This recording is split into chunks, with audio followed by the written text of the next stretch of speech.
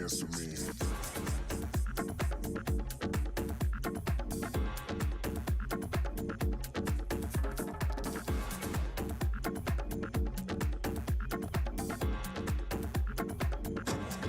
Dance with me.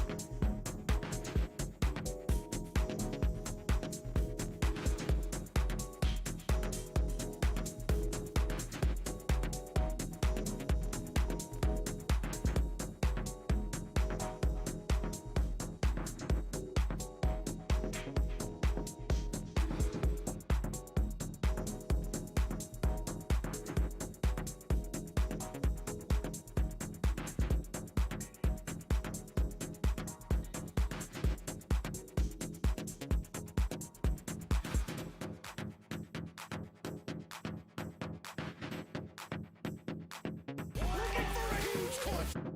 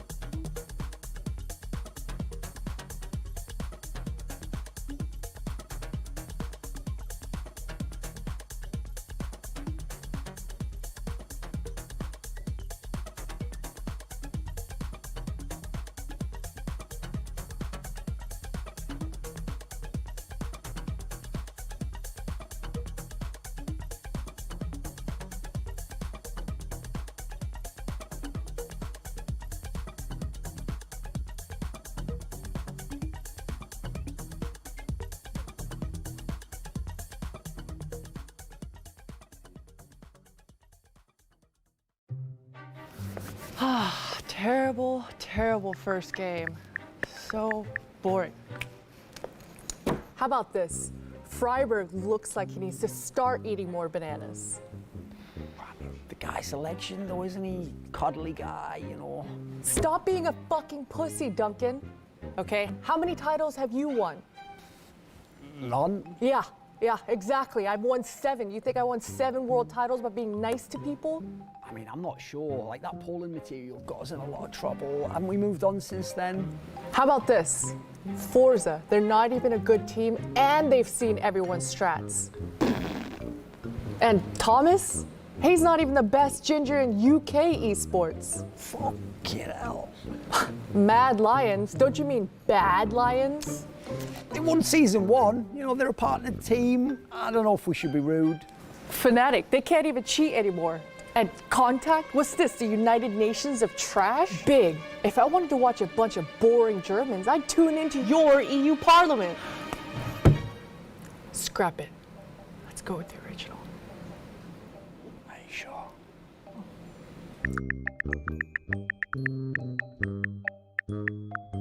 And don't forget our cheeky little face.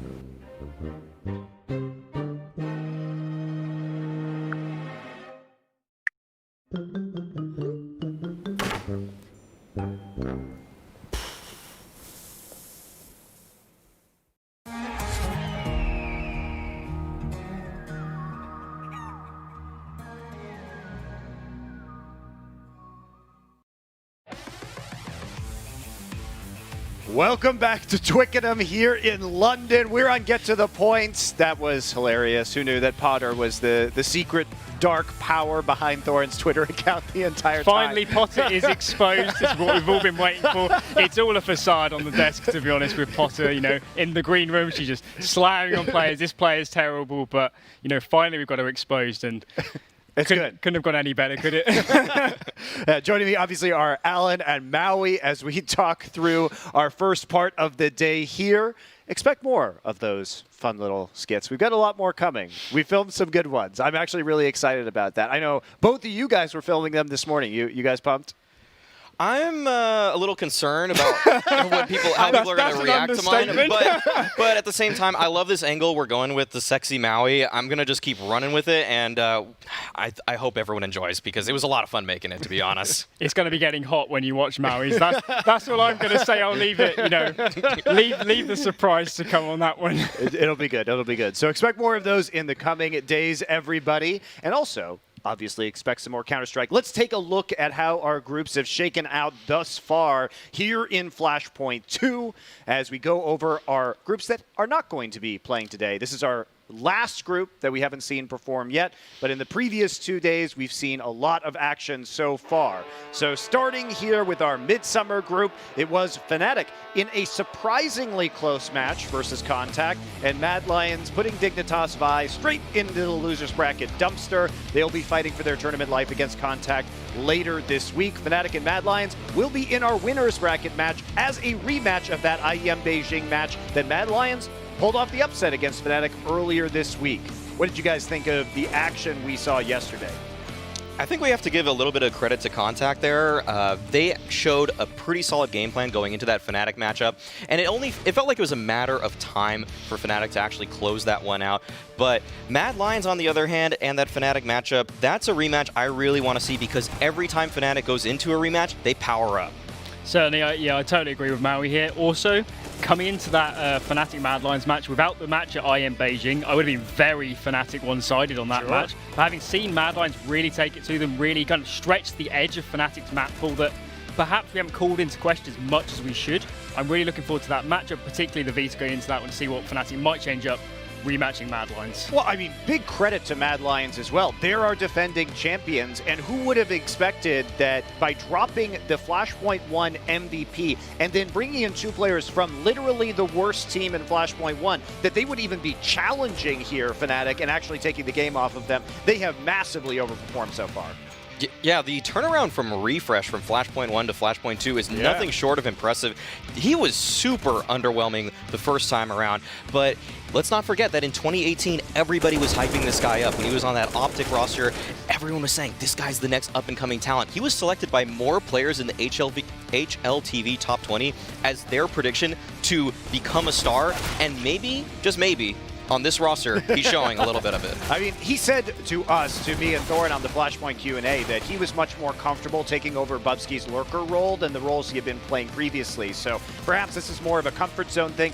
Not a lot of games yet, so we'll see if it continues, but he was doing extremely well in both the match he played so far in Flashpoint, as well as the match that he played against Fnatic earlier this week. This role change is actually the craziest thing with Refresh, because when I think of Refresh and him in the previous teams, particularly in 2018, remember when he really came alive on Fragsters. You know, he was an aggressive player, playing all the rotator spots. T-side he was going in, early with the nades, but now slower play, anchors on some maps and CT. T-side he's really moving into that lurker role, playing the late rounds, and I really wouldn't have expected that transition to be quite as smooth. I think we need to see it play out a bit more to see how well he's kind of moved into that role at this point. But so far so good, and I'm looking forward to seeing that Mad Lions Fnatic match. It could be a really great one.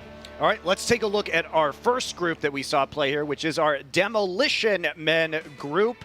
And, we're going to look at this group first, actually, which will be today's matchup. So, coming in, it will be OG versus Gen.G. That's our second match of the day. Many of you and all of us on the desk are very excited about our first match, which is going to be Cloud9 in the unveiling of their very hyped by a Mr. Henry Greer roster against Virtus.Pro, a team that in our Pinnacle Cup qualifier did not drop a single map and has been dominating the CIS region recently. Yeah, I think it was a 20-map win streak that Virtus.Pro were on coming into this. They have played a couple online cups lately, and I think they kind of took their foot off the gas for those. But at the same time, this is probably the best opening match in Flashpoint history thus far. Cloud9, brand new roster. We know the contracts of these players. This is something that's breaking in the esports scene, seeing just the inner workings of a team. The way Henry G is running this is so fun to follow, and so seeing them face an opponent like Virtus.Pro, how are they going to adapt to the international type of play as opposed to that localized CIS aggressive region? It's going to be a lot of fun to watch, I'll say that. Yeah, this series definitely has the potential to be the best series in the group stage. I really believe that. And if it goes really close, we have some really great maps. It could even be one of the best series in the tournament, especially with all this hype with Cloud9 coming in. We have no idea what to expect. So I'm really looking forward to this series. Yeah, also has to be said that this was our final group in our group selection process, which means that Cloud9, they didn't get to pick Virtus.Pro. They were just dealt it. No one else wanted Virtus.Pro in their group, and so they got defaulted into our last group to play here. So people were pretty afraid of them coming in, and that's setting us up for a really, really exciting first match. Let's switch the topic of conversation. We will get back to our first match of the day in a few minutes when we do a more in-depth preview, go over the map picks and vetoes. But before that, we'll talk about a more broad topic, and here is going to be a lot of the Counter-Strike casters, color casters, analysts, well, they've been moving away from the scene. We've seen them move into coaching roles, into GM roles. Moses now coaching Team Liquid, Henry G, now the GM of the Cloud9 roster. We've also seen Yanko head on over, of course, to the FaZe Clan roster as coach for a while. Of course, has stepped away from that now, but is examining his options. Vendetta, of course, also heading into becoming the coach now of Dignitas Vi. What are your thoughts here about so much movement away from casting and into coaching? What are these roles offering these kind of casters who are on top of the heap? I think, to be frank, the number one thing kind of a role within a team offers is the opportunity to be competitive again, to play competition. And certainly on the Henry topic, I interviewed him at the Face It Major when he was really at the peak of his career. We were talking, this was just the point where Yanko had gone into coaching. So this was kind of the first big one to come out of the talent scene and go into coaching. I was speaking to Henry and I was saying, watching all these games, watching these massive tournaments, these majors, don't you miss competing? And he was saying, yes, I do. And the schedule was completely wrecking him at that point. So on the Henry front, I'm not surprised at all that he's moved back into a position within a team when that is his history within the game itself. Moses with hair makes me feel very weird. That's I like better. it. I wish he got the curly hair back. No, I think he looks better now, personally. Well, what do you think about that Vendetta Shark haircut right there? I have no idea what's going on there. That felt a little unlucky for him, honestly. Okay. I'm going to say this, though, about all of the talent moving to the coaching roles thus far. I know they have great minds for the game, but so far, we haven't actually seen any real success with any of these coaches just yet. So far, we have Yanko, who has yet to win any S-tier tournaments as a coach, and he was that coach for FaZe for a long time. And there were glimpses at times where Yanko was showing, where we were seeing FaZe, and it's like, oh, okay, a little bit of team play on Dust 2, and it was always a question as to what is he really bringing, but I want to give him... Given the dynamics of the FaZe roster, I'm kind of willing to give him a pass on that one, yes, but okay, yes. I think that roster was not as entirely in his control as he would have hoped, but he was on the MIBR one as well. I'll say that, too. That's fair. Yeah. And certainly on MIBR, exactly the same problems where... Yeah. You know, the team dynamics, they're just not working, and particularly with that MIBR team, the core was so established, and, you know, the issues were so rooted in the team that even Yanko coming in, he couldn't really break them out of that. So although Yanko hasn't had the success, I still think he could be, you know, a phenomenal coach. He's got all, you know, all the game knowledge you need. He's a really kind of stern personality. He can really hammer it home on the players that aren't listening. So I don't know if we're going to see Yanko coaching again for a while. I'd be surprised, actually, if he doesn't come back to an analyst role in the near future. You're welcome here, Yanko. You know, we're going to have a telestrator Come join soon. us. Please. Extra spot on the desk. I miss your telestrations, Yanko. I do. I always enjoyed them. But with Yanko, I do really hope he does find success moving forward because, you know, his career as a coach has been a bit tainted by MIBR and FaZe, but I could see him, you know, I could see him coaching teams to winning majors, to be honest. He's really that good. Yeah, I think that's definitely possible. I think also when we think about some of the other talent that have moved over, Vendetta, it feels like this Dignitas roster has had just problem after problem right now. Again, I don't know if he could have really put his stamp on this team just yet. So we have to see how this Dignitas team develops. And he's also been only the coach for a very short period of time. It's been super short. Because Fiflaren was the coach previously. Right, absolutely. And then we got to think about Moses and Liquid are in a state where they're trying to integrate a new player right now. It's pretty rough for them as well. So a couple of these talents right now, we haven't yet seen the full potential that they can possibly bring to these rosters just yet, but it's exciting nonetheless. Yeah, I also think that in general, it's a lot harder for people like Moses to come into an existing roster and kind of assert that control and authority, which is why I think the Henry G thing is so interesting, because this is fundamentally built from scratch around Henry G. And I think we're going to see hopefully some good stuff there.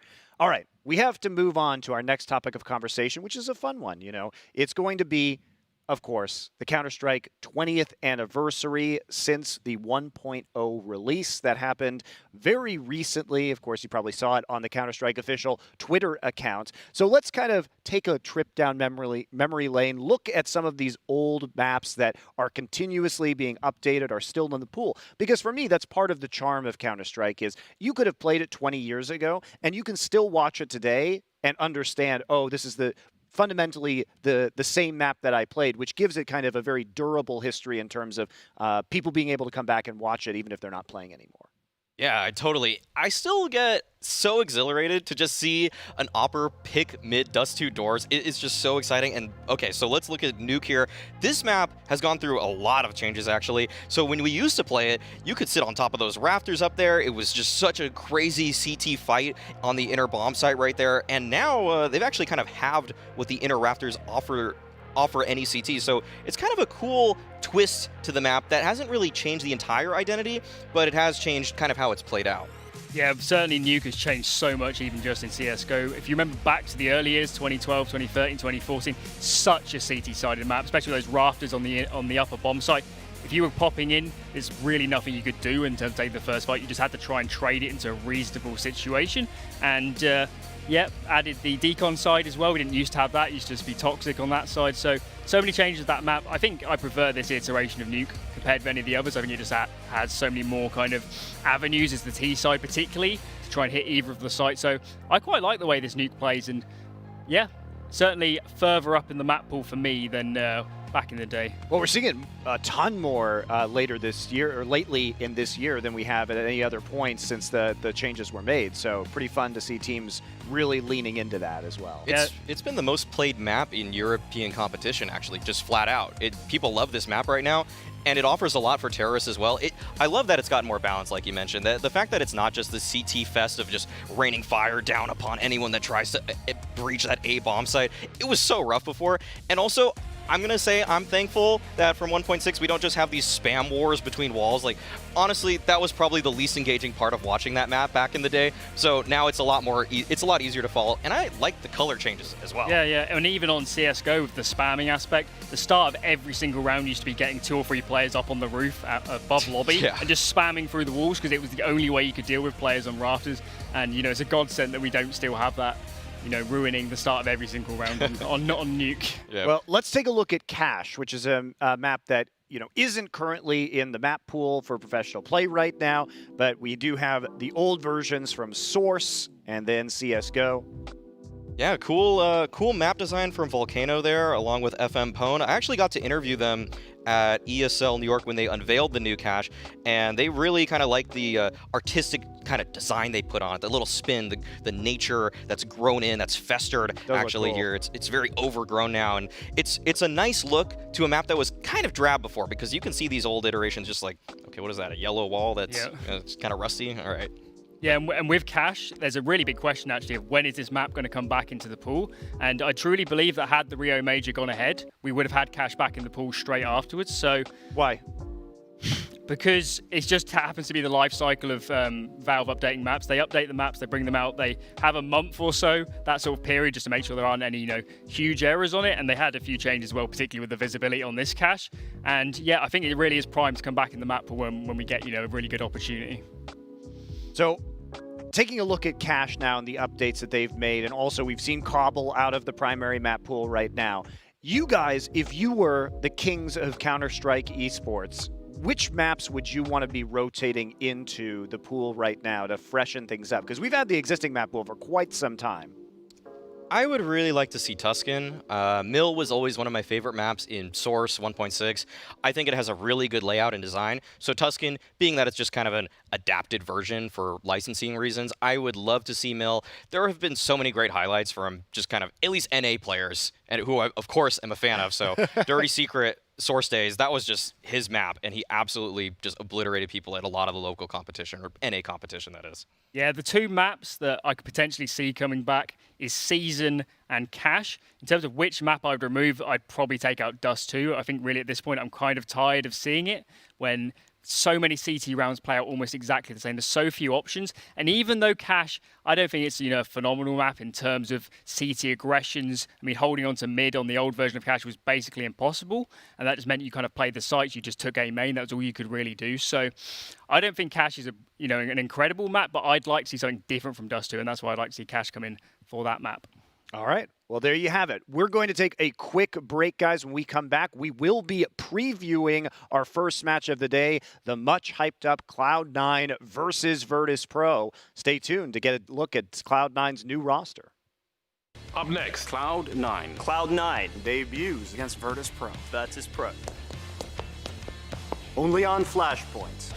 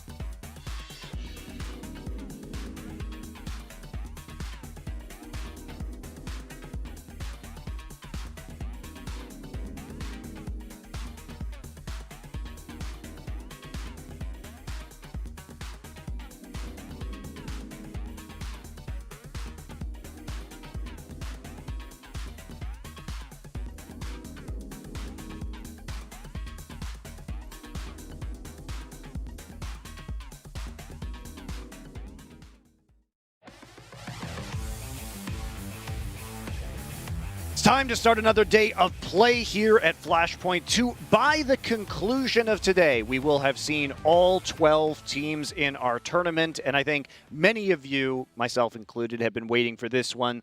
The much touted, much hyped debut of the Cloud9 roster. Now, is it going to be worth it in the long run? Are Henry G's words going to ring true in terms of the hype of this team? Alex has been out there talking some mad shit about some of the other teams too. In the conversations I've had with the Cloud9 members, they've been extremely confident. And to set this up for you, they were boot camping in Serbia prior to the start of Flashpoint 2. They are now back at all of their homes due to some of the country lockdowns. They couldn't remain in Serbia and be sure that they would be able to get back into their home countries. So they are all back now, but they had that face-to-face time to work out some of their strats, and they have been practicing hard, right? So what do you guys expect from this roster of Cloud9? Having never seen it before, and they haven't been practicing, they said, against other Flashpoint teams either, very interestingly. I will say this. I think that the level of care and detail that Kassad and Henry G went through in order to put this roster together so that the roles don't overlap too much, they did an excellent job. When you actually look at who plays what position on what map, I think the only map that had really bad overlap was Vertigo, and other than that, this is a really great roster if you just put these 5 together. Well, let's take a look at their competition in this group. Most people would say this is the hardest group at Flashpoint 2 with how things shook out. We did invite OG, Gen.G, a partner team here as well with a couple of stand-in players. Virtus.Pro coming through the Pinnacle Cup qualifier with a very impressive win streak, and Cloud9, the great unknown, but also with a slew of excellent players on this roster. We are expecting this team to eventually be able to crack that top 10. Anything less would definitely be a disappointment, right, Alan? Oh yeah, this is certainly a really stacked group, this one. Obviously with Gen.G, we have to consider, 2 stand-ins. We can't expect too much from them. Maybe they can try and work Kusta more into that in-game leading role, but outside of Gen.G, I have no idea who's going to win this group, to be honest. Even predicting this game today, we'll talk about later in the predictions, it was really tough picking between Cloud9 and Virtus.Pro. So any of these teams could win it, and I really hope we get some really great games in this group. And I know everyone's going to be talking about who will win, and we'll discuss that in a minute here on the desk, but we do want to hear from you as well. Please use hashtag Flashpoint on Twitter, tweet at Flashpoint, or hit us up on Instagram to tell us who's going to win our first match, Cloud9 or Virtus.Pro.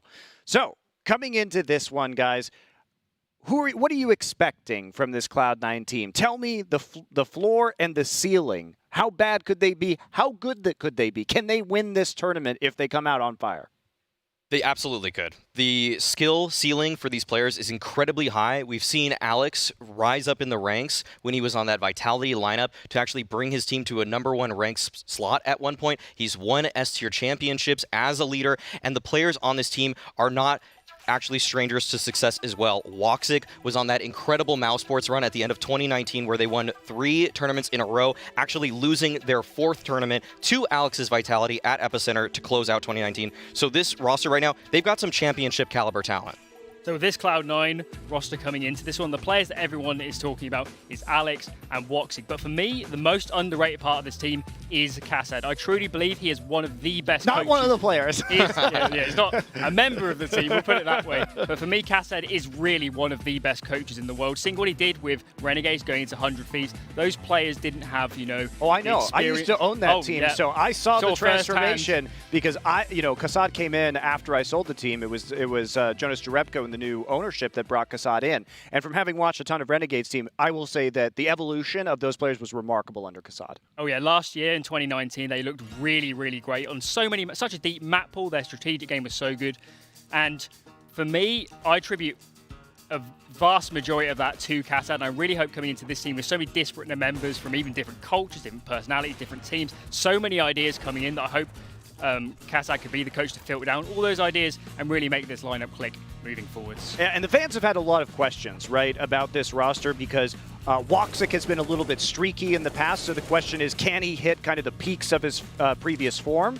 Floppy is a player who is a big fish in a small pond on the last Cloud9 team, but he needs to elevate his game to the next level and really prove himself as a star here. Alex, Was this guy just a product of Zywoo's performance, right? Or is he truly the CSGO mastermind that can add next-level tactics to this roster? Esatag, you know, he had some good weeks there on Astralis, but can he keep that performance up, right? All these questions, and of course Mezzy as well. Basically brand new player. So I think there are really big question marks behind every single player here, and we're going to be tracking those stories very, very closely.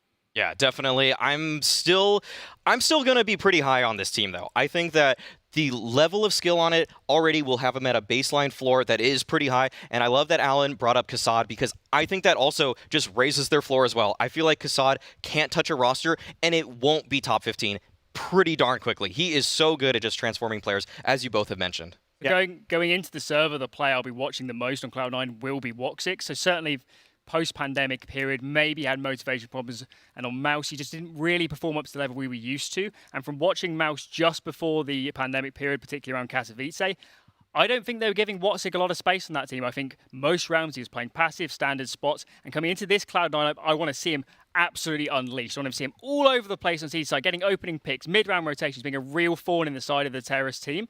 So certainly coming into this one, I want to see Woxic putting up some massive frags.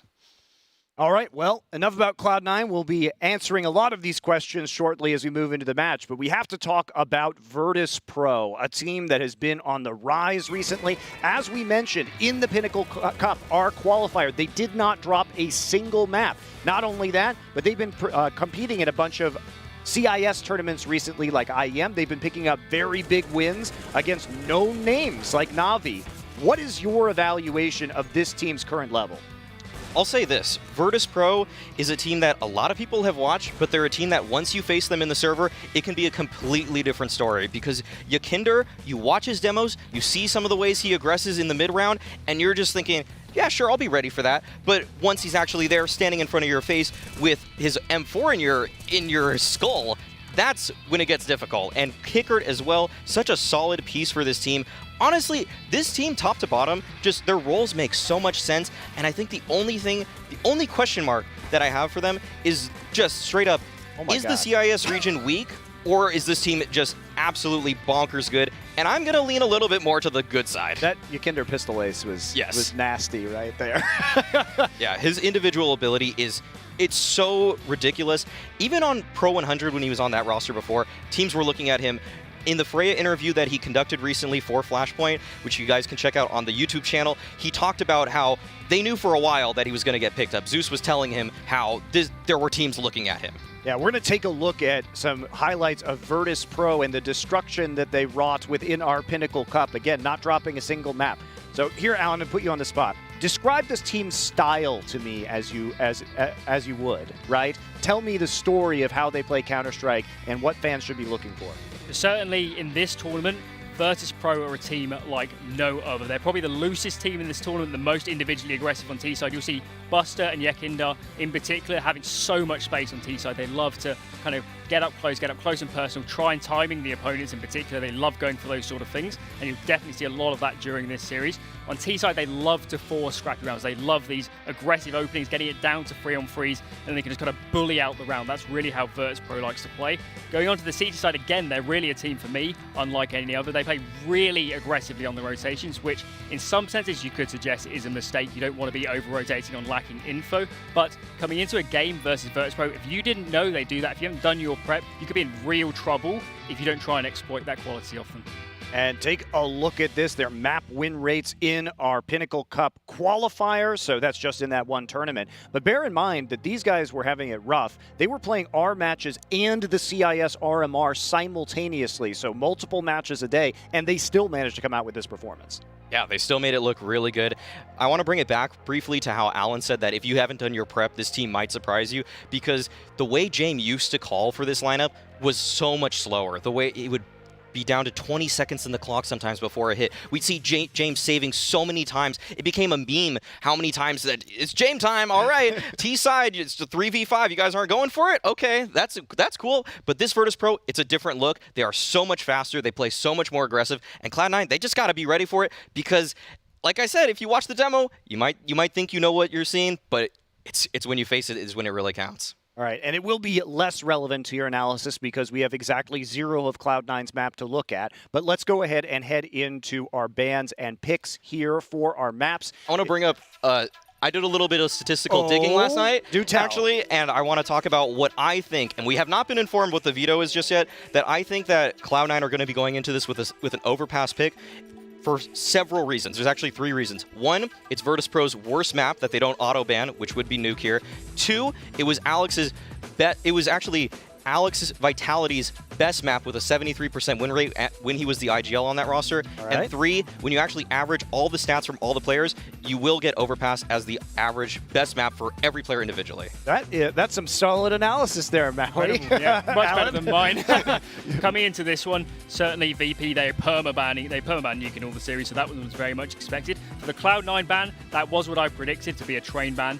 Back on Vitality, they'd always ban Train, so coming into this one, I did think that Alex, he kind of changed that much as a caller. Since then, he probably didn't like Train so much. So that one doesn't surprise me either. Coming into the picks, I think VP are very likely here to pick Inferno or Dust 2. They always pick those maps in all their series. And I think they're going to pick into Dust 2 on this one because Inferno is so played in all of the map pool. Cloud9, there's no doubt they've been practicing it quite a lot. But I think Dust 2, further on the edge of the map pool, they do go for Inferno, which isn't too much of a surprise, to be honest. They've been picking that all the time anyway. And for the pick of Cloud9, as Maui said, I too agree that Overpass would probably be the pick for this one. And Very indeed well it done. is, so we got something right, Maui. Gentlemen, very nice. I'm impressed. I'm very impressed. It paid off. It paid off. All the All right. hours, all the stats. Yes. Oh my God. All right. That was such validation right there. All right. I think the last pick can probably. I think this could go Dust 2. It's a map that also Alex's Vitality did very well on. It's a map that VP sometimes first pick as well. And Vertigo, it's a map that I think Alex never really had too much comfort on as a leader, so I would assume Cloud9 would veto that out, and VP probably will ban Mirage here, but I could see a world. It's wide open, isn't it? It could go anyway, this one. Yeah, I could see a world. Okay, so there it is. There's the VP ban, and if the prediction is right, it will be a decider D2, but there it is. All right. Okay, so this actually just plays into the stats perfectly, and I'm really kind of surprised it worked that way because I thought maybe they'd bring something new to the table a little bit. But that being said, I'm glad that Cloud9 are playing to the strengths of their players. Overpass and D2 are maps that they are very strong on right now, and there's very little role overlap for the team as well. So these are really comfort picks for them. Excellent. So, coming into this, who do you think this map pool favors now that you've seen it shake out? Again, with the knowledge that you've never seen Cloud9 play, so that's a very difficult question to answer. I'm going to say Cloud9. I think that actually the calling that Alex had on the Vitality roster was very good on Inferno as well. So I don't think any of these 3 maps are bad for C9. I think VP right now are definitely on the back foot when it comes to Overpass. It's a map that they've looked vulnerable against other CIS competition. I think K23 just took that map against them last week. So this is not a flawless map for VP, despite the fact that they had such a crazy win streak in the Pinnacle qualifier. Alan, do you think that it's a problem that Virtus.Pro has to ban out that nuke first and then can have Overpass picked into them? Is this a weakness that other teams are going to be able to exploit in their map pool? Certainly, I do think this is a weakness. I think particularly since, I don't know, about 2017, 2018, I think teams have been moving in the direction of having at least being able to play in some degree all 7 maps, because you don't want to go into a situation where you're coming against a team that doesn't play your permaban, but you still got to permaban it because if you played it, you literally couldn't play. You don't have spots down on that sort of map. So I do think it is a big weakness. And looking at a team like Astralis in particular, who famously had a 7-map deep pool, they could just flex all over the place. Even if you banned out, Nuke, they always pick into Inferno. You can never really catch them off. So I do think having, a really rigid permaban is a mistake for a lot of teams. Fair enough. Well, let's take a look at our players to watch here in this very exciting match we have upcoming. You guys have talked about it already, but it is Yakindar, who has been the rising star here on Virtus.Pro, and Woxic, a player that many are really hoping returns to his former opping glory. Yeah, Woxic is a player we just want to see pop off because his run at the end of his Mouse Sports tenure it left a lot to be desired. He was not playing in the form that we're used to seeing, and Yakinder is just the rising star for this Virtus.Pro roster. But there was some contention, Alan, with us in who we thought actually should be picked for Virtus.Pro. So I want to hear there's more than just one player to watch for VP. I'll say that. Yeah, I do think the Buster is. Well, the that player. guy is a dragon ceiling. It's crazy. That's nasty. What is going on there? You're jealous. Admit it. I want that as a tattoo on his shoulder. I need next. that in my hotel room at night. All right, sorry to interrupt anyway. So as I was saying, I think Buster's the player. I don't think there's masses in it, but I do think Buster is the player to be watching here. The problem for me with Yakinda is from watching him playing in these, mainly VP so far with this lineup been playing in CIS tournaments, from watching Yakinda, I just get the sense that in terms of the understanding of the team game, it's not there yet. And I just have a really big hunch that when coming into playing more experienced teams, I know Cloud9 here, they're not experienced as a 5-man unit, but some of the players here, they've played for years. They've got Kassad, they've got Alex. So I'm not totally sold on Yakinda. You know, he could be a really great player in this tournament, but for now, I'm a little bit reserved on him. I want to see him, you know, showing good team understanding, making good decision-making, showing good fundamentals throughout this game and the rest of the tournament. I'm going to say this. I don't want Yakinda to do any of that. I want him to keep playing his game because he has been a monster in the This is why you play in NA. Like, what is this? I want the stars to just keep playing the way they're playing. Barry is a lifelong fan of just like pug play. Star and power. Just fragging Give me star out, power. You know. Give me star power. Yeah, I love this because, yeah, he's there for that loose play. He's there for the insane aggression, running through smokes, and it just tortures you, I know, Alan, to see that, the lack of tactics. I know from watching you on League of Legends desk, it drove you mental watching all of these Chinese teams. It does. You know, just did stuff all over the place, made random decisions, and that's. I just can't watch a team like Virtus.Pro without thinking, you know, are they really in touch with like the top level meta in Europe or even NA? You know, EG, Liquid, those sort of teams, they have really good understanding of, you know, how the top level team game is played. So for VP as a whole, I do think they're a strong team, but there are kind of fatal flaws that I could see being exploited in this tournament. Fair enough. All right, let's take a look at our pinnacle odds from last night. These are the odds that you guys predicted on. So coming up, this is surprisingly close for a team that we've never seen play before in Cloud9. It is kind of a lower margin than any of the other teams that have debuted in this tournament so far. So 2.42 to 1.57 in favor of Virtus.Pro. I'm very excited to see where everybody put their pinnacle points right now. Yeah, this feels like a pretty good just kind of bet on. Okay, I don't know if we're supposed to say that. This isn't legal betting advice, but it seems like actually with Cloud9, you would want to actually risk it for the biscuit because this roster, we don't know what to expect. VP don't know what to expect. And in the interview with Freya that Yakinda conducted, he talked about how he doesn't know what's going to happen in the server. And that's something that when you're facing off against a team, you always have in the back of your mind, okay, we know who that B player is. We know that when we kill him, that means that B side should be open. But with Cloud9, they could be running a play that round. You don't know if that individual that pushed on forward and died was the B anchor for them because 2 rounds later, it could be someone completely different. So your reads in game when you're actually looking at the kill feed, it's completely different.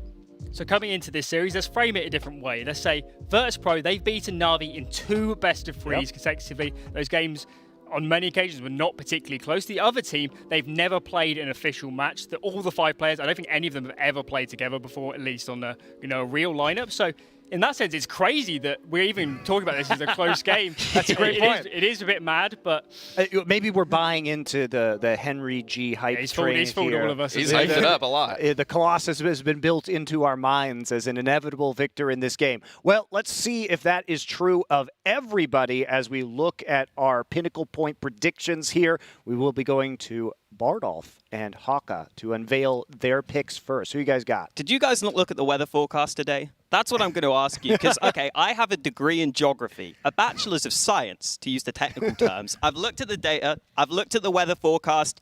It's going to be raining VP blood today on the server. It's going to be Cloud9. Let's go, rugs, baby. Let's go.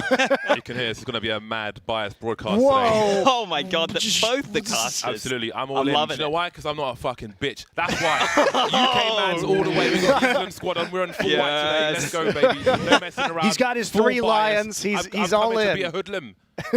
Oh my God, I'm literally a hoodlum as well. No one can this stop is me. great. No one can stop me. James, you're chaving out there.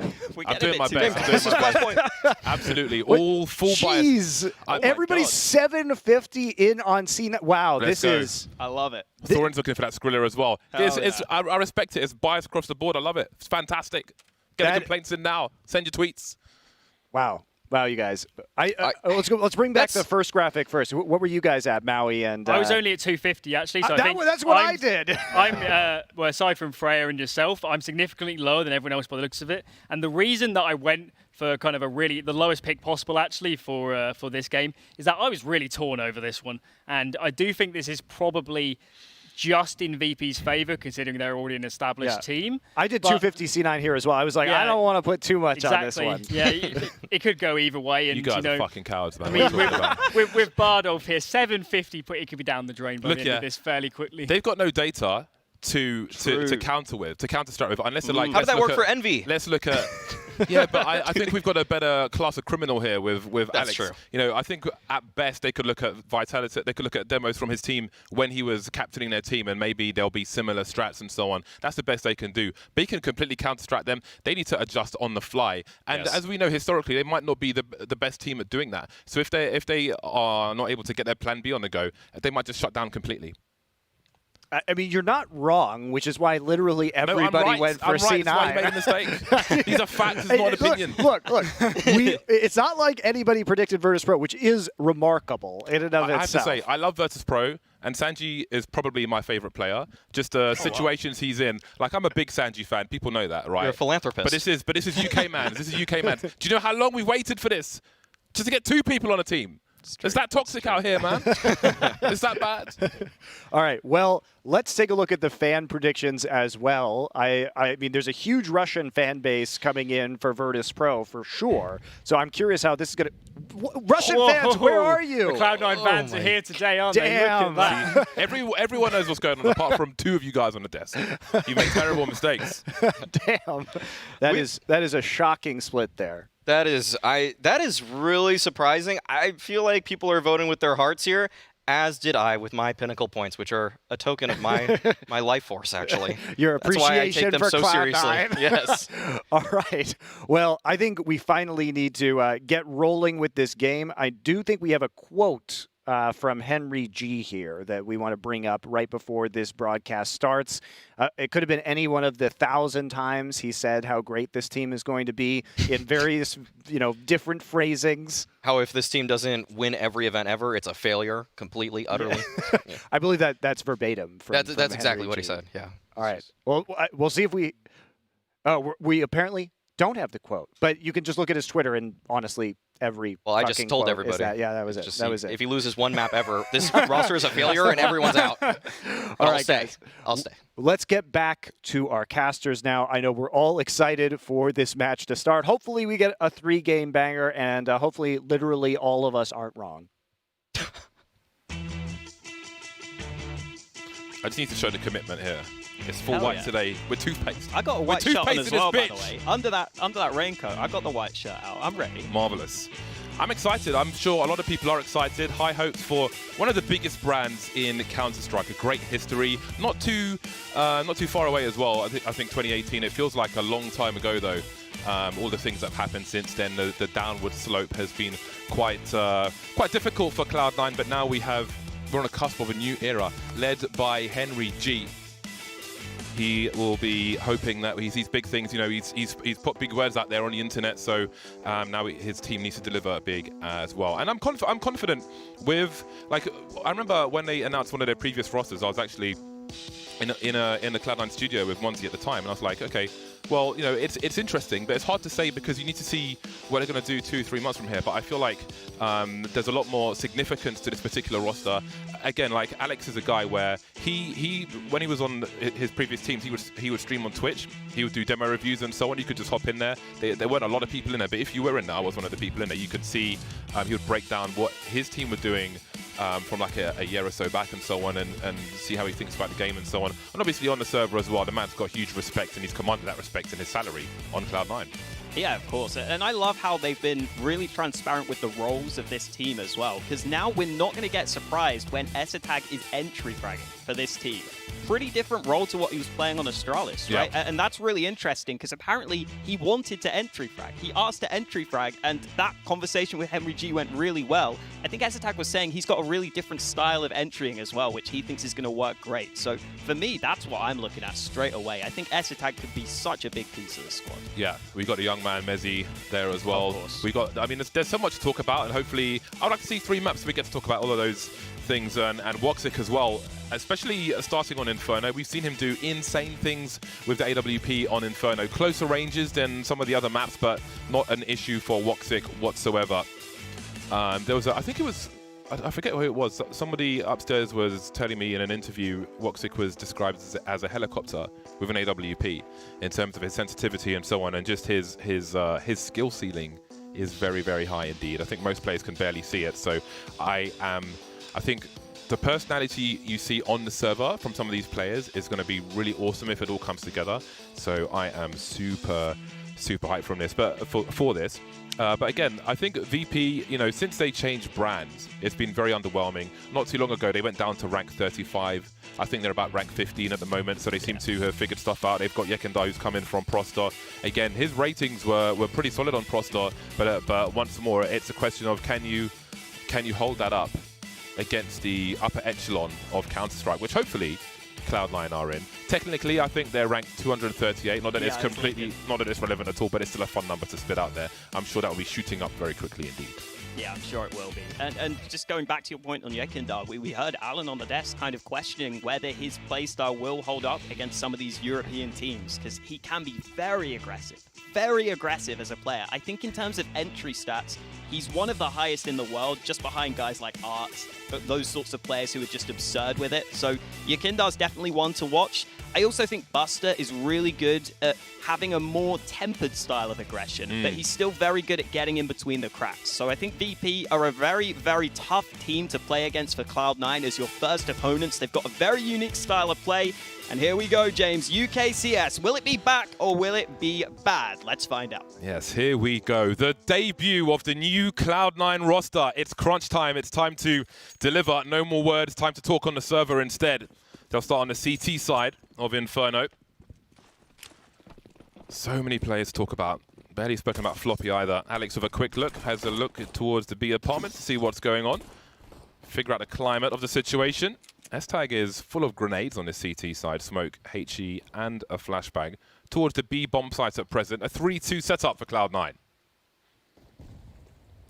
Slow start to this pistol from VP, but they've got Banana, and they've got so many nades on the VP side. 2 mollies, if they keep those for the post plant, that's ridiculous. There's a lot of nades on the Cloud9 side as well, though. Banana control gathered by VP. They shouldn't have to use all these smokes on the initial push either. 2 smokes being used now, mollies being prepped, and they're lining up this push.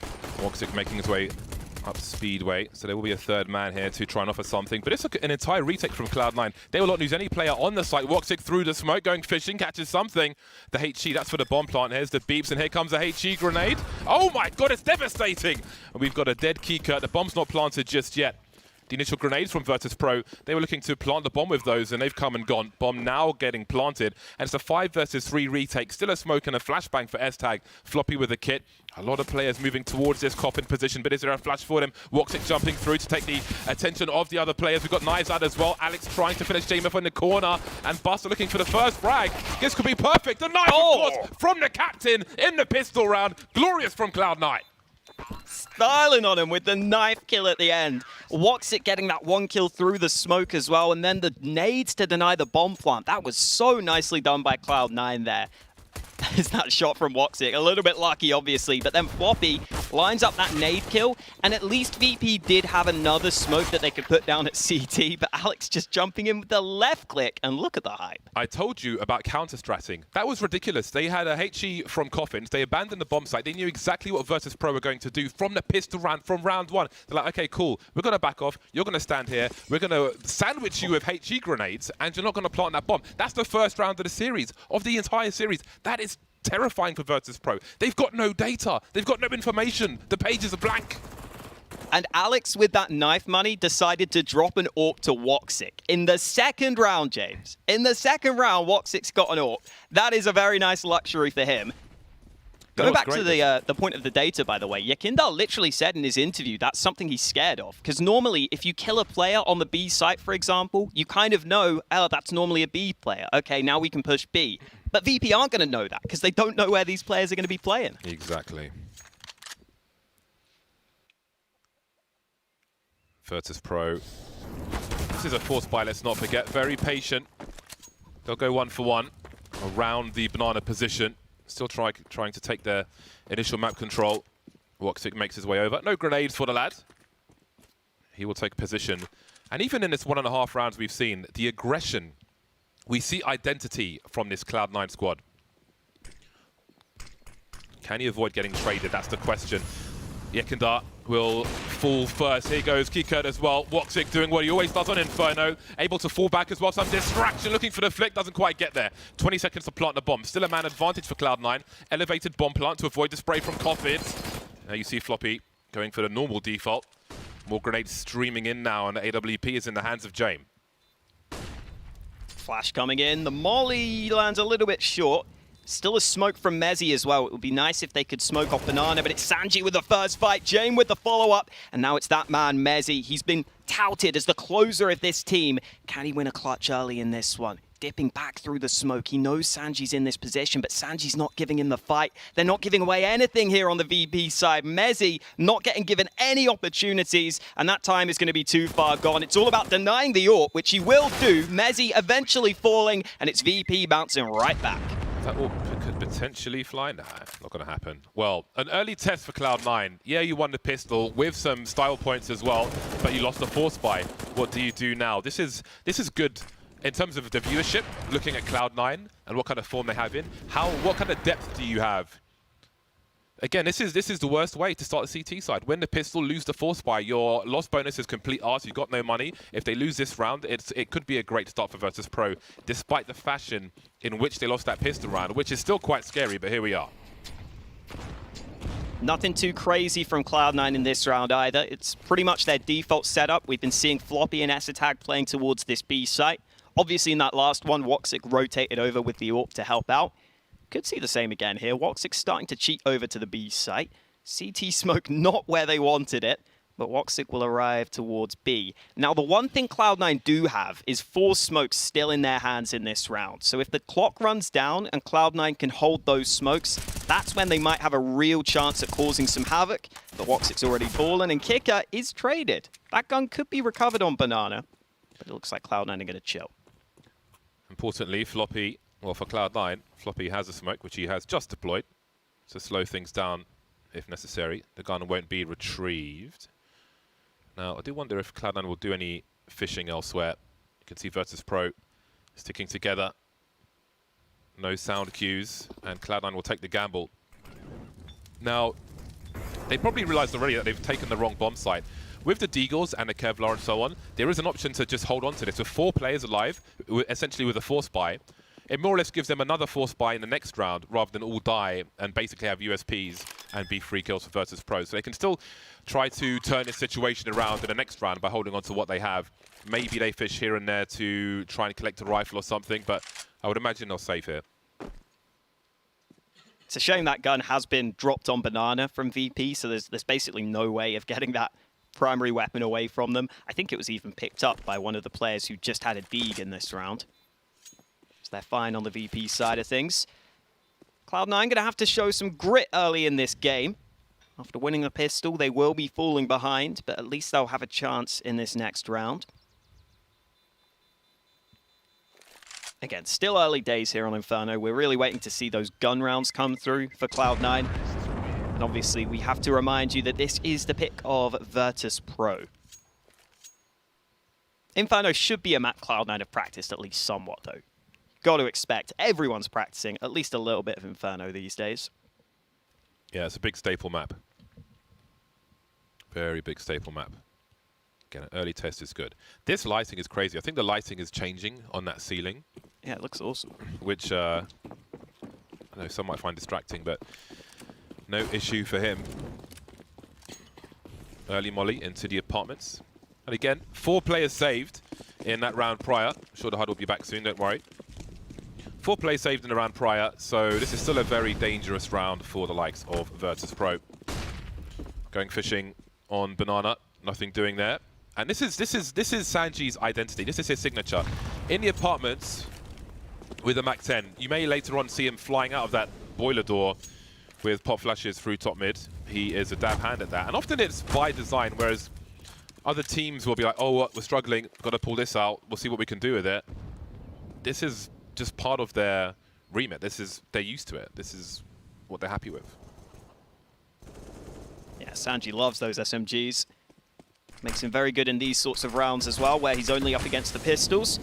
A couple of smokes all over that A-bomb site. Woxic's playing behind one of them on the site itself. Woxic there taking a couple of shots, not really looking for the kill, but trying to bait them into Alex, which he has done. It's actually Woxic who got that kill as well, but he's the only man remaining, and he won't be standing much longer. Virtus.Pro with a 3-1 lead, but the buy about to come through for Cloud9. Not quite enough money for an AWP, though.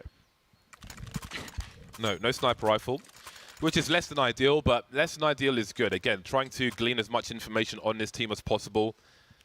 Not a perfect situation, will be a good test for them. Now we'll see how Gen.G is utilized with the Mac 10. I feel like his role is a definition of a thankless task. Early grenades on Banana. Kika lucky to be alive. Someone we haven't spoken about too much just yet. And S-Tag will finish off the job. Buster lurking now. I don't think he collided with that HG grenade, which would be a sound cue. Sometimes the spray will come after that, but at least he will secure the Banana position, trying to catch somebody out of position, but Cloud9 have fallen back already. Not too hungry, not too greedy. With the third man rotating on B, we can see a pretty passive on the A-bomb site. And S-Tag's continuing, Buster continuing to go in, but Floppy trades immediately, and the timing is such. Oh no, that could be the opening they were looking for, Virtus.Pro. Straight through the smoke they go. Yeah, Kindar getting that all-important kill onto the B site. Smoke can now go down. They can use their utility to make sure they're safe. And we're already seeing the individual loose playstyle from VP come through and work out for them in these early rounds. Alex is going to be boosted up. It's still a 3v3, and oh, the bomb is denied just in time. That's going to buy Cloudmore a bit more time to work with, because Mezzy is very far away from the action right now. He's just now pushing down mid. What's the play from VP, though? They're actually pushing into CT spawn.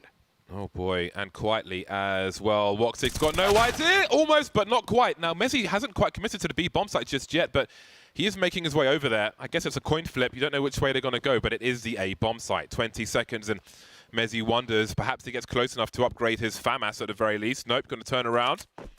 He's got utility to try and isolate a fight, but he can't be expecting these positions. Gen.G in the library, and Yekindar on the site itself now. He could be coming from A or B. He does not have a kit, and I can't imagine there's one near the A bomb site. All the action's really been towards B, so he's got to find these kills quickly. Gen.G focusing on spawn for the time being. The molly, and out comes. That's a nice headshot. Now, where is Gen.G? He's got a smoke to try and defuse the bomb, but a 10-second defuse? Surely not. He's got to find it quick, but Gen.G will deny him. And Virtus.Pro are up 4-1 on the T side of Inferno. That's just such an unexpected position for Gen.G to be playing, with where that bomb is planted deep on the site. Mezzy clearly had no clue that was even a possibility. And it's understandable from Mezzy's perspective. He's probably thinking the player has to be near the bomb on the site itself. There was some early fights on Banana, but that shot from Buster, such an important kill there, just to get that one kill towards B, because that meant as soon as Yekindar got that spray through the smoke, they could commit to that B bomb site. They get another round win early. VP starting strong on their T side of Inferno. I will say, VP had a very good T side of Inferno against Na'Vi recently. I think they won 11 rounds, and they only gave up 1 round to Na'Vi on their entire T side half of Inferno. So I think VP are very good on this T side of Inferno. And that flash a little too fast. Gen.G with a nice little off angle to get the kill. Yeah, it's very easy to focus almost completely on Cloud9 here, but VP are often a very good team. Should always be a very good team.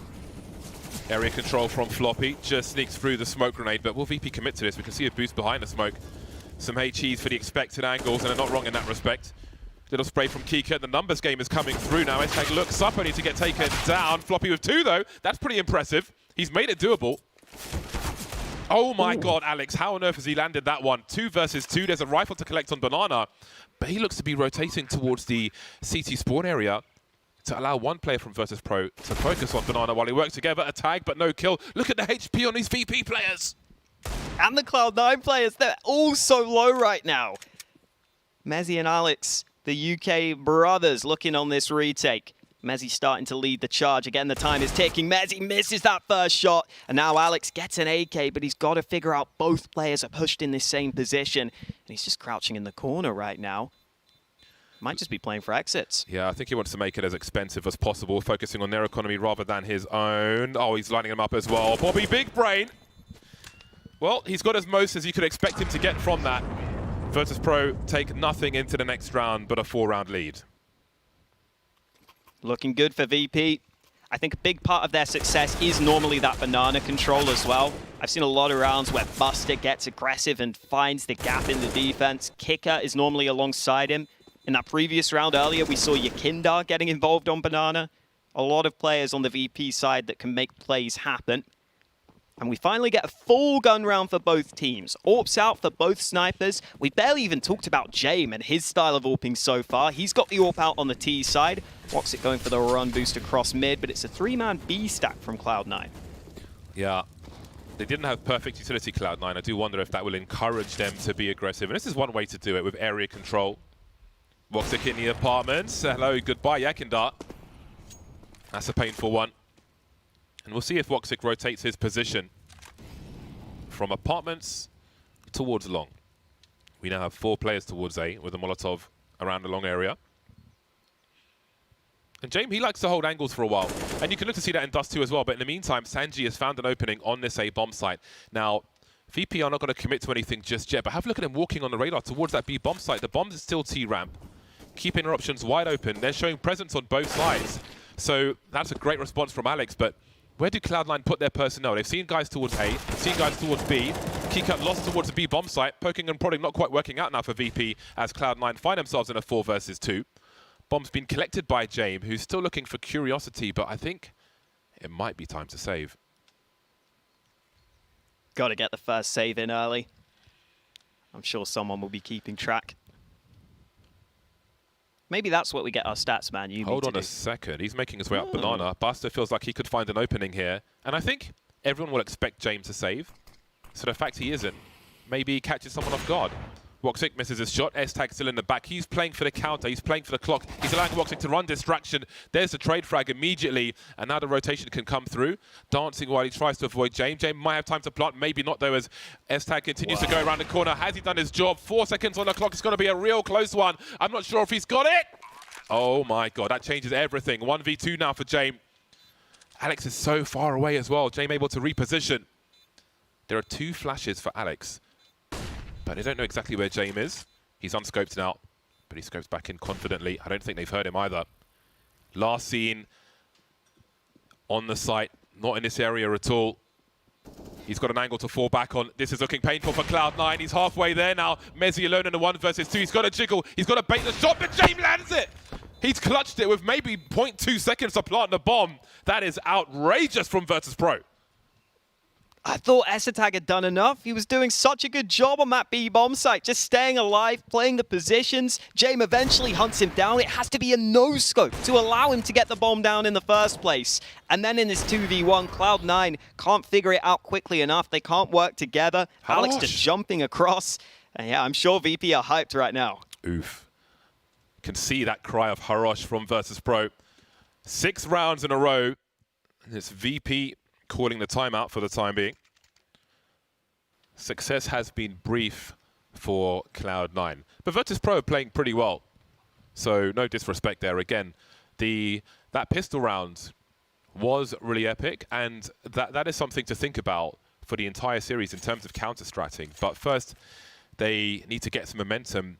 They need to win a round. They need to win it with 3-4 plus players alive. So they've got money to have a proper buy in the next round, being on the CT side.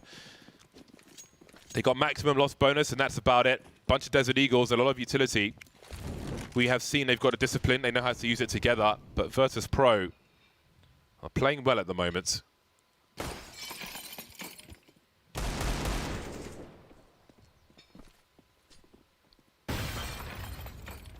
Kindar getting into the apartments. This is a slightly different setup from VP's standard opening to the round. Normally they'll have Kicker and Buster both taking banana control, but in this round they've stacked one more player over towards the A site early. It was James instead kind of holding banana alongside Kicker, but they've been able to get the banana control anyway, even with only one man here. Kicker's just clearing these angles, not even using nades. This is why VP can be a tricky team to play against. You see, Floppy's just not ready. There's a gap in that smoke as well. He'll make his way through, no problem. 4 players, they'll eat some grenades. Maybe damage should be done here. 1, not 2, however, for S-Tag. But Woxic is still at the back of the site. He is on fire, however, but no one's focusing on it. Putting in some more work of the USP, 3 versus 2. Kika just barely alive. Another awkward spot. Sanji upgrades to Mac 10 for an AK-47. Alex has surely been hurt in the flames. And Jane will clean that up. That really makes things a little less dangerous. Mezzi, however, was using a lot of Deagle in the warm-up. Look at the time on the clock. Still haven't planted a bomb just yet. He doesn't want to give the sound cue away. Oh, God. You can see immediately he realizes he has conceded his position. And that changes everything. Bomb planted. He has a smoke to try and isolate a fight. Maximum loss bonus. Won't be concerned with saving at present.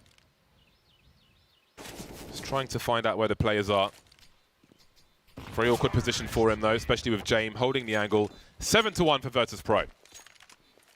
Another buy on the cards for Cloud9.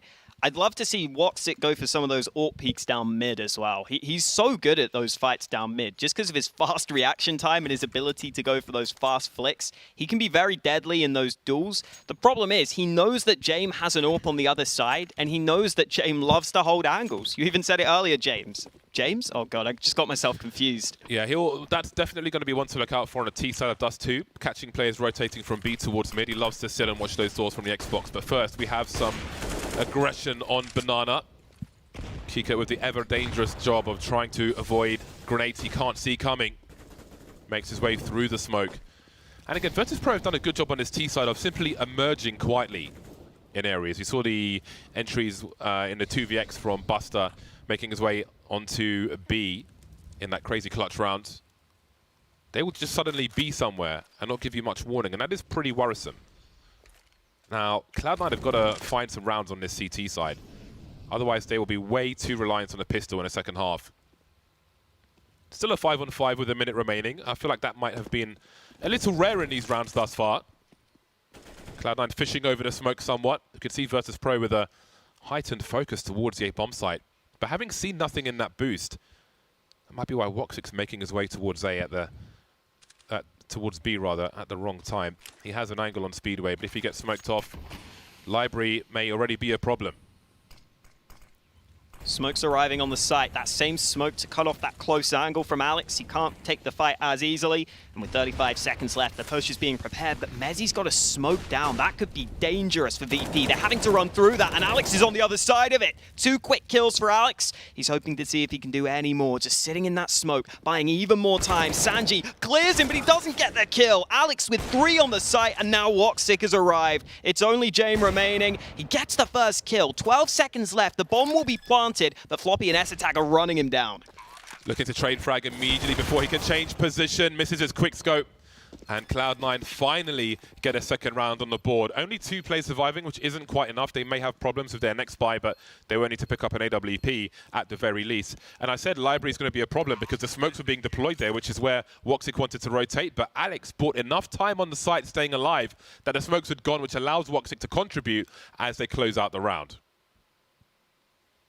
I remember the last time we casted together, James, ages ago, in 2019, we were casting Alex on Inferno. He had that ridiculous Deagle play from the graveyard. This was a really nice round from him as well. Playing back on that A site. I think any questions about Alex's individual ability after a long time off have instantly been answered here. He's already top of the board. He's already having a good start to this game. He's clearly had a lot of time to get up to speed individually. And finally, a second round win for Cloud9. A long time coming.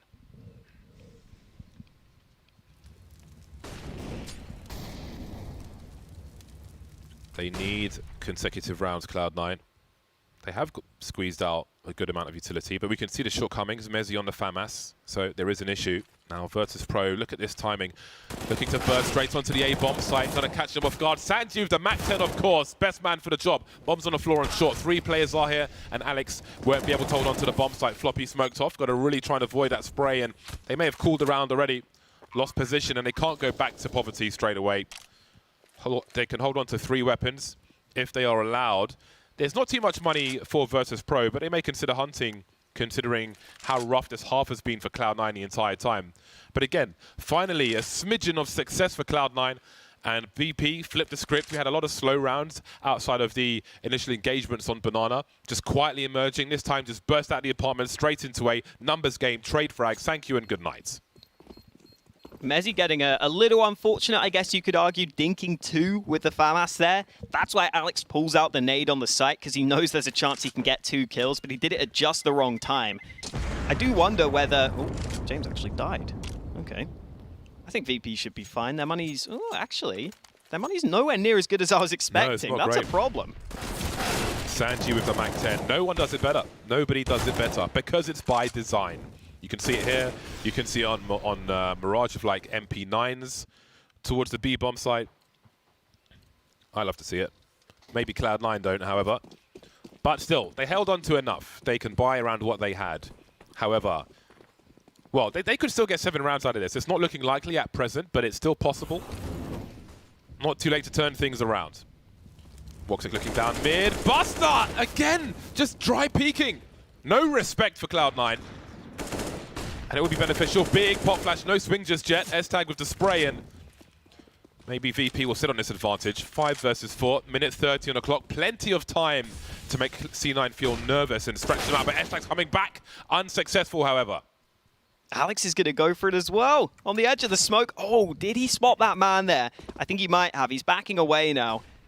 And this is exactly what I was talking about earlier, James. Buster just seems to have a great knack for finding those timing windows, for finding those really annoying timings on those peaks that the CTs are just never really fully ready for it. And now Cloud9 are down in the 3v5. They realize they probably have to take a risk here. They're fully stacking the B site. We always talk about the save game on Inferno and how that can come through quite often. I think we've got a great example of it here. Virtus.Pro are about to walk into a wide open A bomb site. And it's going to have to be another save for Cloud9. Even though, or is it? Well, looks like they're considering something. I'll talk about their responses later. We'll see what they choose to do. Maybe, oh no, they're going to cancel. So, if you see the aggressive response from Alex, this is why you'll have a new roster announced with plenty of new players, and you're expecting like a really slow start in terms of coordination and so on. But with this particular group of players, I just expect more synergy at the beginning, and they know immediately what to do. They're losing a guy, but he knows, all right, I need to make a play here. If we've got any chance of winning the round, I've got to catch somebody off guard and make a play, make a stand right now, which is why there's no hesitation in that decision making, which is promising. But Virtus.Pro are dismantling Cloud9 round after round at present. But again, VP are not to be trifled with. This is not just any team that we're talking about here. Yeah, they've been beating Na'Vi recently, pretty consistently. We haven't had to see them too often against EU competition. That's what we were waiting for. Buster's just been brilliant on Banana, though. He was doing the same against Na'Vi, which is why I was seeing a lot of promise for Buster on these Banana plays. He's only 7 for 8 in terms of kills, but I think he's had a good bit of impact so far. And again, Cloud9 are able to save. They're able to keep a gun round together, but they need to start winning rounds. And 9-2 down on their CT side. Inferno is a map that has recently switched in the pro scene. It's slightly T-sided now as Inferno, and some aggression down Banana. Mezzy not going to get the kill, but his teammates will. The follow-up comes through, and Cloud9 win the early fights. Now, will there be a response towards the A-bomb site? They realized there were 3 towards B. Does that mean passive towards A? Well, they may be about to find out. Woxic just misses the shot, and there's an opening, trying to catch Cloud9 out of position now. We can see Alex making his way towards the library, but can he even take a fight? 21 HP, still managed to slink through that Molotov onto the A-bomb site. So he has a crossfire now with S-Tag, who's in the pit. However, they're going to be pushed from both sides. We can see Yekindar slow to make his way up long, but on the short position, we have 2 on the site now. Pulling a gun up, they were lining up for Alex, but no. Maybe a bomb plant can be done. S-Tag still in the pit. Floppy making his way towards short. Things slowing down now. Sorry, Floppy's coming in from the library for this position. But Yekindar on a short area, and they're just not winning the duels here. Not quite on the mark. Floppy S-Tag now in a 1 versus 3. They're looking for him. Seek and destroy. They want to play that numbers game and still abuse it. Running low on bullets. He was trying to be conservative, but still couldn't get that second kill. VP out dueling Cloud9. You can see they try to win a numbers game if trade frags are needed on Banana, but still they come up short. Yeah, those mollies down mid as well there, instead of just putting the mollies down Banana, just to make sure that you can completely deny any other players from helping on Banana.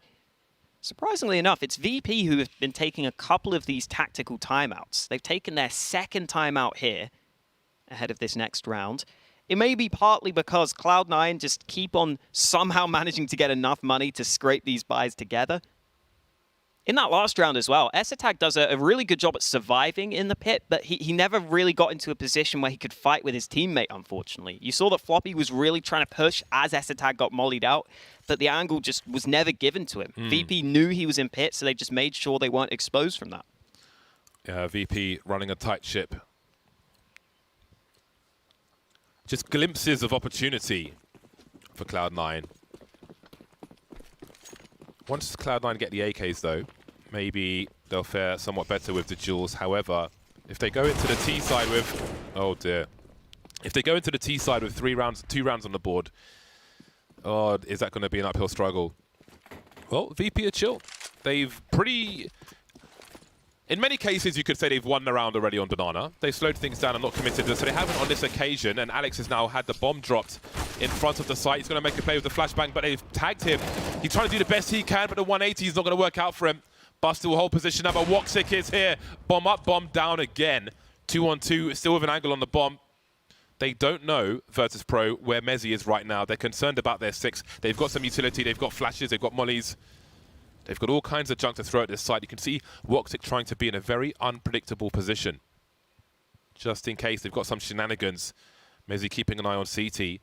As VP run the clock down, you've got to wonder about Cloud9. Here's some grades into the side. Now Mezzy's in a 1 versus 2. Bomb collection squad is on the way. Comes from the same angle, 1v1 now.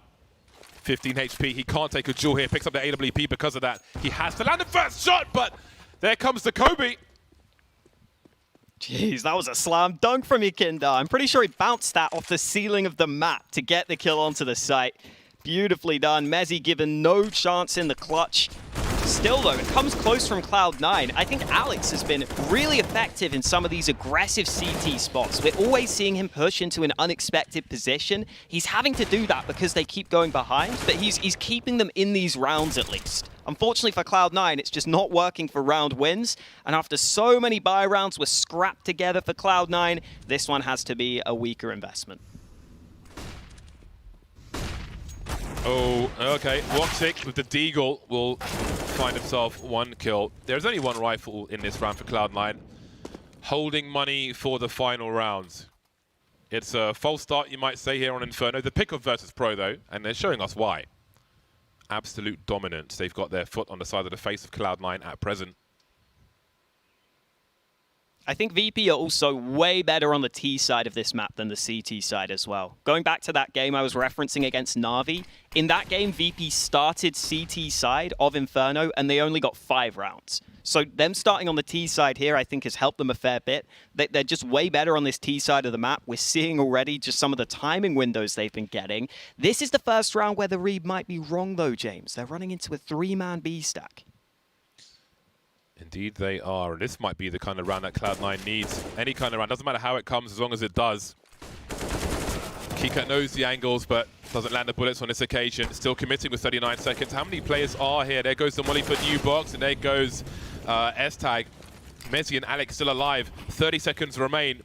But Mezzy's still on the A bomb site, only now rotating. Again, Alex trying to buy as much time as possible. This is absolutely ridiculous. Cirque du Soleil from Alex with the 5-7. Yekindar looking for that second player. How on earth is Alex still alive? Mezzy keep the gun out. He has to keep the gun out here. There's no time to rotate, however. And now he's at New Box. This is completely ridiculous. They've got to go for elimination. 10 seconds. Alex really have time. He's just dancing around New Box and the fountain, and he still goes for the peak. That is confidence. It's only a 3rd round, much needed, but it can spur them on for the final one. 18 kills now for Alex. He's been doing what he can to keep his team in this game. That round is a perfect example of it, buying so much time on the B site, getting that rifle into his hands, and doing huge work with it. The way he's just staying alive in these situations is absolutely ridiculous. The peak as well is nasty. Hashtag UK Mads, hashtag Greg's, hashtag Bacon Sarnies. Final round of the first half. Now who knows? Who knows if it could be enough? Time will tell. We'll see what they can do. It's been such a difficult road for Cloud9 on Inferno thus far. Slower pace from Virtus.Pro. 3-2 setup from Cloud9. Not going to fight on Banana this time. Suggesting a retake though. But Buster just looking for these entries. He's been given some real estate to play with, and he is not shy with that AK. The nice thing for Cloud9 here is not fighting for Banana meant they had a lot of nades to work with in reply. Now they only have a few smokes left on this B site though. That's the smoke going down, but Kicker has beaten it. Kicker's ahead of it, and S-Attack's not ready. Yakindar with the initial entry. Floppy tries to go aggressive with the flashbang, but Kicker gets the kill, and it's the last round of the half. They have to go for this retake on the Cloud9 side, but I'm not fancying their chances. Virtus.Pro with more numbers than a lottery draw on this B bomb site. And Cloud9 are just getting taken out one by one. It's 10-pin bowling for Virtus.Pro in this final round of the first half, looking to 12-3 Cloud9 in their new roster debut. Well then, Woxic, 1 versus 5. He's got a long road ahead of him. It may be cut short by Virtus.Pro in this round, and indeed it will be by Buster. Absolute dominance from Virtus.Pro in the first half of Inferno. This was their pick, and they are showing us why. A false start for Cloud9 at the beginning, but it's about how you finish, and we'll find that out after the break.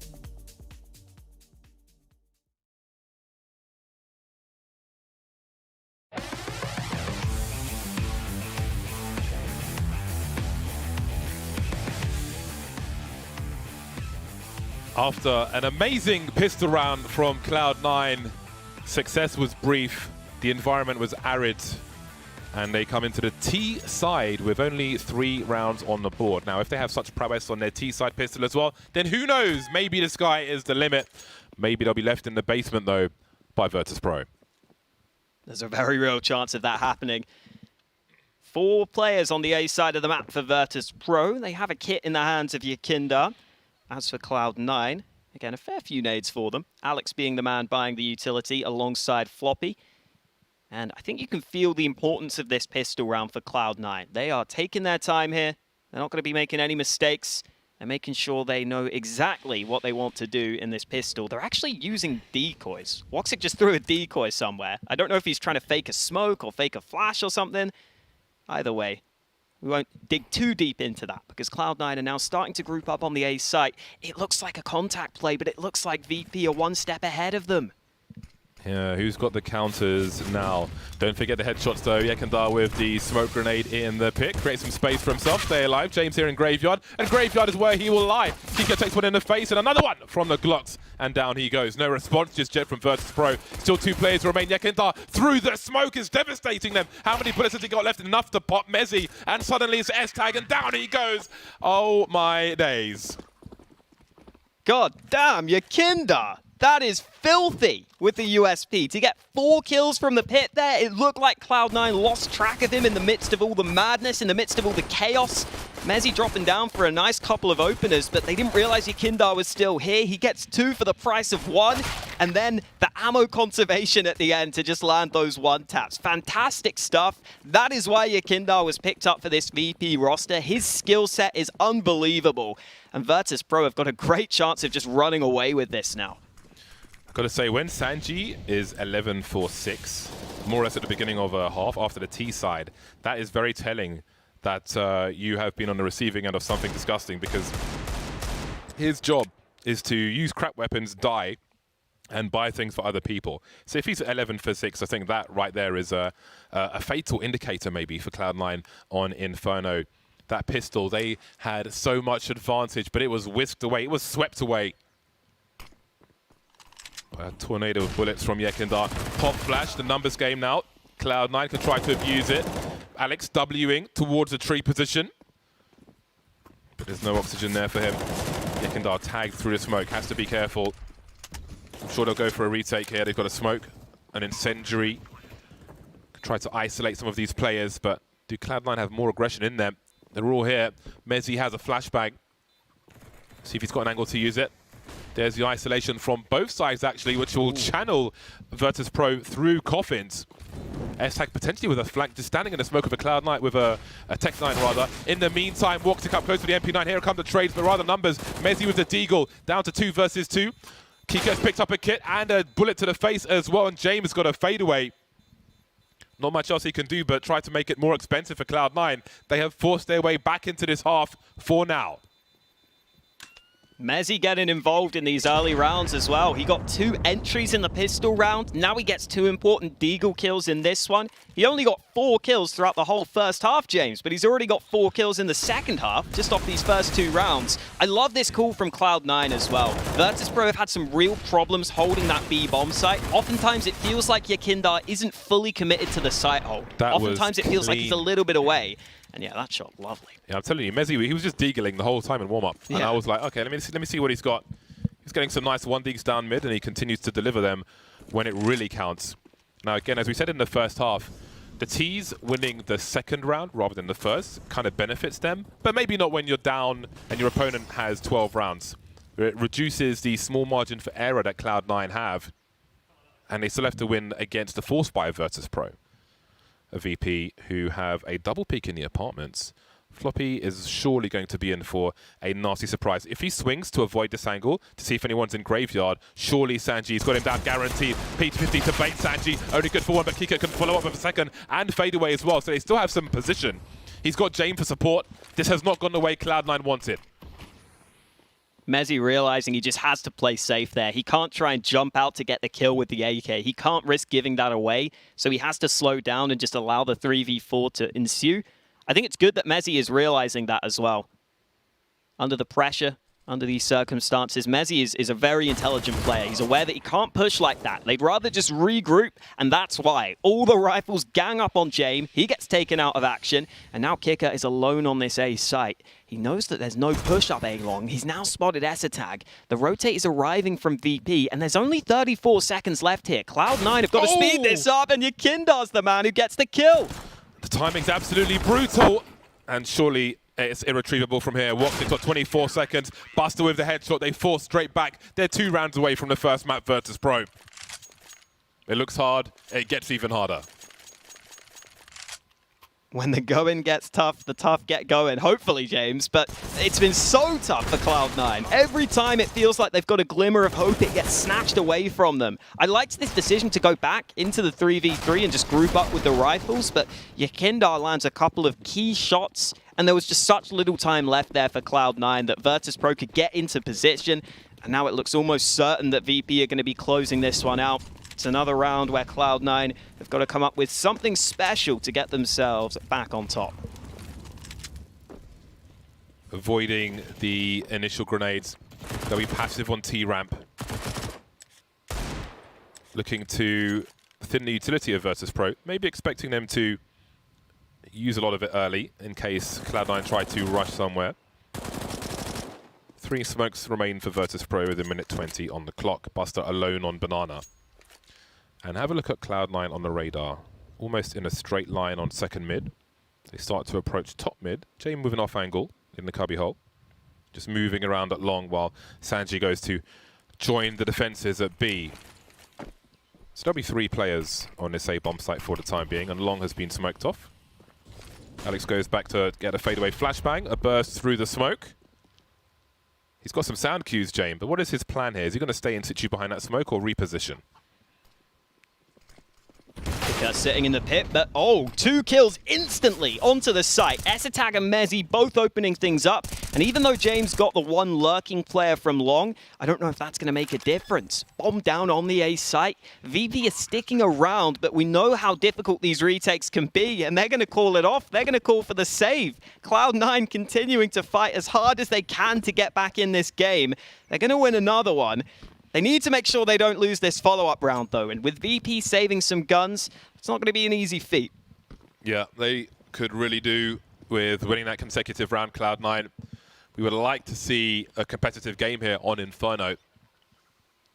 A sea of red at the top there.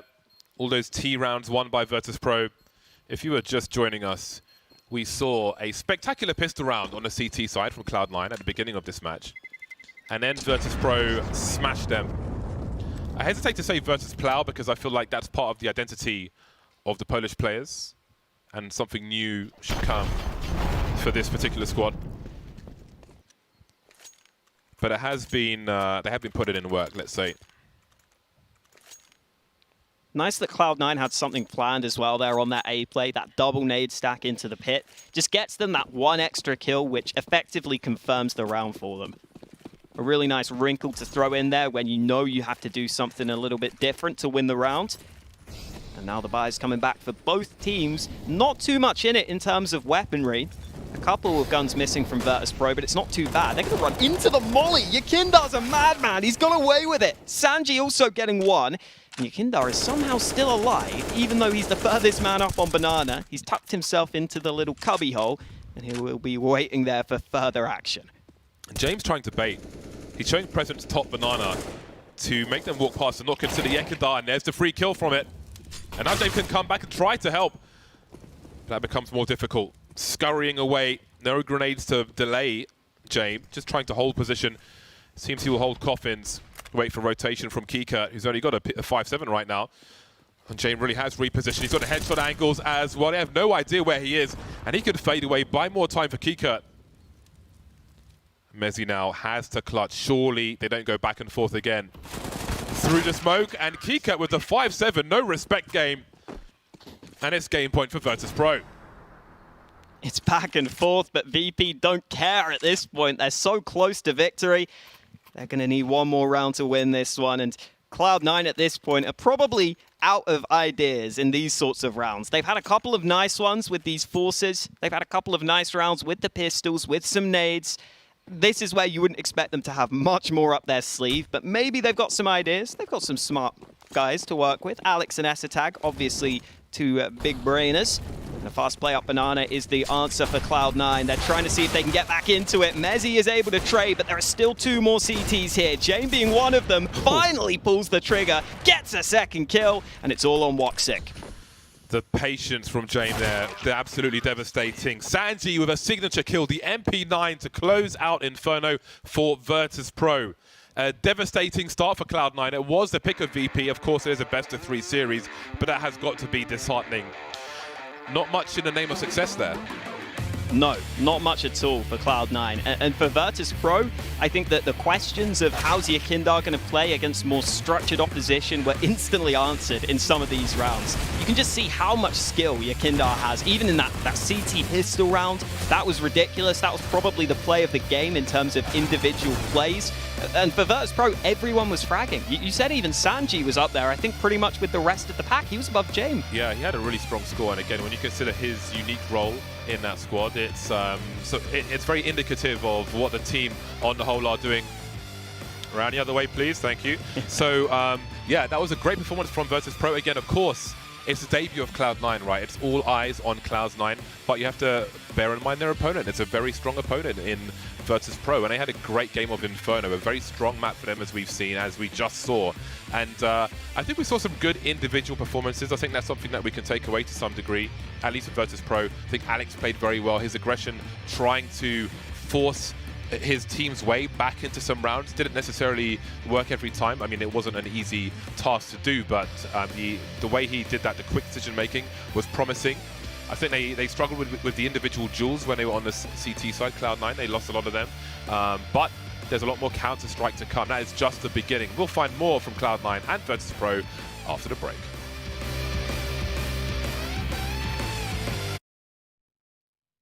Guys, what the fuck is going on? We all picked Cloud9. We're gonna look so fucking stupid. Dude, what the hell is going on? Yeah. What is that? What was Henry talking about? Well, okay. What is We can't do analysis on this. It's too embarrassing when we all pick Cloud9. We're just gonna have to go directly to the Alex feature, okay? Wait. Wait, are we on? Shit. What the Dude, all what? Right, hey guys, welcome back to Flashpoint 2. Let's take a look at this feature on Cloud9's Alex. For me, an in-game leader is just as important as a star player, and they both need each other, really. You can have a great leader, but he won't be able to get the results that you necessarily want if you don't have the fragging ability and the star player ability. And the same goes as for star players. If they don't have someone to lead them and call the right tactics, then they're not going to win anyway. Alex in the corner with the AUG, going to pick up one, gets a second, looking for a third, and he gets it! Apex setting it up, the spray almost takes down Tarek. Alex, oh! What a transfer! He just walks in. Get another one from Alex. He's on for the ace. Single-handedly winning the round in Flash. And Alex, incredible performance in the final map of a grand final. Ok, Alex, est-ce que tu peux faire un clap comme ça Prise 12. Vas-y. 12. 12. Perfect, impeccable. So, James, can you tell us who is Alex to you? So Alex is my younger, shorter, and slightly better at video games brother. Can you tell us about the move to France? How did it affect Alex? So I'd say Alex is probably more French than he is English in terms of his mentality and the way he is in everyday life. And I think he probably speaks better French than he does English. You ready, man?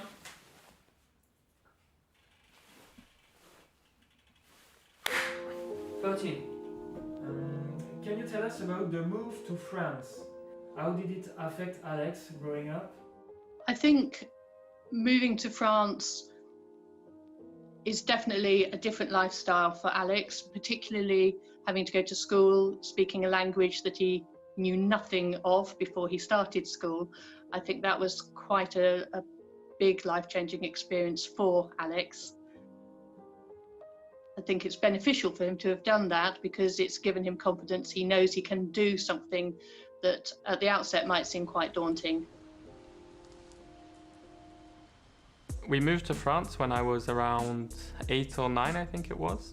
I was just playing sports, football 6 times a week and rugby on the 7th day. I was playing a lot of football and I couldn't perform as well as I used to be able to. I couldn't run as much. When we moved to France, he spent a lot of time with sport Unfortunately, he had a few health issues, which meant he had to stop playing football. To begin with, no one could really work out what it was because we had some scans and there was nothing like physically wrong. And until we went to see this doctor who essentially told me that I had 60% lung capacity. I lived in the countryside where they have the vines where they make cognac and wine, and they put pesticides on there, and that affected my lungs, so I couldn't do any sports anymore. And that was the time where I had to really give up playing football and rugby, and so I just played more and more video games since that moment. He had a good balance between his computer life and normal life. So no, we didn't have any concerns other than the arguments within the family about the internet speed and the use of the Wi-Fi connection. So my first introduction to Counter-Strike was over 12 years ago, I think now. Instead of playing football and rugby in the evening, I would just play Counter-Strike as my competitive entertainment, I guess. So it didn't really change much until I became a professional, obviously. Alex started playing competitively and then professionally, like through a very natural progression. He started off playing with friends, and then from there it went to going to like small little LANs with friends, to sort of playing bigger tournaments. I played a tournament with my friends, and we ended up playing against the LDLC team back then, who were #2 on Counter-Strike Source. And that's really, I guess, one of the moments where I thought that this is like really, really cool. I obviously was watching competitions back then, but I think it was a much different experience to actually play against a top team and realize that, yeah, this is fun, this is very competitive. We were quite proud of him, actually. I do remember packing him off with massive suitcases with his computer and monitor, putting him on the train at about age 15, I think, and he went off somewhere miles away in France to play. And then moving into Intense, or Intense as we called it in France, I was playing with some of my very best friends to this day. But that was my first competitive team, I guess, where we actually felt like we could go on and win tournaments, at least in the French local scene. He then progressed so that he was playing for a professional team, but with very low wages, whilst he was still at school. So when he was about 16, he was earning money. So I was playing local tournaments in France, and I was kind of getting noticed there, and that's where I met Lambert and Mistu, who I'm now very, very good friends with. And I essentially played with them for as long as I could. And it was a much different atmosphere because they were a lot more competitive and were looking to make it as professionals. And for me, going into that environment, that I guess was the moment where, without actually thinking about it, I probably set my mind to becoming a professional as well. When Alex first started playing competitively, I didn't think he'd be making a career out of it necessarily. There wasn't much money in it at the time. But when he started getting a bit older and he started getting paid to play for the first time, it wasn't much money, but at that point you could sort of start to see the potential for a career out of it. I didn't have any concerns about becoming a professional because I had been in the scene long enough and I knew the teams above us were getting paid like not that much money, but enough to live up. My parents were kind of more reserved because my mum and my brother all have done really well in university and have good jobs and good degrees, and I was never really interested in that. So I think they were more worried about the financial side of things, but they were still happy that I was doing what I wanted and chose to do. At a very young age, he said he would be able to make a living from it. I have to say we were very skeptical, but it turns out he was correct. The French scene is definitely unique for its personalities. There's lots of very prestigious players, I would say, very strong history in Counter-Strike, going back all the way to Counter-Strike Source. The French scene initially had an incredibly set idea of what the paradigm of how to play Counter-Strike was having a lot of success like that for many years, then had this sort of more, I would say, fallow period where they weren't having the success, but they kept trying to make the old approach work. They tried to keep hold of this playstyle that made them so good, which was, depending on which team, it was very one-dimensional fragging ability, I guess. But the game evolved past that, and they didn't evolve with it. They had no good in-game leaders left in the scene. Like I said, the people who were trying to do it, Sharks, NBK, even bringing back Existence, who hadn't been at the top level for years and years, it kind of showed that they were out of ideas. And so I think in that moment, that's what made them receptive to a newer guy. I definitely felt like I had a lot to prove in the first year, at least, going into LDLC, because I was kind of the pickup that not that many people expected or wanted, I guess. So when he was sort of coming through the ranks, he was playing under some big leaders, like Existence and stuff. So at that point, he wasn't really taking a leadership role, but I think that we always knew the qualities were there and the hard work was there to fulfill that role. Becoming in-game leader was definitely a necessity. I'd been in and around the French scene for a few years, and they weren't changing players, they were just recycling the top players in the scene. I think LDLC backing me over Existence was more of a seal of approval of what I was doing than anything else. It was definitely a feeling of going in the right path and I'm going in the right direction, because if I wasn't, then they wouldn't have backed me over him. XMS with the bait and switch, and it's going to be the ace from Alex on the back of the boost, so very well called from LDLC. I was coming to the end of my contract at the end of 2018, going into 2019. I didn't know if I wanted to sign with LDLC again. They obviously wanted to keep me. So I was talking with the coach of Vitality, and I told him that I was coming to the end of my contract, and if they were interested, I just put my name forward in that sense. And they decided at that point that it was a good opportunity for them to get rid of Happy and bring me in. They had this guy, Zero, monster young talent with all these veteran players around him, but something was still off in the lineup, and what they essentially did was kick out one of the other formerly very great in-game leader who won 2 majors, Happy, bring in Alex. My time on Vitality was kind of a roller coaster, I guess, because it started off very, very low. But I think we always had the belief that when we were further down in the rankings that we were a lot better than where we were ranked. So once we transitioned into me becoming in-game leader, not that I had all the merit or the credit for that, we kind of took off and got up to number 2 in the world and won 3 tournaments, I think it was. His first real crack at Tier 1 to be an in-game leader, he was able to make this very unusual fusion of players, and as essentially almost a rookie himself, go all the way to the top. I decided to leave in February after Katowice because I think that was the worst I'd felt in maybe my entire life. I just didn't, at that point when I was going to the airport to go to Katowice, I got to the airport and I asked myself what I'm doing, why am I here? Because I don't want to be here. I don't feel like being here. I was just too tired and too much travel, and I was burnt out, and I'd told Vitality the year before from, I think it was July, I think was the first time I said that, look, we need to do something about the calendar because I won't be able to do it again in 2020. I took the first 3 months of just recovering from all the competition, and I didn't really do anything. I was just sat, because we were in lockdown, I just sat here and just tried to relax as much as I could. I think the most important answer I had to find was to the question that I asked myself when I got to the airport was, do I really still want to be doing this job? And once I had answered that, I then had to find a team that was willing to work with me on problems that I'd had in the past, and yeah, Cloud9 kind of answered those questions for me. I think it's absolutely exciting for CSGO fans that Alex is joining Cloud9. It's been a while since we've had an assertive leader within the organization, someone that can take the bull by the horns and lead the boys to a victory. Alex could have an enormous amount of impact on a lineup like Cloud9. Like, I would definitely build this as like, now you can actually be a Cloud9 fan again, basically.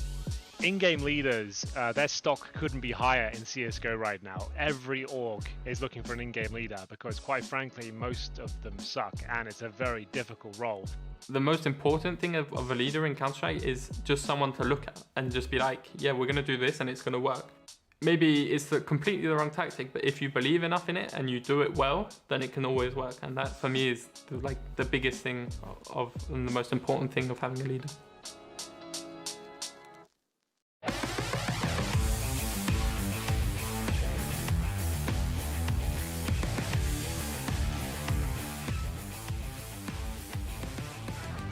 More baguette than bacon butty these days. There's an interview with Alex. A difficult start for them on Inferno. I think most people would have expected that to be a convincing win for Virtus.Pro, but you want to see a bit more bite in the dog of Cloud9 there. So, I mean, they got shut down in a lot of situations, which is fair enough, but I think the real game starts for them now.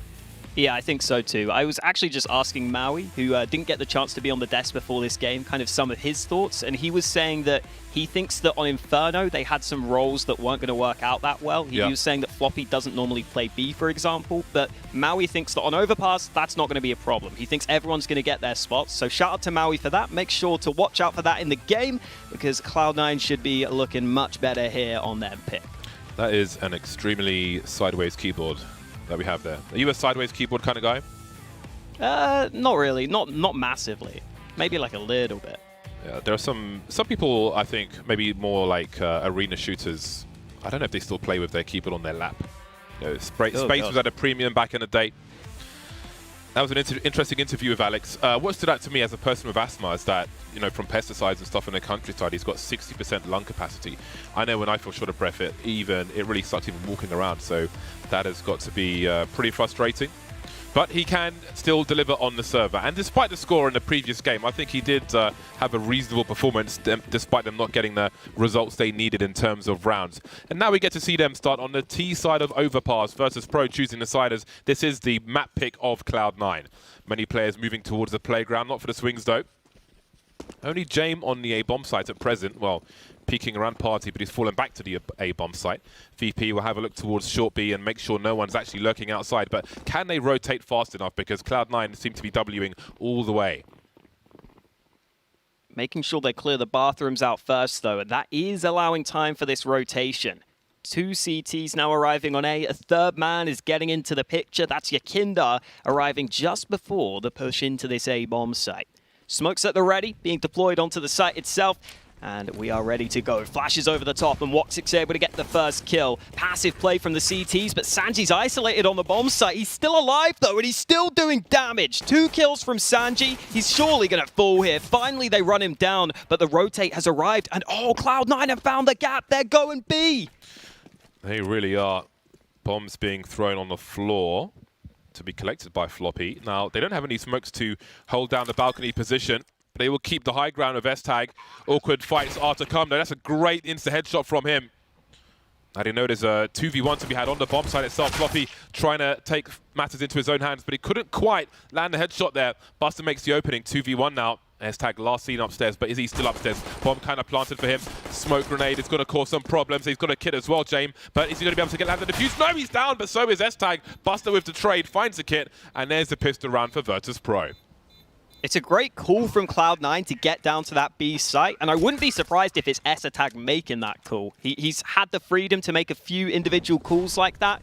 This initial kill looked good as well onto the A site, but Sanji just stayed alive for so long. I think he really wins them the round there by getting those 2 kills, and then even though Cloud9 made a good maneuver to get to the B site, that smoke for the bomb was always going to make things really tricky for S-Tag in the clutch.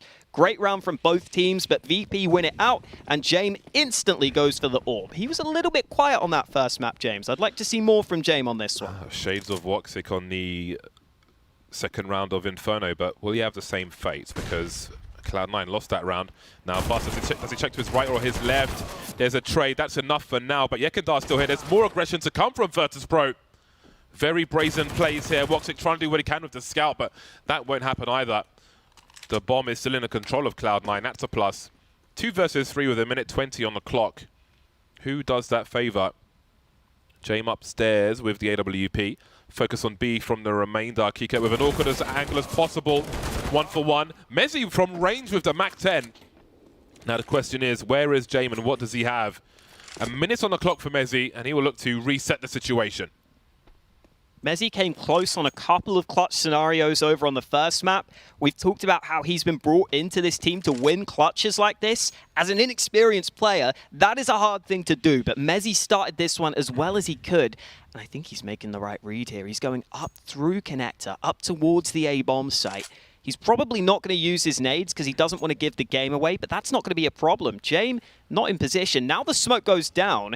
Oh, it's a fake though. Jame is coming up to the A bomb site. Mezzi's going back down to B. Can Jame read this though? I don't think he's aware of it. The molly from Mezzi to cut off the rotate. He's going to get himself a free bomb plant here. Onto the site he goes. 20 seconds, but once he's there, he might not be going anywhere. It's going to be really difficult to escape. Mezzi on the left side, not as difficult as I thought. He slinks away completely, and James got no idea. He's convinced he's still on the site, I think. Mezzi on the low ground now. Does he spot the jump? Just about. Great play from Mezzi to clutch the round. Much needed from Cloud9. Once again, opportunity knocks. We're not on Inferno anymore. They've reset VP after they lost the pistol. Again, they're in a strong position, but what a wild round. Yeah, what a round from Mezzi. That is massive. And this is what Henry G had to say after the first map. A little bit cold onto the server, but it's their pick, and VP played an excellent game. Everyone calm down. Plenty of CS to go. I think Henry's right. I think Overpass should be a better affair for Cloud9. And for what it's worth, on Mezzi, I did an interview with him like 6 months ago, and he said the 2 players he looked at most were Zipex and Cold Zero. 2 great clutch players. He's already showing up here. Not too shabby, but here we go again. Yekindar, how's he got 2 from that? They're just walking into the Deagle. No response from Cloud9. Caught sleeping again. No, it's not Inferno, but it's a 5-on-3 versus VP's Force Buy. That seems so simple. All right, that's finally Yekindar take it out of it, yeah. Get him out of the server instantly, because he's been landing some stunning shots so far today. That Deagle close range is just so good when you can spam to the body, just with 2 body shots for the kill. That's why Yekindar's playing there. And now Cloud9 have to just come back into the 3v4. Looks like Floppy will be holding on a flank and protecting the fallen weapons for now. See if he picks up an AK later. I think there's one on the floor. They've got to be careful with time. This is such an awkward position as far as time is concerned once you get onto a bomb site. If we're talking sub 25 seconds and VP have this many players alive with smokes as well, trying to plant that bomb could be what loses you the round. 35 seconds. And they're not on the bomb site just yet. Look at the response. Floppy's still waiting for that rotation. His patience has been paid off. But where do they go? 25 seconds. They're nowhere near a bomb site. Look where the bomb is. It's at the beginning of the toilets. VP will gamble a second player towards that A bomb site. 19 seconds on the clock. And they have not breached yet. They don't know the climate on the bomb site. Sanji's here with the Deagle. That's a nasty flick from Sanji. Just killing time now as more rotation comes through. Woxic in a 1 versus 2. That's a nice headshot with the Glock, but it's not enough. He's got to commit to the bomb plant. They can rush him. They can converge on him. Down to the Glock. He knows he's damaged him. Woxic, oh my God, he's the aim. 1v1 now. Buster coming from the toilets and he's clutched it again. Another scary round for Cloud9, and they just about survive with 1 player alive. Woxic's high sensitivity was just checking every angle there, trying to figure out where Jame was. He finally realized that Jame had backed off. The opening kills from Yekindar were really well taken, but Mezzi heard those steps, spray back, Floppy gets another kill, and even though Sanji comes close here, Woxic with a really nice clutch, and we are starting to see more from the individuals of Cloud9. The problem is we're only getting to see more of the individuals because they're getting put into these clutch scenarios, because these rounds are getting a little close for comfort. But at least Cloud9 convert back-to-back rounds, and this gives them a chance to actually build up some money, to actually get themselves into this game, which never really happened for them on Inferno. So I'm glad they win some early rounds. Now, Virtus.Pro have got a B stack in this one, and Sanji's up close with the Zeus. Oh, here we go again. Sanji with the Zeus. I can't believe my eyes. However, Cloud9 have prevailed. For now. Yekindar is still alive, and he's been causing them some problems. Looks to, again, very patient with the Desert Eagle. No need to give him a 1v1 there. Let him stand there with the Deagle.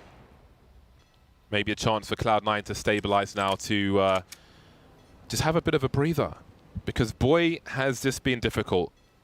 But there are positives to be had from that. They've had to try and survive early. And these tests may make them stronger for the carnage to come. Curious to see what we'll see from the next buy round from Virtus.Pro. They basically split this area on the CT side earlier on, which was very exciting to watch. So who knows what is to come. Yekindar offered nothing. Again, no need to chase him down. Best you can do is win $300 by fragging him. Worst you can do is die, lose an AK, and cost yourself a $5,000 for the next round. Just leave him to his devices. Definitely the right decision. Cloud9 making sure their money is strong. We saw in Inferno all those economy issues they had, so I think that's something they are stressing at the start of Overpass. And we've got Orbs out for Woxic and Jame. Jame is going to be playing in those bathrooms. He's got a good spawn as well, so we might see Jame go for the mid pick early. Let's see if Cloud9 are willing to fight him, though, as Jame looks for the angle, trying to line it up. Flash comes in, and Jame decides to play safe. Yeah, he's deep towards A alone for the time being, entrusted. You see the rifle support later on. In the meantime, Alex makes a play. Oh, he's got a nice headshot onto Gen.G. Taste of his own medicine with the MAC-10. Traded by Keykurt, however. May have got some information. We'll see how he chooses to shape the round now. And going in first with the MAC-10, he's dead, which allows him to focus on the IGL with the remaining riflers. This is a strong buy from Virtus.Pro in terms of weaponry. Mainly smokes that remain for them. Still Jame playing alone more or less around a toilet position. Maybe Yekindar jump peeking long. Cloud9 up to burst on long. There we go. Jame is activated early. That angle was just so hard to clear from the T side, especially if Jame's holding it from further away. He's going to see you and you're barely going to see him. So Jame playing a nice position to get himself an early kill. And now a rotate is coming up to this A site. Virtus.Pro stacking heavily on A. They've got Buster pushed into B short, so they've got 3 CTs on this A bomb site. Cloud9 do have nades, but they're going to need clean kills to get onto the site itself. Yeah, Buster can see Monster from where he is, I believe, which is why they're just entrusting everyone to walk into Jame's AWP. And this is the rifle support I was talking about. It activates late, which allows Jame the luxury of focusing on toilets. Here comes a 2-man swing from the remainder of Cloud9. But there are so many CTs here. 13 seconds, the bomb is on the floor, and it's Woxic's turn to save the AWP. Not much more he can do, but look to hide in plain sight. A quick jump, and the Hunters are coming. He is surrounded. He does not want to die after time, so he's got to force the fight somewhere. Oh, that's a close one. But down he goes. Virtus.Pro now with their first round since the pistol. And Cloud9's money is pretty borderline here. I think they probably would be buying. There's the kill from Alex onto Gen.G. And this is the tight angle we were talking about with the AWP of Jame. He's much better served in that position. I thought Mezzy might wait for his teammates to push long there, because pushing it alone through the bathrooms when you know Jame was there with the AWP, it's a really risky game. And just giving away that kill puts them in such a hard spot. Yeah, and I think it was maybe a gamble expecting the AWP to rotate, but with the rifle support, there was no reason for him to. But they were not able to deduce that in that round. Now we see some shortcomings for Cloud9. The AWP and 2 AK-47s. There's a lot of utility, however. Buster again with a brazen position, this time with support from Gen.G for now. Now if he elevates and sits on the rail, we can see the feet as people come in short B. In the meantime, there's a focus on the A bomb site for Cloud9. But look at the response. Yekindar moving up the long position while Jame tries to defend with the AWP. He's got angles. He also has some trouble as well. The Brolan-esque smoke that we spoke about yesterday is put down. Helps him create a bit of a wall. And Gen.G's here. Looking, they're lining up for him. Caught Alex completely off guard. He has support as well, and again, the CTs are delaying now. The flank is eliminated by Floppy. Trying to plant, James still lurking. Easy angles for him. There's the power of that smoke, one of them. Quite a few things you can do. A lot of time on the clock here. Such an awkward spot for Cloud9, and then there were 2. S-Tag's gone. That leaves Floppy with low HP, and Woxic as well. And Woxic taking the tag down to 37. He's going to get back to the bathrooms. Normally a strong spot to play the post plant from, but when you're so low like this in a 2v4, it's not looking good for Cloud9. Woxic's looking for an early fight. They still haven't tapped that bomb, but that's finally going to happen, and now Woxic has to be scared of the defuse. He gets the first kill. Floppy spamming the bomb, but they realize they're not on it yet. Woxic still not able to connect. They're not finding the angle, and this should be it. Gen.G and Yekindar both cleaning up the kills. Good effort from Cloud9 getting onto the site in the first place, but VP just surviving at long made it really tricky for Cloud9 there, and they weren't ready for that fast rotation. They couldn't get down into bank, into dumpster. That might have allowed them to plant on the other side of the site, but as soon as Alex goes down, they have no real way of getting that bomb down easily, and VP always have a favorable retake. You can see the problems that smoke causes from the CTs when they drop it between long and the default plant spot. Can't plant there for free with that smoke up, but there's nowhere else that they could plant. But maybe if they waited with the time they had, maybe it would have got even more awkward for them. And it's still awkward now with pistols and a MAC-10. A cameo MAC-10 for Alex. Mezzi. Oh, Buster's caught completely off guard, trying to support his teammates, but still Cloud9 not with as much success as he might expect, but it will continue. San.G falling back. He has to try and stay alive for that rotation to come through. Yekindar with a slow flank in the meantime, 2 by the barrels. A 2-man spray down for San.G and 4 rounds for Virtus.Pro. San.G getting those 2 kills is pretty impressive. I thought he was about to get caught out, and then if they lost the sight, there could have been some cause for concern. This is Mezzi just spamming desperately with the Tech-9. Couldn't get the clean kill, which might have allowed a quick push onto the site, and then real issues to arise for Virtus.Pro. But it's VP into the lead. 4-3 in their favor. San.G lining up the smoke. I don't know if I've seen that before. Where does that one go? Fast one. Oh, wow. Oh, wow, okay. That's With a really Molly's nice ahead of it, so you can't even see where the Molly is. That's painful. Yeah, it's gone all the way into that choke point. Look at Yekindar. Wow. Look where he's standing. That's that deep smoke, though. That's why he can get there. That's It's almost really a minute cool. 40 on the clock. It's almost a minute 40 on the clock, and he's almost in T-spawn. How do you respond to this, Cloud9? You have absolutely no upper information. You have to expect 3 players on B. Oh, boy. Waiting for the doors to be open. They don't have anybody in connector. So the CTs could, in theory, pinch them here. They would have no idea. San.G seen the bomb, but there's a trade. The def cam will give him a lot of players, but again, they're in position already. But can they deliver? Buster's good for 1. The trades are here. Keycut now looking for the transfer. 2 versus 2. Bombs on the floor. James about to get smoked off. There's Yekindar coming in for the flank. Bombs being collected. They got half the information now. James on the way down. See if he goes for any wall bangs. Awkward situation. Out comes James. Who goes first for Virtus.Pro? James looking for an early angle. Oh, Alex almost got spotted there. Smoke being plopped down by James to allow him to move on out, but it's Yekindar who might be able to get some kills from the back lines. He's just used a flashbang though, so the information's gathered here. Cloud9 know where they're coming from, but James got the angle from above, and Mezzi is left in the clutch. 1v2, here's the first man, gets the first headshot. It's up to James, who's up on top of the site, and Mezzi's hearing him. Mezzi's trying to find it, but James jumps up, and I think he's just got time. It's a close one, but James has the kit, and Virtus.Pro have yet another round. Down to the wire.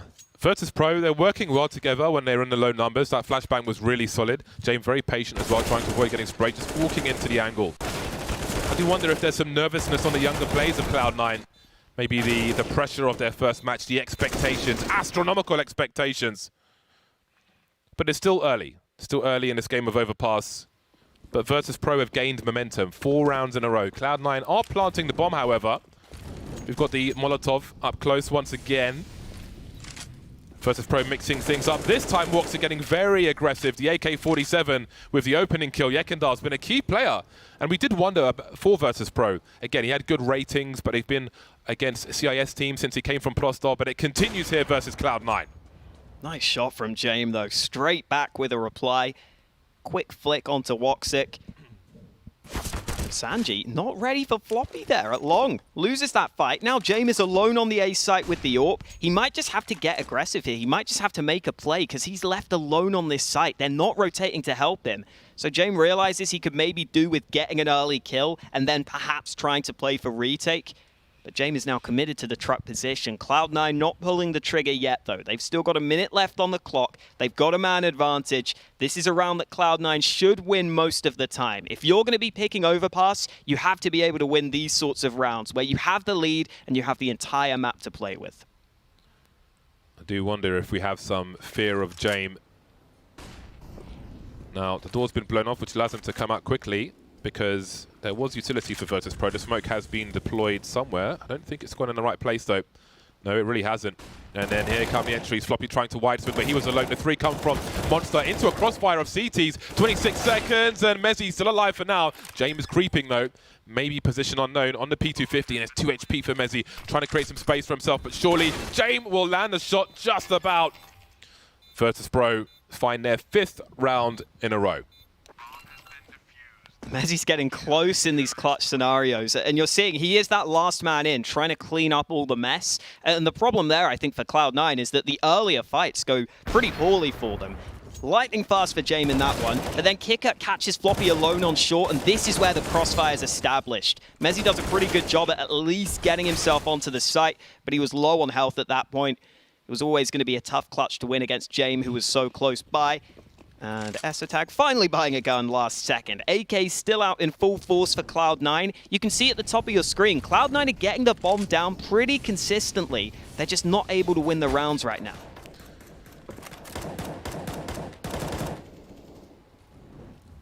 Virtus.Pro mixing things up from round to round. Very proactive, very aggressive.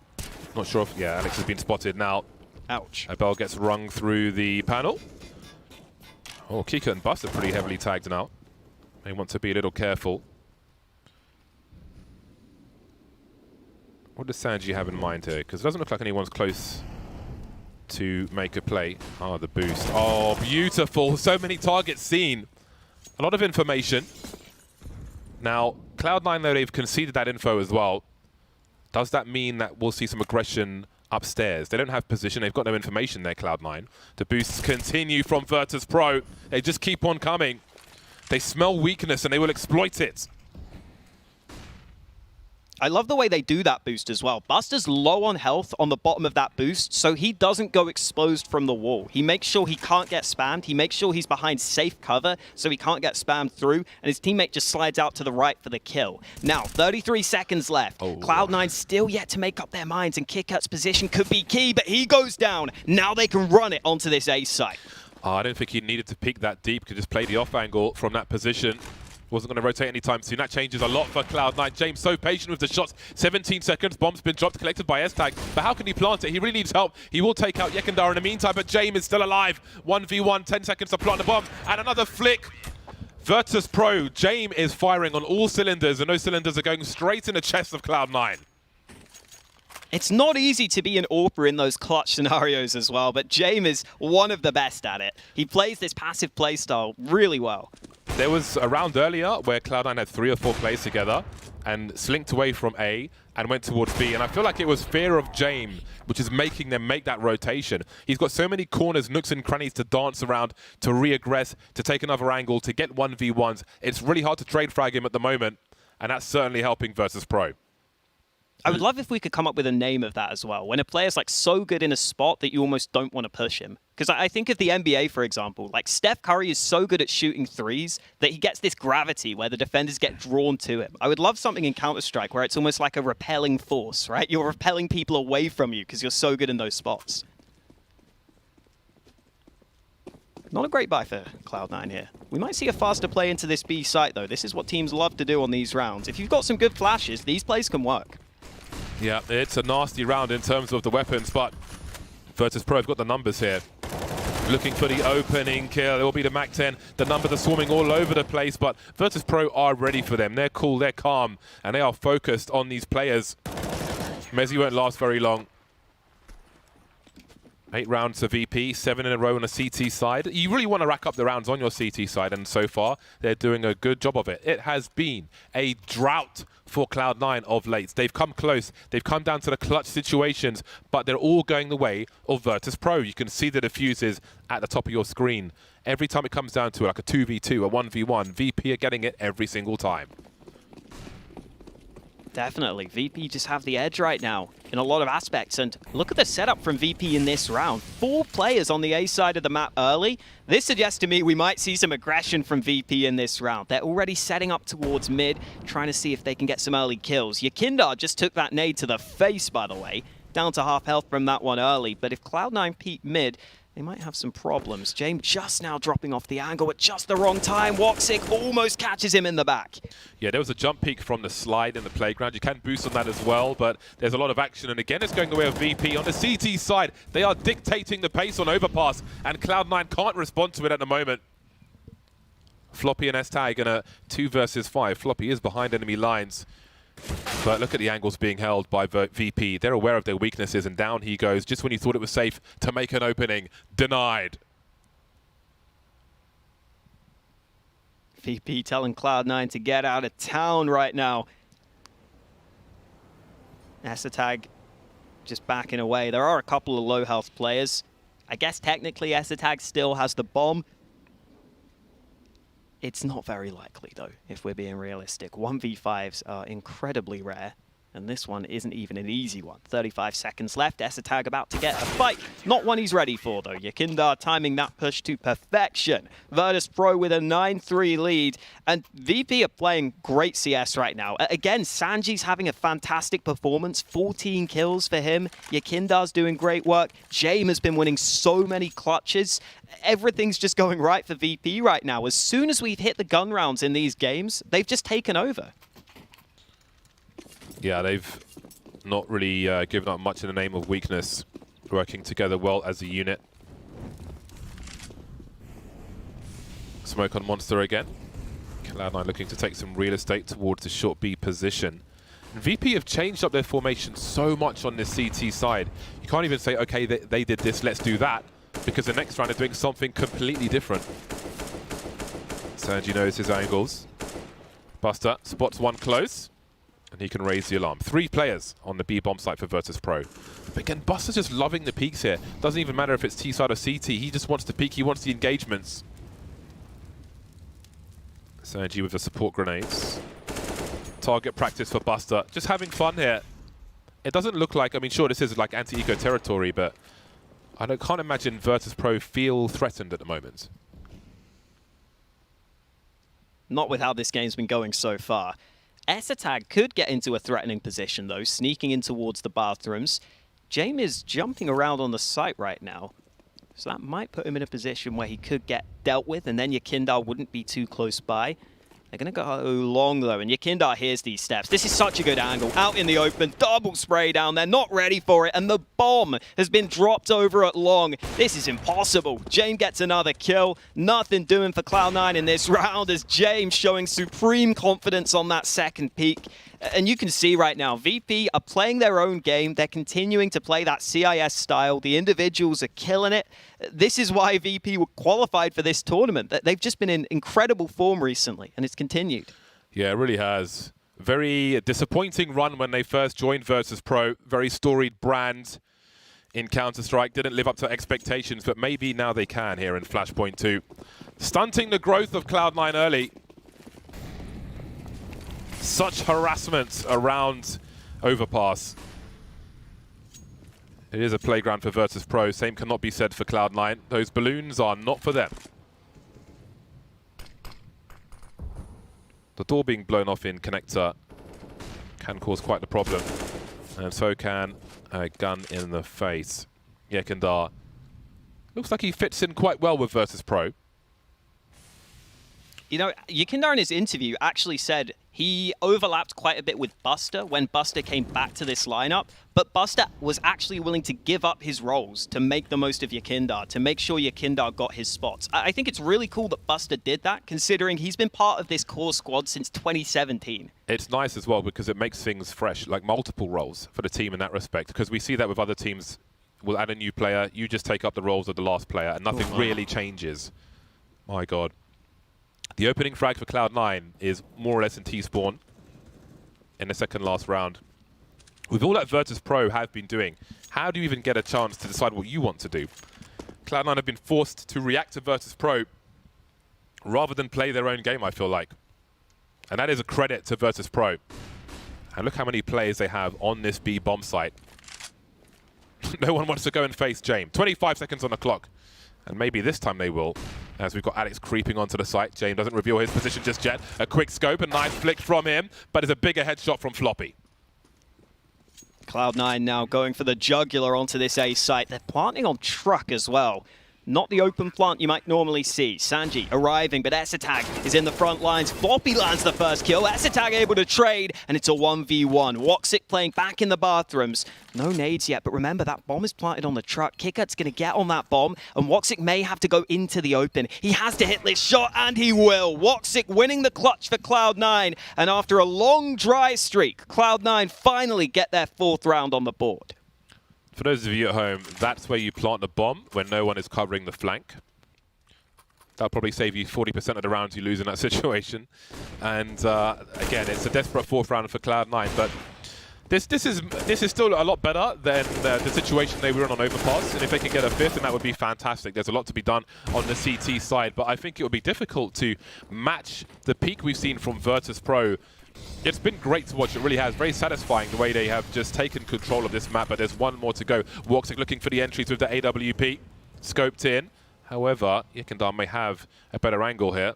We shall see. Walks into it as Woxic readjusts, looking for a second. There's a third and a fourth as well on this B-bomb site.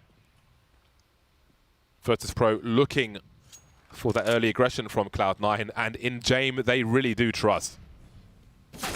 Oh, this time Jame gets caught out, and that could be the round done. VP have to go for it. It's the last round of the half, but look how far away they are. They're just now rotating up to this A site. This is like maybe a 1% chance at most that VP win this round. There are so many nades for Cloud9, so many smokes and flashes left. VP have to land some banging shots here. They really do. Cloud9 cannot afford to lose this round. No flank on the way. Mezzi will keep an eye on it though. Plenty of personnel on the A-bomb site. 3 incendiaries for Virtus.Pro. 1 for the truck. Time starting to run low. Probably has to be a ninja defuse here. I see the smoke sailing in the air, I do believe. Trying to see something of anything. But all they can do is feel all the bullets coming their way. Cloud9 will get a very important 5th round on the board. They've got a fighting chance moving into the second half, and that comes after the break.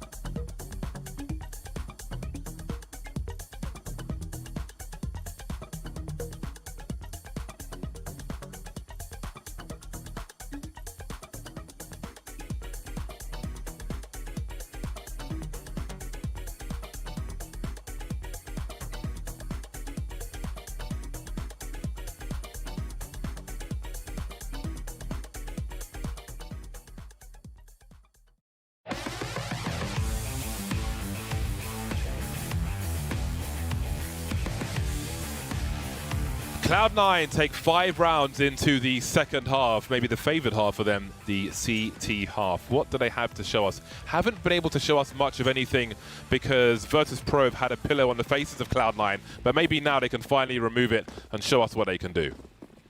Yeah, hopefully they can start to breathe a little, get some freedom beneath their wings, because right now it is not going well for the boys in blue.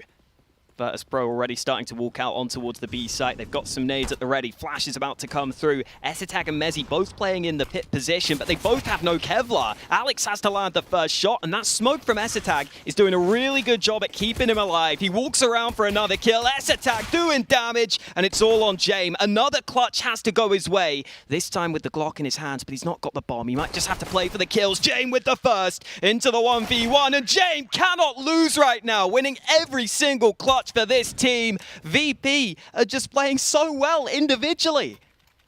They're so calm. Oh boy, avert your eyes, Henry.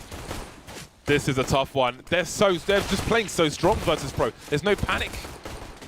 Completely calm. James, calm as a cucumber. No, cucumbers are cool, not calm. Probably calm as well. I'll take it. And a timeout from Virtus.Pro, allowing Cloud9 to stew on that one. That's got to be dejecting. That has got to be dejecting. We see the Force Spires come through from Cloud9 already.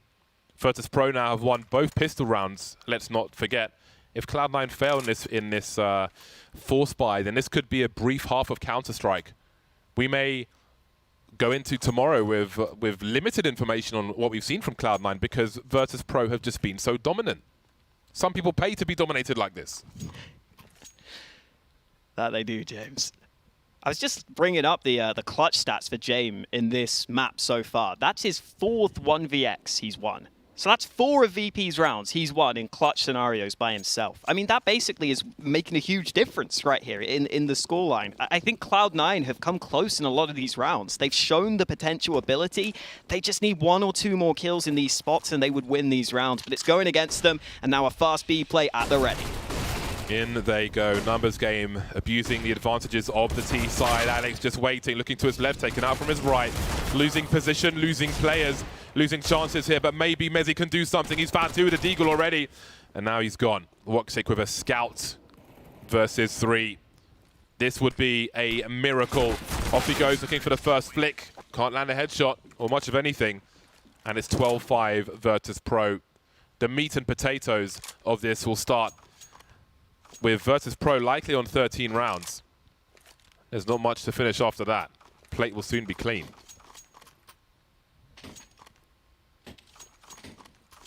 Not much in the way of investment here for Cloud9. Sanji's going to stick with the USP. I think that's possibly the most Sanji thing he could do.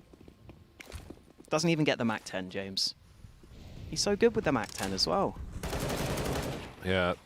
He really is the bank of Virtus.Pro. Well, somewhat underwhelming thus far, but there is a buy round to come. But these are the crucial times. You lose that second pistol round. You start against 13 rounds. Did Estag jump up here? Oh man. If you don't win your first buy round, go on, it's so close to GG. Knife. There is a map called Jumps Training in the workshop where you can practice that amongst other jumps, some which are older. Imagine how... Oh, wow. S-Attack with a second kill. Oh, look at the position, actually. He split. The bomb is still kind of reacting to where he is on the way to a bomb site. Oh God. No. If he doesn't focus on James, though, he's going to get shot in the back. Oh, there was a chance there, a glimmer of hope. I think many people were just praying Cloud9 might win that just so we can see some more Counter-Strike, because that's the way things are going. It doesn't feel like that might happen. 40 seconds. Woxic trying to play for time. He's got some sound cues to allow his teammates to stay on the site. VP are really playing this one patiently. More moonwalking, and there goes the bomb. Doesn't go for the rifle. Tries to stay safe instead. Prioritizes winning the round. Would be risky to go out there. And here comes Woxic. Found a Galil, actually. And then Keykurt's alone. This one has absolutely fallen to pieces. This should be free for Virtus.Pro. Maybe overplayed their hand here. 15 seconds, though. Let's not have any mistakes. Oh, Keykurt! Run away, Woxic. Run for your life. Where's he off to? He's still out in the open. This could still be 7 seconds. He's just around the corner. Keykurt's going to the side, but he doesn't have time. Where is he going? Trying to bait a peek. Had no idea where he was. Cloud9 is still alive. That was ridiculous. That round goes the way of... Oh, what God. is this? There's Henry spending the money. Look, man. I'll do what it takes. Where's the salary at? Let's go. I've got a greater stars in esports. Just ask those girls on the right. I don't think they can see it that well. They've not got the best angle. You gave the best angle to Henry, of course. Yeah. No, never mind. Let's just leave that one there. Cloud9 have half the score of Virtus.Pro. They've got much work to do. They've been gifted a way back into this. They've kept Virtus.Pro off 13, and they're being pretty active VP. They're out in the go-karts, going cross-country on the grass of Long. They've taken initial map control. I don't know what they were up to in that last round, but they may have given Cloud9 an opportunity to show a bit of arse themselves. Shake the moneymaker. Nice. These positions are somewhat interesting. Mezzy on his old team was playing in bathrooms, was playing on the A site of Overpass. This time it's Esatag playing here to begin with, though. I think Maui was mentioning he was expecting Esatag to be playing towards B and then Mezzy to be playing A, but it is Woxic who we might have to look at first. He's got the AWP on a tight angle. Oh, Esatag was giving the sound cues away as well, and I thought Yekindar might get baited by that, but Woxic had to deliver the utility, which Yekindar can hear. He's being teased. There's a frag just around the corner. But what will Virtus.Pro do with this information? They may identify that there is some kind of hold around the toilets, but what can they do to play against that? They are running the clock down, starting to deploy the grenades now. No presence towards the B bomb site. Surely it has to be A here. Esatag can hear. He's got the shadow advantage as well, but not the crouch peek of Gen.G. Very nice response to that. Mezzy trying to hold things down. Needs a multi-frag. The pre-fire from him. 20 seconds. Bombs on the floor. Here comes a flank from Alex as well. Woxic also delivering. Starting to look brighter for Cloud9. Jame will try to hold on to the AWP. He is surrounded, however. He may even die after time. Alex, though, running away. Doesn't seem to know where he is. There is a pulse in this Cloud9 squad. Pretty hefty stack on that A site there for Cloud9 as well. They had 3 players there. I do wonder whether Cloud9 have put in more prep to Overpass, just in terms of looking at VP even, because they had a really good read on that round. They had really good awareness that they could stack that A site. And I also think that if I was Cloud9, I'd have probably expected VP to pick Dust 2, because that is the map that VP almost always pick. It's either Dust 2 or Inferno, but it's Dust 2 which is their most common pick. So they may have similar ideas for Dust 2. They may have done similar prep work if we get there. That's still a big question, though. Cloud9 with a nice boost. Esatag over the top. And Cloud9 starting to bust out some tricks now. They've got some moves. Classic strats. Hop on your teammate's head. You'll get there before the T's do. And it is an easy spray down. No response from VP. They didn't have position to punish from above connector. They have a focus on the B bomb site. James still with the AWP. I love these hero AWP rounds. There is an AK as well, but generally speaking, the focus is on the AWP. Has to be the can opener here. But on a map such as Overpass, especially towards B, off angles can be held. Look at the creep. Here we go. James is able to get the first kill. Here comes Buster as well. The numbers is working out for Virtus.Pro. Now they take the lead 3 versus 2. Make it 1. Woxic has to clutch all of a sudden. Virtus.Pro always causing problems. That HE grenade will reveal his position. They know exactly where he is now, and things only become worse. No need to focus on connector. Slowly edging forward. He knows Jame is creeping. Jame holding the angle, looking for the peak while his teammate swarmed. Baited him into the shot, and there's no way he misses this one. 13 rounds for Virtus.Pro. They've broken the money of Cloud9. They've put him in a really awkward spot now. Really impressive how VP set up Jame in that round, even though he's not playing that aggressively. Look at all these kills from Jame. His teammates are running him first, and then Cloud9 are thinking they need to peek to get kills. They're thinking that they need to fight, and Jame is just able to get all the information and get these trade kills with the AWP, which is not easy to do. But Jame made it look easy with all those shots. Just having the information, having the lineup early. Jame now 21 kills. He has been dominating on Overpass. And unless something changes here in this round, Woxic has got the first kill. That's a much-needed kill for Cloud9. They need to win this round. They forced up into this one. If they lose here, Cloud9 are in real trouble. So getting that early kill is a big benefit. Molly into Woppy's position. The smoke is delayed, but he finally puts it down, having taken half damage. This is the flick Woxic. Similar positions to James. Similar positions. Just inventing a new language for a second there. Why not? Klingon, maybe. Yeah. Falls back to the A-bomb site. Some rotation, some activity from Cloud9, but they are playing the sites. Not too deep, not overextending. Not allowing Virtus.Pro to isolate them. A very tricky Virtus.Pro squad to deal with. Cloud9 now with the third man. As I say, playing the sites, we can see Alex has gone up for the 2-man setup on long. That will make his rotation longer towards this B bomb site. And here comes Kika, but where's the rest? The smokes are up, the site is split. Woxic will frag Yekindar, leaving to Sanji doing what he can. He's got a multi-frag though. There's still more to deal with, and they go so quickly. Virtus.Pro forcing their way back into this round, post-plant positions and all. Mezzi has salvaged that AWP from his teammate's body. Could see a boost come into play if they wanted to go for it, but they're just going to walk out. Gen.G still sitting in the water, close by. He's only on 2 health, but the headshot could be offered. Mezzi gets the kill from above, and it's Jame in yet another clutch. This time smoked off. This is going to be the trickiest of them all for Jame. He has to line it up through the smoke, but it's a full 10-second defuse. The leg shot lands. Jame, he's got to do it. He's got to get the kill, but it's not happening for him. Alex spams through, and Cloud9 are still alive. It's scary to watch. God, there must be a feeling in the pit of the stomach for Cloud9 when Jame is the last man standing. He has been the problem. Well, actually, one of many. Let's be honest. They've all been a big issue for Cloud9, but they keep the fights alive. 3 of the last 4 rounds now for Cloud9. They've all been difficult. 2 by timeout, 1 by defuse. They really are starting with the toughest test possible. They're on nightmare mode in this first game. This opening game of this team, of this new roster.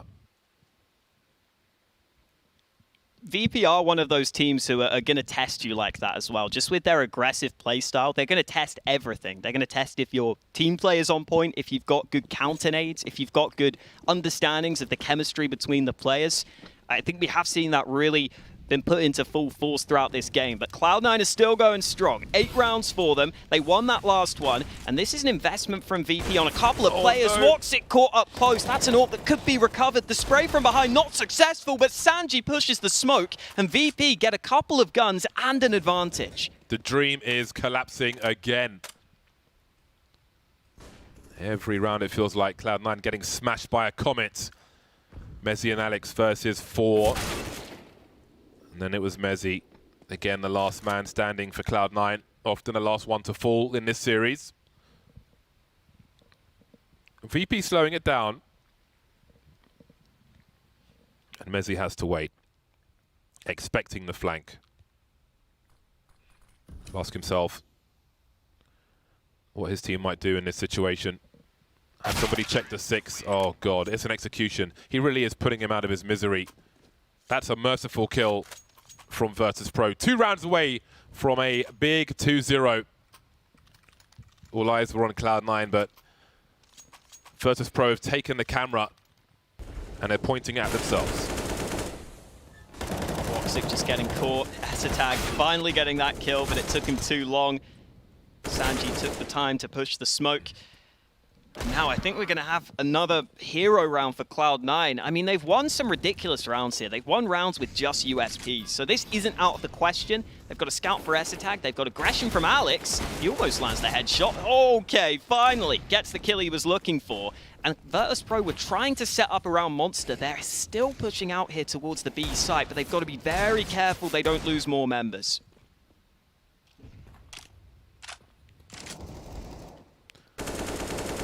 Oh boy, look at the harassment. The lack of map control. Gen.G just chilling towards T-spawn, looking for any flanks. Virtus.Pro holding position. They're all in here, Cloud9. That's a nice shot from Floppy, but they need a lot more. They've got a man advantage now. Can they support him with angles? Just dueling. A map on the B bomb site. Floppy continues with the Deagle. And there will be rifles to collect should they be successful. The bomb is on the B bomb side as well. Gen.G looking for a flank this entire time, a flank which will never come. Makes his way over. Now, I would imagine he wants to frag as many as possible. The more he kills, the less rifles Cloud9 have, the more money they have to spend. 30 seconds to do what he can. Trying to invite a swing. Oh, well. We know what Gen.G's main job is. Cancel everything else. Get shot in the arse. Disposal service. Jane won't be happy with that. He doesn't have a pistol even. Yeah, he's just trying to take money away. Oh. Oh my God! Oh, no, bro. What? Please, How? please. Oh my God. Yeah, he literally didn't have a weapon. He threw it away earlier. He didn't want to give them anything at all. He wanted to make them spend as much money as possible. I have to say, it's very efficient. Very efficient. Perhaps he took the instructions a bit too literally there. Oh my God. Oh, man. I've never seen Gen.G do something like that before in my life. I didn't know he was capable. VP are cracking up as well. Still a 14-9 lead for them. Good to see Floppy getting involved. I think the Flopster's been a little bit quiet so far this series. Surely Cloud9 have to make some Floppy flip-flops, right? That's got to be a thing. I'm sure they've got people on it right now. As soon as I've given them that idea, they're on it. Quick play through mid for Virtus.Pro at the start of this one. They've got the control as well. And Woxic is still alone on the A site with this scout. I think this is okay when you've got an AWP up in an aggressive position, but when you've got the scout jump peeking from the site like this, if VP commit to A right now, the retake would be so hard, but Woxic lands a key shot at the start of the round. Ooh. He's jiggling his head, trying to avoid those headshots. Now, if Cloud9 are to have a run, this scout could be a nice warm-up for him. Some shots have been missed. Yekindar so sharp, though. But here come Cloud9. They're not done with this game just yet. Now Gen.G. Don't think he'll be disposing of all his weapons this time. Again, looking for the flank, but everybody's on the site, as is the bomb. A smoke ahead of the bomb. He has time. This could still be a damaging round for Cloud9. Still looking for the flank. Now, Virtus.Pro don't have much money in the hole. 38 seconds. If he wants to make a play here, time is running out.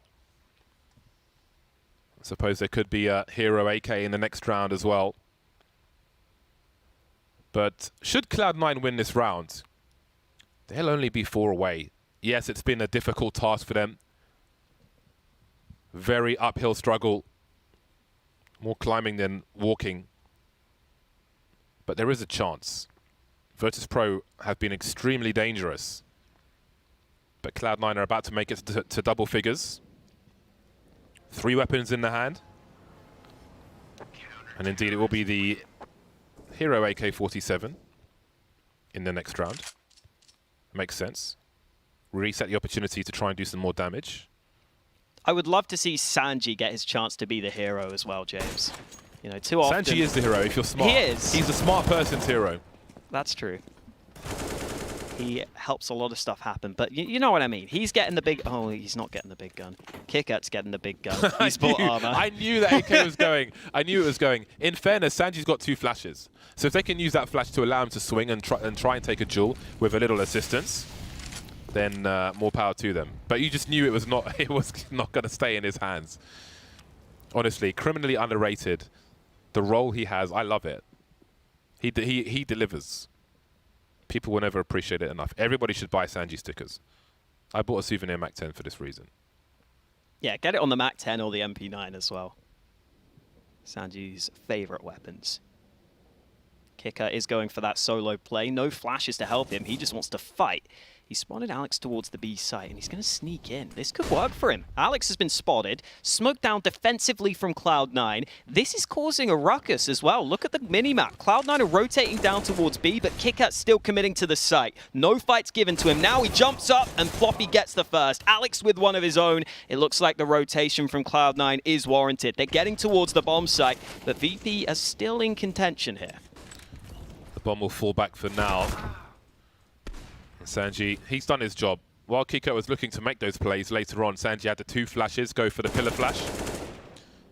Didn't quite get anywhere, but the idea is what I wanted to see, so that's good. And Yekindar will try to do damage once again. Hasn't picked up that rifle, however. 1 versus 3. Floppy needs to stay alive here. They can't have every round being expensive for Cloud9, because if VP win one later on and they keep maiming Cloud9 like this, they may be really lacking when it counts and they're up against match point. 16 seconds and he'll make a run for it to the A bomb site. Woxic lies in situ. Looking for the plant now as he moves forward on the radar. Swatting Yekindar. And Cloud9 are 3 rounds behind. Starting to heat up now. Only 3 rounds in a row, but because of all these low buys, Cloud9 seem to be winning throughout this game. It means it is actually getting close for them.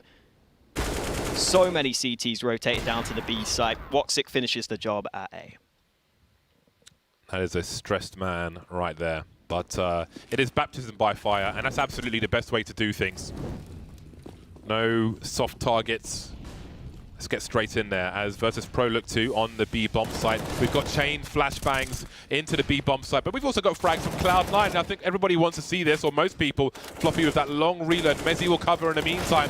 Some some nice teamwork there. They'll all survive. They'll build that little padding in the coffers so they can buy again if they are to lose a round. That is exactly the kind of round Cloud9 needed. Got to give a shout out to Mezzy as well. He's just taken the top spot on the scoreboard, even ahead of Jame. He's been putting up some decent numbers in terms of kills. It's not always led to round wins for Cloud9, I will say that. And he was often the last man in on the T side, kind of cleaning up the mess. But at the same time, for a rookie playing his first big tournament, he's doing a good job in this game. And now Virtus.Pro are going to up the pace towards this B site. A couple of early flashes being deployed. This is a gun round for them, but they're faking the early B play. Now they're going to move into B short. A lot of nades baited out from Cloud9 as well. They used a lot of counter smokes there, and VP still have a fair amount of utility if they want to pop this site. In they go. A second attempt. Mezzy through the smoke, though. Landed an important headshot. Buster needs a multi-frag. He's got Kika to help, however. Swinging around the site now. They are decimating Cloud9 on this B bomb site. Mezzy needs help, and he needs it fast. He's alone. He's in the water. Woxic will try and distract in the meantime. That's beautiful from Mezzy, but he still needs more. 2-on-3. Still in the water. Looking for the burst. Low on the bullets. Woxic with a flick. 1 versus 2. Is he going to the high ground, or is he leaving? Cloud9 still have money in the hole thanks to that previous round. Does he commit the AWP? He's being given nothing. Virtus.Pro playing for the beeps. If he jumps over, I don't think he's saving his AWP. He has a kit, trying to bait them out, looking all over the place, and there's Buster to put him out of his misery. Match point for Virtus.Pro. So unexpected for Buster to just run into the open from Monster in that post plant. He could have just played the time, and you see Woxic is fully not ready for that. He's no way in hell going to expect that angle.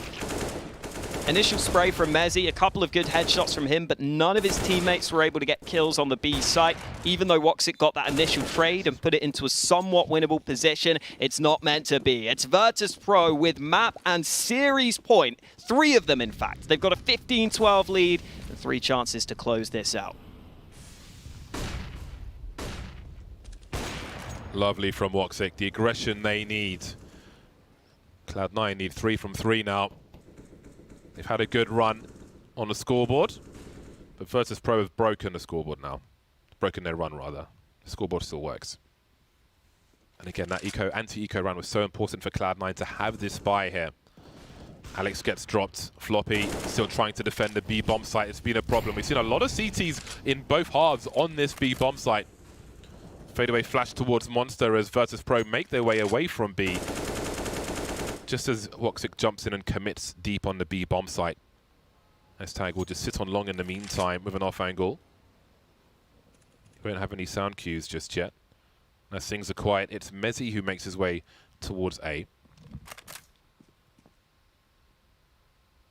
VP trying to identify what play they should make. Kiko going super wide in case there was a flank earlier on, and Mezzy's been spotted on the site. And I'm not sure if S-Tag can help him, but maybe post-plant he can.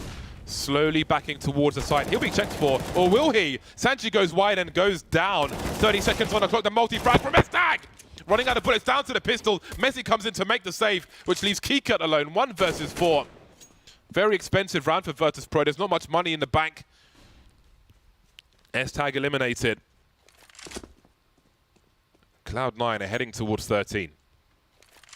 That's the kind of situation where maybe if VP knew 100% that S-Tag's always been playing that A site, maybe they actually realized that he's still there. But they are just completely clueless. They didn't realize S-Tag was still on long. They didn't realize perhaps that S-Tag has been playing that A site in almost all of these rounds. And even though it didn't look pretty from S-Tag, the spray was successful. That's the main thing. It was effective on this first kill, and then winning the second fight alongside Mezzy getting into the action. Well-timed peek from him to get the kill in the back. Good teamwork between those 2 players. And this is really heating up now. Virtus.Pro only with 1 AK for this round. And if they lose this one, then we're going the distance.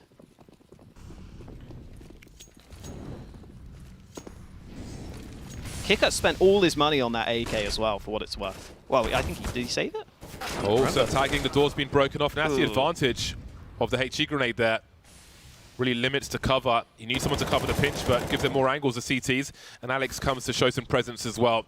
Refusing to be bullied by Virtus.Pro. They will return the favor in kind. This is a great way to move into potential overtime. One more round in regulation after this. Looking very likely with that Glock of Sanji. And boy, did they come for him. Well, then the test continues for Cloud9. They've got to go high up. There are more hurdles to jump over before they can make it to the third map of Dust 2, including a potential overtime. But I think they're all warm now, especially Mezzi, 28 for 18. Hashtag Beef Wellington, hashtag Chessington, World of Adventures. So Kicker was the man who saved the AK previously and didn't have money, but Sanji drops that AK over to him, takes a Tech 9 for himself. They get 4 rifles out for Virtus.Pro in a round they will be wanting to win to close out this series. Cloud9 have fought hard to come back, but they still need one more round to take us to overtime. And they're getting aggressive on B early. S-Attack here to help from Connector. Virtus.Pro losing some map control early. Alex is able to get this early information. Now the question is, do VP have this awareness? They heard that smoking Connector, and they're actually going to commit towards the B site. Oh my days. That was scary to watch, but they'll poke and prod, but not commit just yet. Buster still has the wide ground at the playground. Here's that awkward angle from Alex, but he's missed a shot, went too wide of the crosshair, and now shot B has been taken. S-Tag has an angle though. He'll fall away from it for the time being because he has no cover upstairs. He's got to be real careful. Buster still trying to find out what is happening. What is the climate for Cloud9? Mezzi creeping. Risks are being taken. S-Tag with a 2-man spray down. Mezzi sees the barrel of the gun, and here we go. Surely it's overtime. 2 versus 4. S-Tag's alive with 5 HP. Kika and Buster doing what they can. They don't have the bomb right now. 35 seconds. Is there enough time to do this? Buster's been lurking the entire time. S-Tag still in Connector. There could be a run here from Virtus.Pro, but this is going to be a very important fight. S-Tag looking the wrong way, but backing off. Spotted by Buster! Just about 2-on-2. 20 seconds left. Bomb just about to be recovered, but they have to go B. I don't think they can go back A. And both CTs were here, but they're actually rotating away. Oh no, where's the Mezzi bomb? taking the first fight. Kill is found. 9 seconds. They're going to get that bomb down just in time. And Woxic has to clutch with the AWP. He's sitting back at Heaven right now. Goes into the underpass position. Oh, Deagle in hand. He spots the first player spamming the site, trying to see if he can desperately get an early frag. He knows that one of them's low. That's why he's deciding to go with the Deagle here, but he's continuing to clear the angles, and it's not going to happen. Buster closes it out, and Virtus.Pro take it 2-0. I can't believe that clutch from Virtus.Pro. Definitely the better team on the day, just too strong. And today, overtime was not meant to be for Cloud9. So close, but to lose it like that has got to be frustrating. That's their first game of this new roster. Their absolutely first professional game. First map was a wipeout for Virtus.Pro. Second one didn't go their way, but there's plenty more yet to come from Cloud9 and from Virtus.Pro. Thoughts to the desk after the break.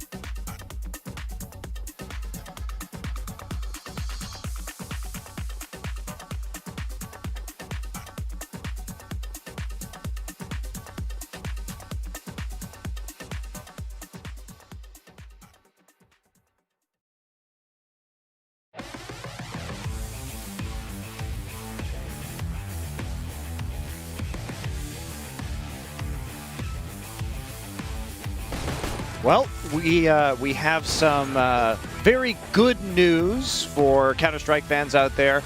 Turns out Henry G is now rejoining our broadcast crew. He'll be here for the rest of Flashpoint on the desk, of course, after that performance by Cloud9. What were your guys' thoughts on that game? I gotta give it to Virtus.Pro there. I think they played very well. For a map that they have had some problems on, Overpass, I think they really put it together at the end there. Some excellent clutching from their side as well. I was so impressed with James. It felt like every time James was in a clutch, actually, in the green room, I was just saying, he's winning this. This is his. He's got this one. So really tight stuff there. I like the game plan a little bit more, though, for C9 on Overpass, which was to be expected given that it was their map pick. Yeah, certainly on the first half in particular, the amount of really close afterplants was completely insane. So many rounds going down to 1v2s, 1v3s, even 2v2s. And in those scenarios, it felt like most of the time actually VP were the team coming out on top, which I wouldn't necessarily have expected, to be honest. But I don't know. I don't think VP are particularly strong Overpass team. I was really expecting Cloud9 to come out strong there, and it just didn't happen, did it? I mean, they nearly pushed it to OT after a pretty weak start on that map. So it wasn't all disastrous, right, for Cloud9 fans. I mean, it was on the first map. But the second map, at least, there was some life. But you do have to be disappointed if you're coming in saying, hey, this is VP's very weakest map. It's a punish pick from Cloud9. Theoretically, Alex should be top tier at IGLing on this map, and the result is that disappointing. Yeah, I think the clutch factor is just such a big problem because when you're a new team, that is always one of the hardest things. Coordinating what you need to do in a clutch. Who's going to be taking point, who's getting first contact, how to make those comms clear and concise. And Cloud9, they came up behind, but they gave a good effort, and a lot of those rounds, they were very close. Well, let's hear from Virtus.Pro. Freya is with Yakinder right now. He was absolutely on fire this match, 2-0 to him. Let's hear what he has to say. It was absolutely indeed incredible stuff here from Yakinder. Thank you so much for taking the time to have a chat with me once again. Hello. Before we go into the specifics of that game, I know we were talking before we went live here at Flashpoint. So you were saying you were kind of unsure of what to expect from Cloud9. So can you talk me through exactly what you found from them as a team? Well, I mean, we knew that Inferno is a map that you need to actually practice a lot to be good on it because the rotations, the strats, everything is really hard on that map, the hardest map in the pool, I believe.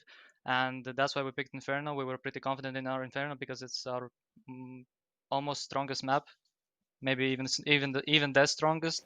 And I mean, Inferno went as it should, but Overpass, we have some problems lately on Overpass, so it was kind of tough to play against Cloud9 there. They were playing a really good game in Overpass. I believe they practiced Overpass, but on Inferno, I don't think they had much time to practice there. Yeah, let's talk about Overpass for a little bit. As you said there, it's not a map that you guys are normally playing as much as some of the other maps in the pool. So what kind of differences did you see from Cloud9 there coming into it? You said they felt like they were a little bit more comfortable there. Well, I mean, they mostly actually started playing like aggressive, especially on the balloons area. Voxic finding those entry kills on CT side on Buster, that felt a bit.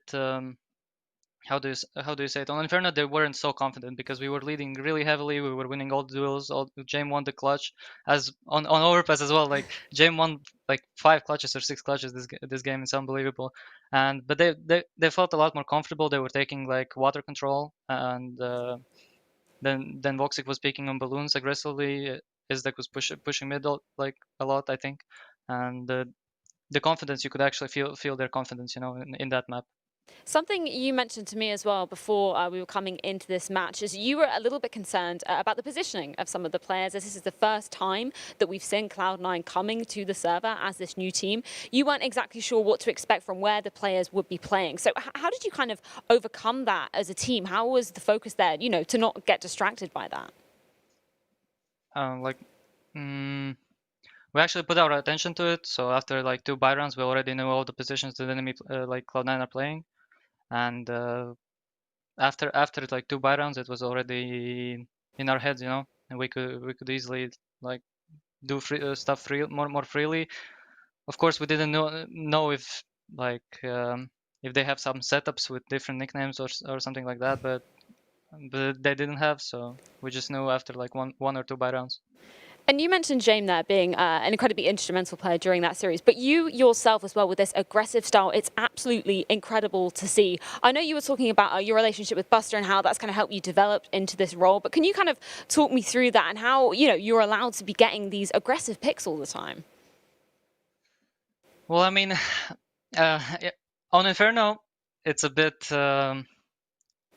You need to do aggressive picks on Inferno because that's the map where you can't get terrorists all the control. Like they can't have mid and banana because otherwise CTs are gonna just get wrapped and lose. So either they stack something, but a good team will read the stack and will play on the other side. That's why you need to be aggressive on at least one side of the map, right? So I was playing my own game that I have I was playing my own game on banana that I have, and it was just a normal game. That's how I play usually. On Overpass, CT side was pretty harder because I got killed like 2 or 3 times at least when as first. So it didn't show up on my confidence. I just okay, sorry guys. I mean, it's okay. 10-5 half. Nice James, good clutch. Nice James, good clutch. No, James, nice, good clutch. like that. Can you walk me through what happened in that final round as well? Because obviously we saw Cloud9, starting to make that comeback. It looked like it was almost going to go to overtime. So what were the comms like for your squad in that final moment? Like actually, I knew that there was underpass player. He didn't show up, but I knew it's their setup, like where Ezdak is in underpass. And I was watching underpass. I didn't say it actually to my team, which is a mistake because I thought that he's in underpass. And Sanji walked into my crosshair, and Ezdak got 2 kills, like in a line, And I was thinking, wow, so unlucky, man. But like, I still believed in my teammates. And Kicker got a refrag on Monster, and then I knew that Buster's position is not known, and it's a really high percentage chance to win the round after that, especially after they got the Ezita kill. Then luckily they had a smoke and a Molotov to clear some of the positions, and they traded well. But what I want to say, there was one round where our team speak crashed, where James was in clutch versus I'm not sure. James was with Sanji on B side as terrorists, and it was an important round for economy, and our team speak crashed, and Sanji and James couldn't hear each other, and man, that was pretty heavy, mentally to accept that, but whatever. It's just a part of the game, so we just focused on playing. Exactly. After. That's what we always like to hear, Yekenda. Now, just very quickly, of course, you've managed to get the first win in your group. I want to get your thoughts on the other 2 teams, obviously OG and Gen.G. I know you said OG, you find them quite a difficult team to play against just because of that style, but what about Gen.G? What are your thoughts on them? I don't think Gen.G will win OG, though. Like, I mean, I'm 98% sure that OG is going to win Gen.G, and we're going to play OG for the... Is it first place of the group who wins that match? Yes, yeah. Okay, so we're going to play against OG probably, and like Gen.G, they have 2 stand-ins. It's really hard to play with 2 stand-ins, especially at this level of the tournament, and especially against a tier 1 team like OG, because they just know their game, and they're not going to let Gen.G play aggressive, and that's going to be it. Well, Yekenda, thank you so much for taking the time to chat with me once again. Congratulations on that win. We're going to head it back over to the desk where they can continue to break that one down. Thank you, Freya and Yekender. Very exciting match from Virtus.Pro. They continue their map win streak here at Flashpoint. Didn't drop a map in the Pinnacle Cup qualifiers. Did not drop a map in their first match of the tournament versus Cloud9. As you heard, he anticipates, as do we all, that they will be playing OG this weekend in that winner's match. What were the best parts of Virtus.Pro's game plan for you coming into this one? So today, I really feel like VP were like a wrecking ball. That's how I would describe it. I do think in some areas they don't quite have all the team play down. They still make some mistakes. But the thing is, if you can't hang with the individuals, if you can't handle, particularly on T side, the amount of pressure they put out, if you can't, hang with that level, then you just might go out the game even before you get the chance to exploit any weaknesses they might have. So for VP, looking so impressive there, I really think they could take it to OG and they could win this group at this point. Yeah, for me, I got to agree with Alan that the individuals for VP were at such a high level today. Whether it was the clutches from James or the picks that Yakinder was finding with the rifle, it always felt like they were in the right places at the right time. And sometimes that's what you need in order to beat a team like Cloud9, where there are a lot of unknown factors. You can't really anti-strat them because you don't know exactly what they're going to be going into this game with. So you do need to rely on that skill. And VP had it in spades today. It was a close game, but at the same time, VP... right now, they're just hitting a sweet spot right now, and maybe it's a little bit early for them to be peaking like this, for James to be going off, to have that many clutches so early on. James was gross in this series. Yeah, but if he can continue that form, VP should be one of the favorites in the rest of this tournament for sure. How do they compare to you guys in terms of some of the other teams that we would consider favorites here? Do you think that it's possible for them to take down teams like Fnatic or Big? Yes, I think so. I think there's absolutely a world in which they are able to win the whole tournament, in fact, because the way that they play the CT side, as we saw on that Inferno game especially, they made Cloud9 so uncomfortable all the time. Anytime Cloud9 was breaching into a bomb site, if one angle wasn't smoked, if one angle wasn't Molotov, you know that a VP player is there, and he's going to timing you the second you're not looking at it. So it is just so infuriating, I can imagine, to play that VP squad. Yeah, I certainly agree with Maui here, and in terms of, in particular, a matchup with Fnatic, I think after seeing that series, that could be a fairly decent matchup for VP, because VP was so proactive in that game, and particularly that was probably the main problem with Cloud9 on both maps. They weren't proactive enough, but VP, they were everywhere. Individual aggression, T-side, just getting the numbers out really fast instead of doing the slow defaults, compared with Fnatic, who are just going to potentially just play slow defaults almost all the time. So in that matchup, you know, I'd really enjoy watching that game. It could be a really great one. Well, let's take a look at a tweet we've got here from that past game featuring our talent, including Maui, on the pole. Bardolph there, grinding against you. That is very sexy. You have a lot of admiring female fans, and also Henry G dropping the singles on you from the audience there. Damn, some baddies in the crowd, it looks like. No, wait, that's the UK chicks, I guess. All right. Oh, man. Jeez. All right. Well, yeah, at least Henry's there to enjoy it all. And me and James are putting on a great show right there. What's that? Yeah, we're looking good. James. Oh, man. Wow, he's not here anymore, actually. Never mind. I looked over, and he's gone already. He's gone. He's absconded. But let's take a look at our next round, do some actual analysis with you guys, as amusing as that tweet from Atantalas was. All right, so coming in, let's take a deeper look at round 10 to start things off. You guys were very interested in how this one played out, so tell me why this is so significant in the scope of this game on Overpass. I think this round is really cool because it shows just the relentless pressure that VP puts on you. They had two boosts at short at two different times, and then James able to come in with the op. This actually becomes a really close round, but James comes in the clutch, and it just kind of highlights at the beginning of the round, the pressure, and at the end of the round, the clutching ability. It just shows that VP is the whole package. Yeah, certainly with this round, from Cloud9's perspective, it was constant pressure. The whole time there were things going on, reboosting short, the late round as well with James, which is completely ridiculous. Coming into this pistol round, this 1v3 was completely insane.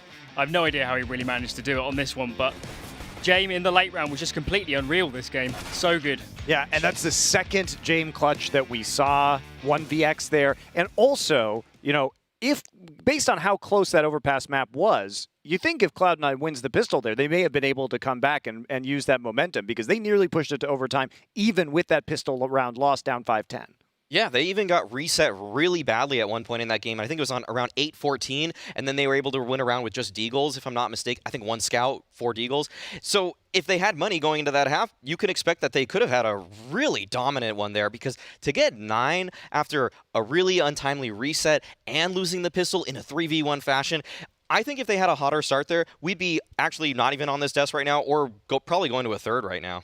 Yeah, I think that Overpass for Cloud9 is actually going to be a really tough loss to take, because the amount of late round situations, the amount of clutches, as you say, the reset after the pistol, later in the half even, it's just, you know, that's a really tough pill to swallow when, you know, just one change, you take it to overtime, and then from there they could have won it. They certainly in the later stages of the second half, they were really taking it to VP. So I'm not sure how they go on from this. I think, for me, coming into the series, I didn't expect Cloud9 to play out that particularly on the T side. From watching Vitality with Alex, I expect them to be much more decisive mid-round. I expect them to be running much more set rounds and pop plays and 4-1s. And it just felt like in both of these games on the T side, they're playing so default, so slow, just getting picked apart by Virtus.Pro. Their endless aggression, the individuals going in. So I really hope when we see Cloud9 again in this tournament that we can see more facets to the T side. I don't want to just see defaults. I want to see them being more proactive and getting in the face of the other team. All right. So, for every dark Cloud9 game, there is going to be a silver lining, right? So for Cloud9 fans, you probably are pretty disappointed in what you saw today. I think we all are. Literally everyone said that, hey, Cloud9 is going to win this game. Not one person picked Virtus.Pro, which is pretty ridiculous. But if you had to take one silver lining takeaway for Cloud9 fans, what did you get excited about from seeing from this new roster? I think when a player needed to step up at the end of that game, they did. Esatag had a huge round at that half. Woxic had a couple clutches himself. They were shining in certain positions, and Mezzi actually looked really good on Overpass. 29-17 on Overpass. That's crazy, because he had a pretty poor performance on Inferno. Floppy as well. They both kind of couldn't get into their groove there, and they are the younger players on the team, so you really wanted to see at least one of them pop off on the second map, and Mezzi, he delivered, so you can get excited about this guy. You can see that when they're in their comfort zone on a map like Overpass, there is some potential there. They have some strengths, and that these players, when their backs are against the wall, when they know the series is on the line, they will step up in ways, and you could see that they were broadening out their plays as that half kind of tapered off. When it started coming to the end, they started getting more aggressive. They started getting more comfortable, flashing for each other constantly, just making sure that they took the matters into their own hands, and they were proactive by the end of it all. Yeah, certainly on CT Overpass, I thought that Woxic looked a lot better than what we saw in CT Inferno, where I think in that game he was playing a bit too passive, a bit too static, particularly around kind of the mid area. He wasn't going for the aggressive picks towards mid. He wasn't moving around so much in brackets, but certainly on CT Overpass, he was going for the aggressive picks towards Party. He was getting around Con. He was doing all of these sort of things. So that would be the bright spot I take away from this game, that Woxic, certainly towards the latter stages of Overpass, really looked like he was coming into form. He was moving around a lot, making some good mid-round decisions. So hopefully, moving forwards, Woxic can stay at that sort of form more consistently throughout the series. And by the way, guys, even if Cloud9 somehow gets third place in this very competitive group, they still will have that last chance qualifier in order to make the playoffs. So they just have to be good enough to make it to the playoffs. They're going to get an extra week to practice after that. And so this team might take a few matches to gel, a little bit more time in order to hit their stride. So don't read too much and panic over one best-of-3 match. Now, we're going to take a little bit of a look forward into our next match between Gen.G and OG here, because Freya is now with Elma Putty, the coach for Gen.G. Thank you very much, Monty. I am indeed. Thank you so much for taking the time to chat with me, Elma Putty. First of all, I just wanted to ask about the team's boot camp situation. Of course, we can see from your camera you are in a boot camp with the team. So are the two stand-ins and existing Krias also with you here? Yeah, all 5 of us are here. I was coming from NA, got here one day before the other 2 flew in from Sweden. So it's been good to have everyone here and hopefully get things going as fast as possible. Interesting. So how many days practice have you had with the whole team now in that boot camp? 5, I think. How's it been going? What have you been focusing on? I mean, we've been going through all the maps, trying to get our map pool as strong as possible going into this. Obviously, OG have a pretty deep map pool, so we couldn't leave anything out. So just trying to get everything up to speed. And 5 days to get through all the maps was as much as I would have liked, but we've done what we can, and I think we have some good things to show, particularly coming out fresh, because they're not going to have any read on us. They don't have nothing to watch, so I'm sure we can give them a bit of a run for their money. A good point indeed. I did want to touch upon Kusta. As far as we know right now, he is taking on that in-game leader role. Is that still happening now, and how is that kind of integrating into the team? Yeah, he's still all in on that. That's all he's doing right now. Exists here. He obviously has some great ideas to add with his experience, but as of right now, Kusta's just going in all in it, and he's learning every day. He's very good at self-reflecting on what was good call, what was maybe needed improving. So I've been really happy with his improvement, and I think he has a really bright future going forward. And obviously, as the coach of the squad, how have you been kind of helping him get used to that role? What have you been particularly working on together with him? I think a big thing is that reflecting with him. Obviously, we talk about beforehand what kind of rounds we want to run, how we want to maybe try and manipulate the CTs, how we want to try and move them around the map, some of the utility we're going to throw, and then particularly, as I said before, like reflecting with him, going through, watching our scrims back, and just talking about like, oh, maybe this call could have been a little bit better. This was really good, really like reassuring him when the rounds were good, and he called a really good round. And yeah, as I said, if something maybe could have been a little bit better, talk about that, and he's really quick at bringing that on board. And of course, Exist and Kriaz are coming into the team as stand-ins currently. So how have they been fitting in? Of course, you mentioned there with Exist, obviously a former in-game leader in his own right. So what have they been bringing to the team, and how are their roles kind of fitting in? They've been fitting in pretty well. Krez is really flexible, which is one thing we loved when we talked to him. He said, I'm pretty much down to play anything. I can play an anchor on a side. I can rotate depending on what you need. So he's been fitting in really well, and Exist is obviously a very smart player, so he's been able to fill in the roles we've needed him to play, and I think it's gone pretty well for the little practice we have. Of course, it is going to be a tall task ahead of you guys, as OG are going to be the first standing in your way here at Flashpoint 2. So what are you kind of thinking of them as a team? Because we've seen them, you know, coming on the up and up so far this year. They've been looking pretty consistent recently. So what are your key focuses for this one? I think we've just got to try and make them uncomfortable. I think they've been playing pretty well, but I don't think they're the team in the tournament that is unbeatable right now. I think Big's probably the favorites going forward. So I think there's some few cracks in OG that we can try and exploit. Well, we'll see if you can exploit those indeed. We're going to be heading to a break, but after this, it's going to be OG versus Gen.G coming up. Up next, Gen.G take on another G in what G? OG takes on Gen.G. G. Yeah. Feel that cringe through the camera.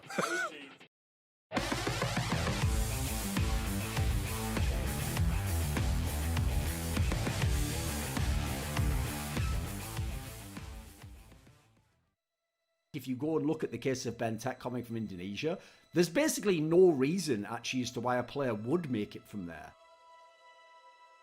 The fact that he basically even got to become someone that Westerners would know and want to recruit, I think it's one of the most unlikely stories probably in Counter-Strike history.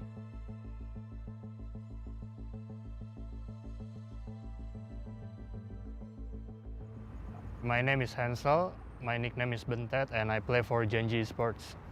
I'm from Jakarta, Indonesia. When you play CSGO at Indonesia, there's not much team. Yeah. First of all, he comes from a region that has absolutely no tenure, no legacy in Counter-Strike the franchise, even the old versions. There was never any team from Indonesia that accomplished anything. There was never any player that accomplished anything. And yet his route to getting the success that he's had was basically like doing it the hard way. I started joining Indonesian team, which is pretty small back then, but it's something. Yeah, I would say I was a competitive person. I like to not give up. If I see someone is better than me, I need to practice more to become better than him. Oh, 1 HP. No way, Bentet. How are you alive? He's now going to look for this frag. He's got this ace locked down. I don't think Bash has it. He doesn't. Bentet pulls it in with an ace. So for Bentet to be actually originally found, he played on a team called Team NXL, which at the first Asia Minor went 0-3 immediately. They lost every map that they played. Yet, despite that, Bentet had the highest rating in the entire tournament, so he was absolutely going to turn some heads, and Tyloo acquired him within a year after that. Tyloo is one of the best team in Asia to play CSGO, and Tyloo asked me at a very good moment. I'm not scared, I think. I just take the risk, take the challenge. Without thinking any longer, I said yes, and then I joined Tyloo.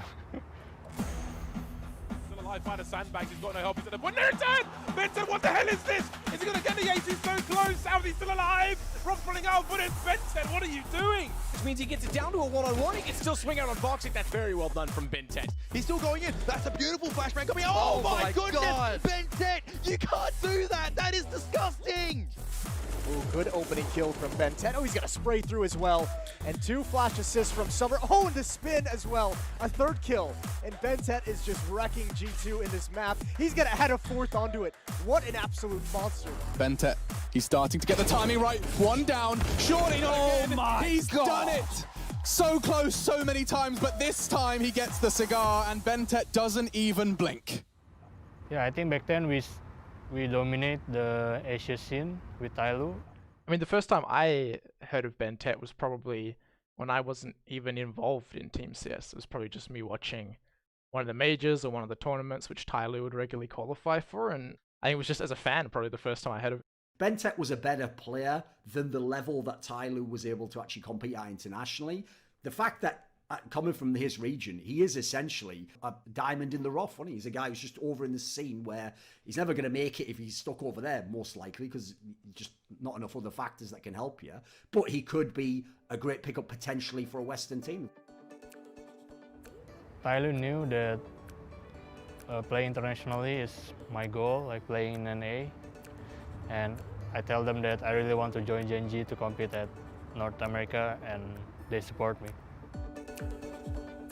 Now I'm at North America with Gen.G, which is I'm very grateful for this opportunity because I really want to compete at North America to play CSGO player.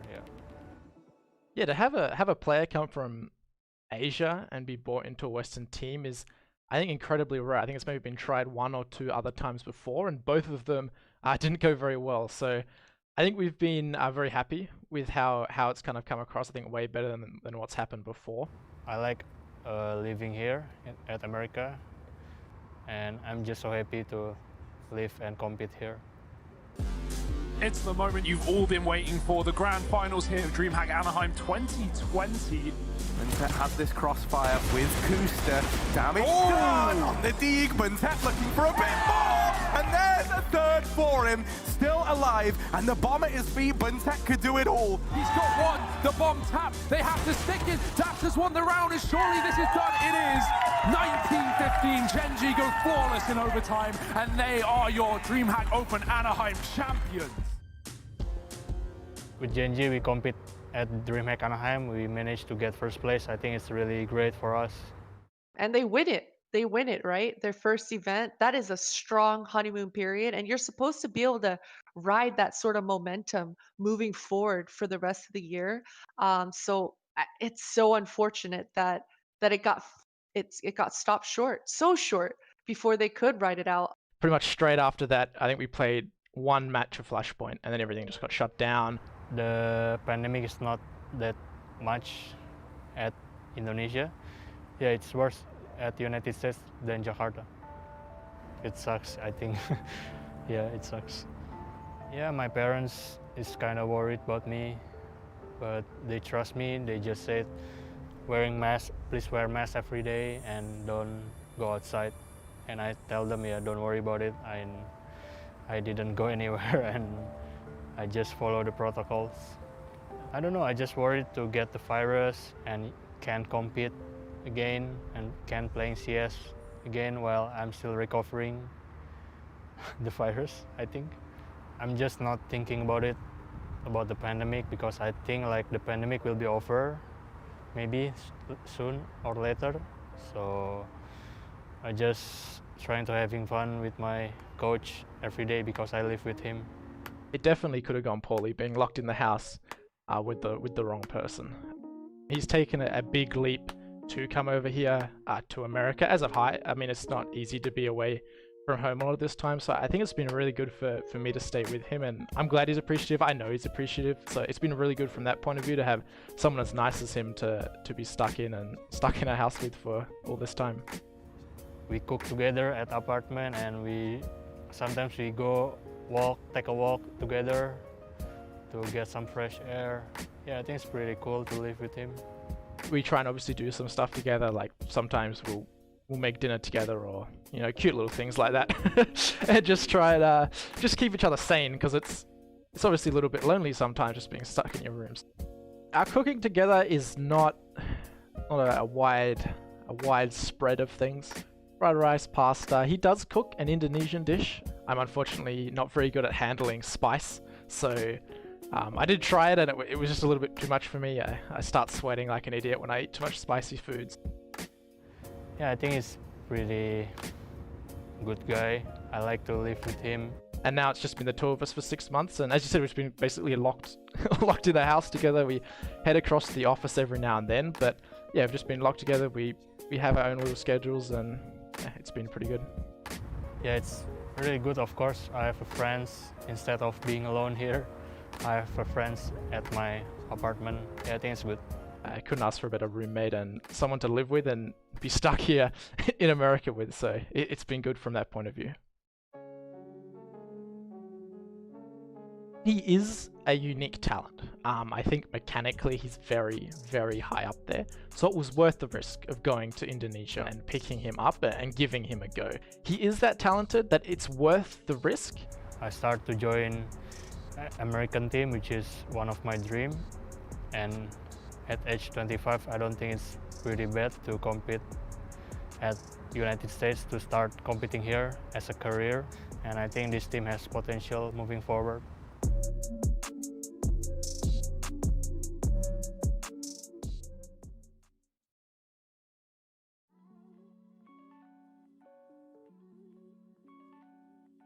Welcome back, everybody, to another Flashpoint team interview where I have the wonderful MBK from OG on the line. First of all, obviously this is the first time that OG will be competing here at Flashpoint, so how are you and the guys looking forward to it? I mean, when we came in, we expected it to be a LAN event, so that's why we were really excited to be able to do that. But obviously, with the evolution of everything, it changed. I mean, the season one was fairly successful for a first draft of what the future looks like for Flashpoint. And yeah, I mean, the teams are at our level, in a sense that we feel pretty confident going against the whole field. And so we come in as favorites as well, which is something that is different from the other tournaments. So yeah, that should be a difference maker for us, and looking forward to see how it goes. Yeah, I'm looking forward to seeing you guys competing here as well. And I just wanted to start off by talking about the team's kind of overall growth over the past year. Of course, it's been almost a year since the OG roster was announced. You guys have managed to make it to your first ever grand final back in New York. You've been looking, pretty consistent recently as well. So can you kind of talk me through how you guys have kind of grown and developed as a team over the past year? I think the most important thing for us was that we grew constantly ever since we created the team. There was not really a time where we became really worse, and then it was like our form was like in waves. It was really just straightforward, growing more and more. And I think it comes a lot down to a lot of communication within the team, and when there is something wrong that is happening, talking our way out of it. And I think that's one of our strengths that we have, is that we can figure things out on how to adapt, and that's also one of the, if not the main quality of Alexei as a leader, to be able to adapt to all of that. And it's also that type of new gen of in-game leaders that are much more adaptive and working with the team in different ways to try to adapt to everyone. And so yeah, it was just constantly adapting on what roles of the players, who wants to have input, who doesn't want to have input, and all that kind of stuff, and making it comfortable for everyone as much as possible. And so I think it's been the trend for us, and the skill we have smart players, we have all of that, and it's just a matter of making everything work together, really. Yeah, I want to touch on a couple of things from that. First of all, how you were saying, Alexei's adaptations as an in-game leader, which we have definitely saw when we were at the most recent Blast event, listening to some of your comms. It was very impressive how he was kind of micromanaging the team during those particular rounds. Even when something, went slightly wrong, he would adapt very, very quickly to that. So how has that been for the team? Has that sort of been a constant development just from him personally? Have you guys been able to have input on that as well? I think it really depends, because at the beginning of the team, when we created and we thought about how things were going, it would seem more that it was Alexei and me that were going to take the things into hands in order to move forward. But very quickly, a lot of players, when it comes down to like official games and crunch moments, you have players like Isa and Valde that become very vocal and very, very active, sometimes too much, which is sometimes that was something that was problematic in some of our games, where Alexei doesn't have the time to speak and to develop his ideas, and like he was being cut by one or another thing. And so that's like one example of things that were happening. And so it's just a matter of making it work and finding the right balance into all of that, really, because we knew that we were going to come in with people that have different voices and like that would voice their opinions, but ultimately it didn't come from the persons we expected it to be. And so it changed completely the dynamic of the team. So we had to adapt to a lot of things. Like, for example, at this point, I'm barely talking if anything, in the game, even in preparation and all of that, because it would add one more voice to what's already happening, and therefore it would just make the team explode, because we would not be going in the same direction. And what I'm always proning is for the 5 of us to always go into the same direction, so that it's always better to go as 5 into a wall and try to break the wall together than just being in different directions and not doing anything. So if I were to add like my voice on top of it, then it would just, I think nothing will work out at all. And so yeah, this whole constant work on that balance is the most important thing for the team, and it's something that we're working on a day-to-day basis, really. Interesting. How has that balance kind of been found? Now, obviously, you said that you don't have too much of an input, but how much input do the other players have, as opposed to Alexi as well? I mean, I think it's something that you can also see in game. You have like players have a bit more freedom and like can do a bit more things, and it's been found by just losing, and then figuring out what to be done better, what place the players should have in like one or another situation. And yeah, I mean, losing has been the biggest factor into us improving in that sense, because you can practice as much as you want, you're never going to have the same situation and same reactions and the same instinct that you have in official games. And obviously what you want to have is to find a solution for the moment when it's important, when the rounds are going to be tight and all of that. And so yeah, it's been an ongoing work, and the more experience we got by playing together, the more we could find the balance of all of that. Sometimes it's working, sometimes it's not working, and it's hard to always judge because a lot of games are different. When individuals are taking too many liberties, then it can lead to the downfall of the team. But if individuals don't take enough liberties, it also leads to the downfall of the team. So it's always like a thing where when you have a very liberal system that we're playing in, with how Alexi is leading, finding that balance is crucial. And it's something that you see in other teams, like Fnatic, for example, to me would be the best example, where for like years and years they've been creating that style, and at some point it became not good because there were too many liberties and the team that's adapted to it, and then you could just destroy them by knowing that mid-round, if they are 4 on 5, they're going to push everywhere, so you just have to wait for them. And so for us, it's kind of the same idea with different problematics. Working on it constantly and losing is the best factor really to get better. And just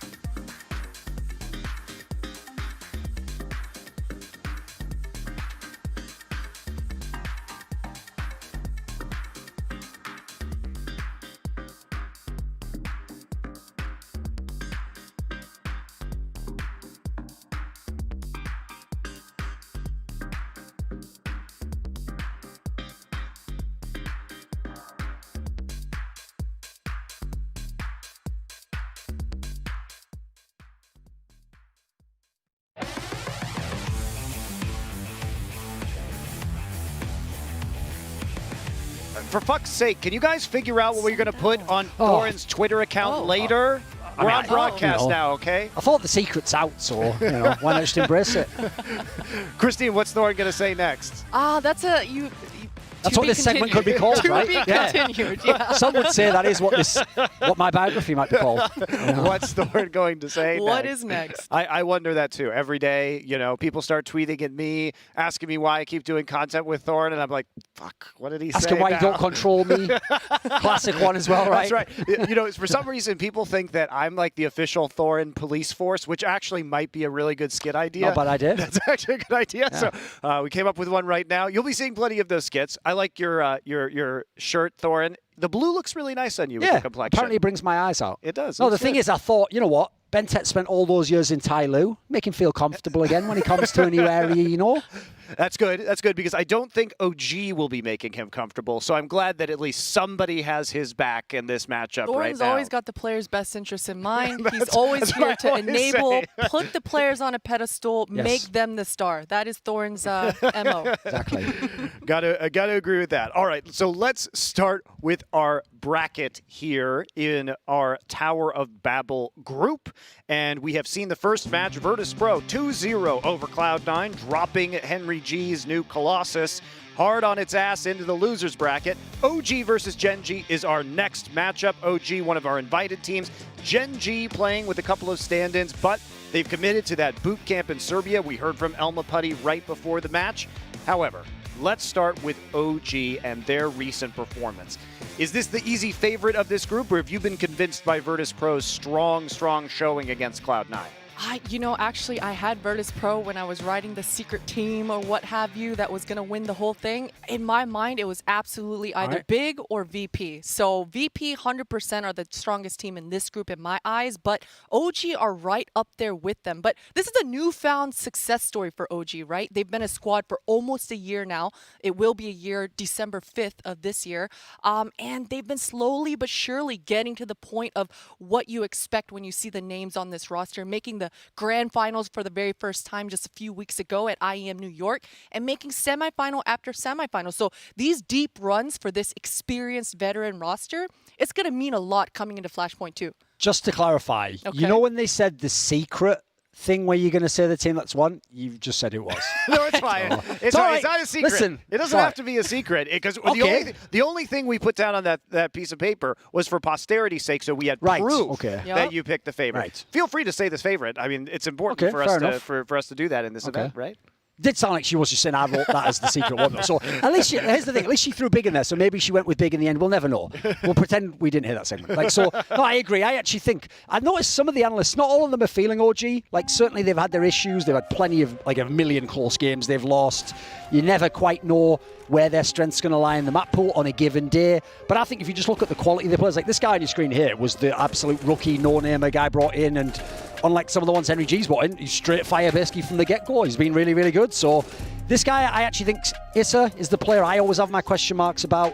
I know he's got skills, but I don't really feel like he's sort of adapted. I think basically the rest of the squad, they have the pieces to be a top 5 team. I mean, I know they're close now in the rankings, but I was saying that from the beginning. If you can get a team with Alexi B, NBK, Valde, and then you just get some fragging power, that's like a pretty well-rounded squad. So they've had their teething problems, certainly, but perfect timing to be good coming into Flashpoint. What's your read on OG, Christine? Is there any player that you are particularly impressed by? I think Thorin's right on the money. It's got to be Issa for me, but the second player is Mantu. I think he's a rising star in this star-studded lineup, and he's got 3 in-game leaders to kind of surround him and kind of set him up for success, right? And that success, we've been seeing it, and not just with the AWP for this guy, it's been with the rifle as well. So he's just kind of juggling both of these weapons and actually getting a lot of ground for himself and his squad. So it's been impressive. So let's talk about IGLs with Alexi B. Is he, for your money, the best IGL that we have in Flashpoint this season?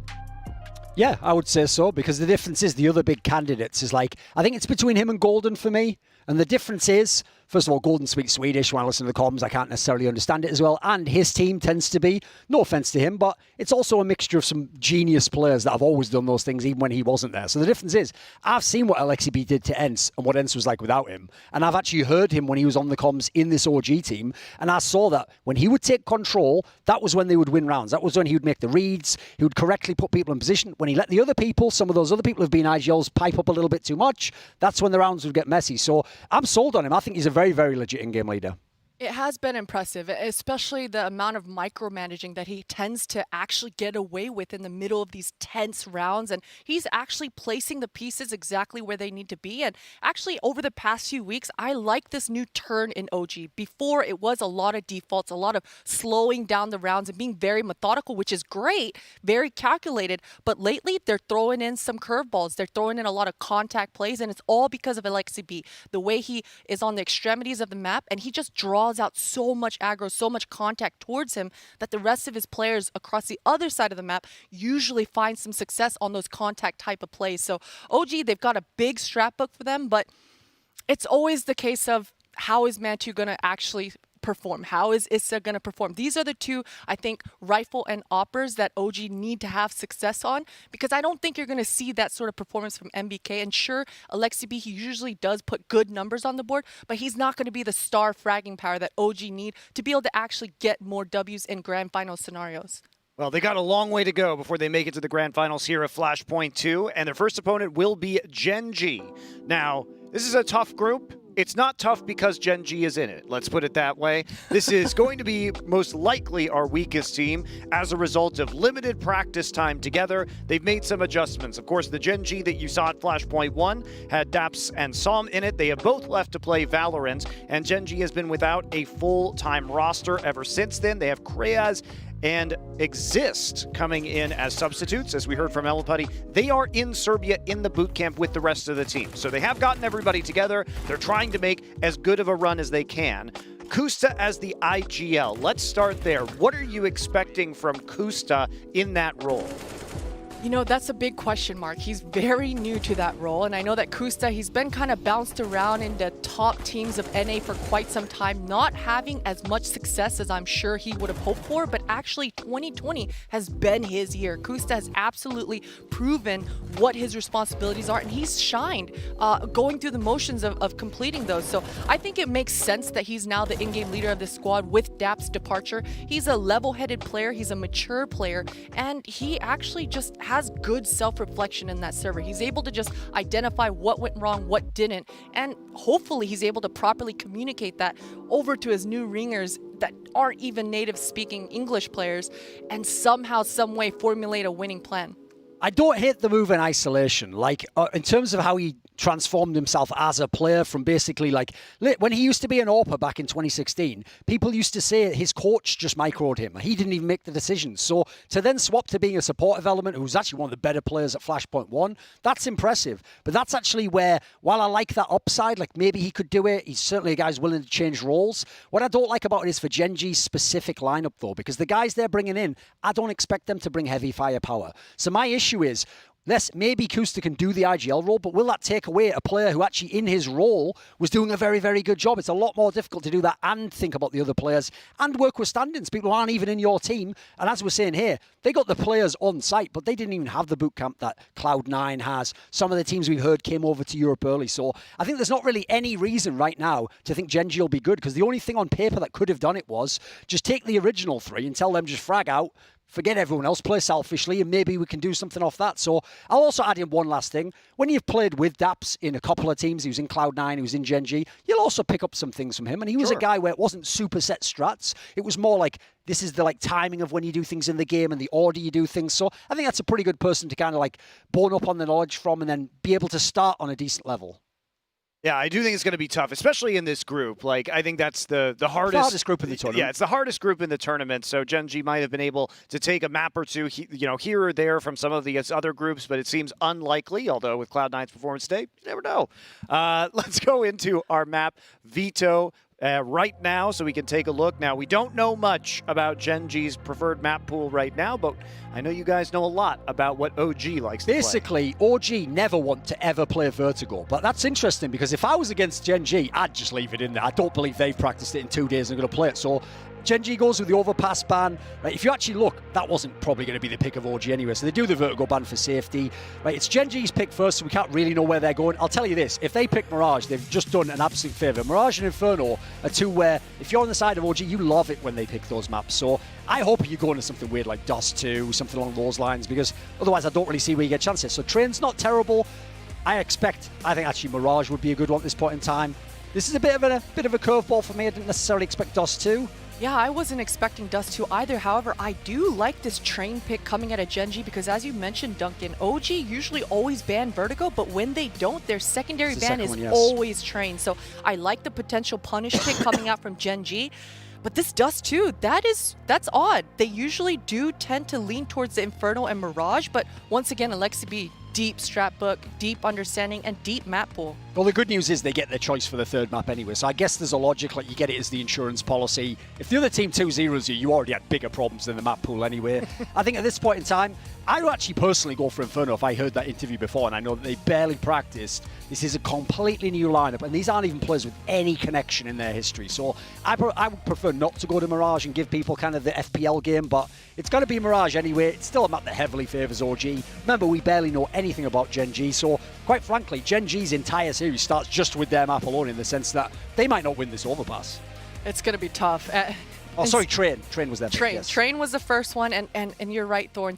Mirage being that third map, that's Alexi B's playground. You know, all those 4-1 contacty type of plays that I mentioned he likes to call, that's all on Mirage. Yes. He's got so many of those different types of looks. So Gen.G, they've got to be ready, and they have to be able to win that initial kind of skirmish that generally happens on a default in the first 30 seconds.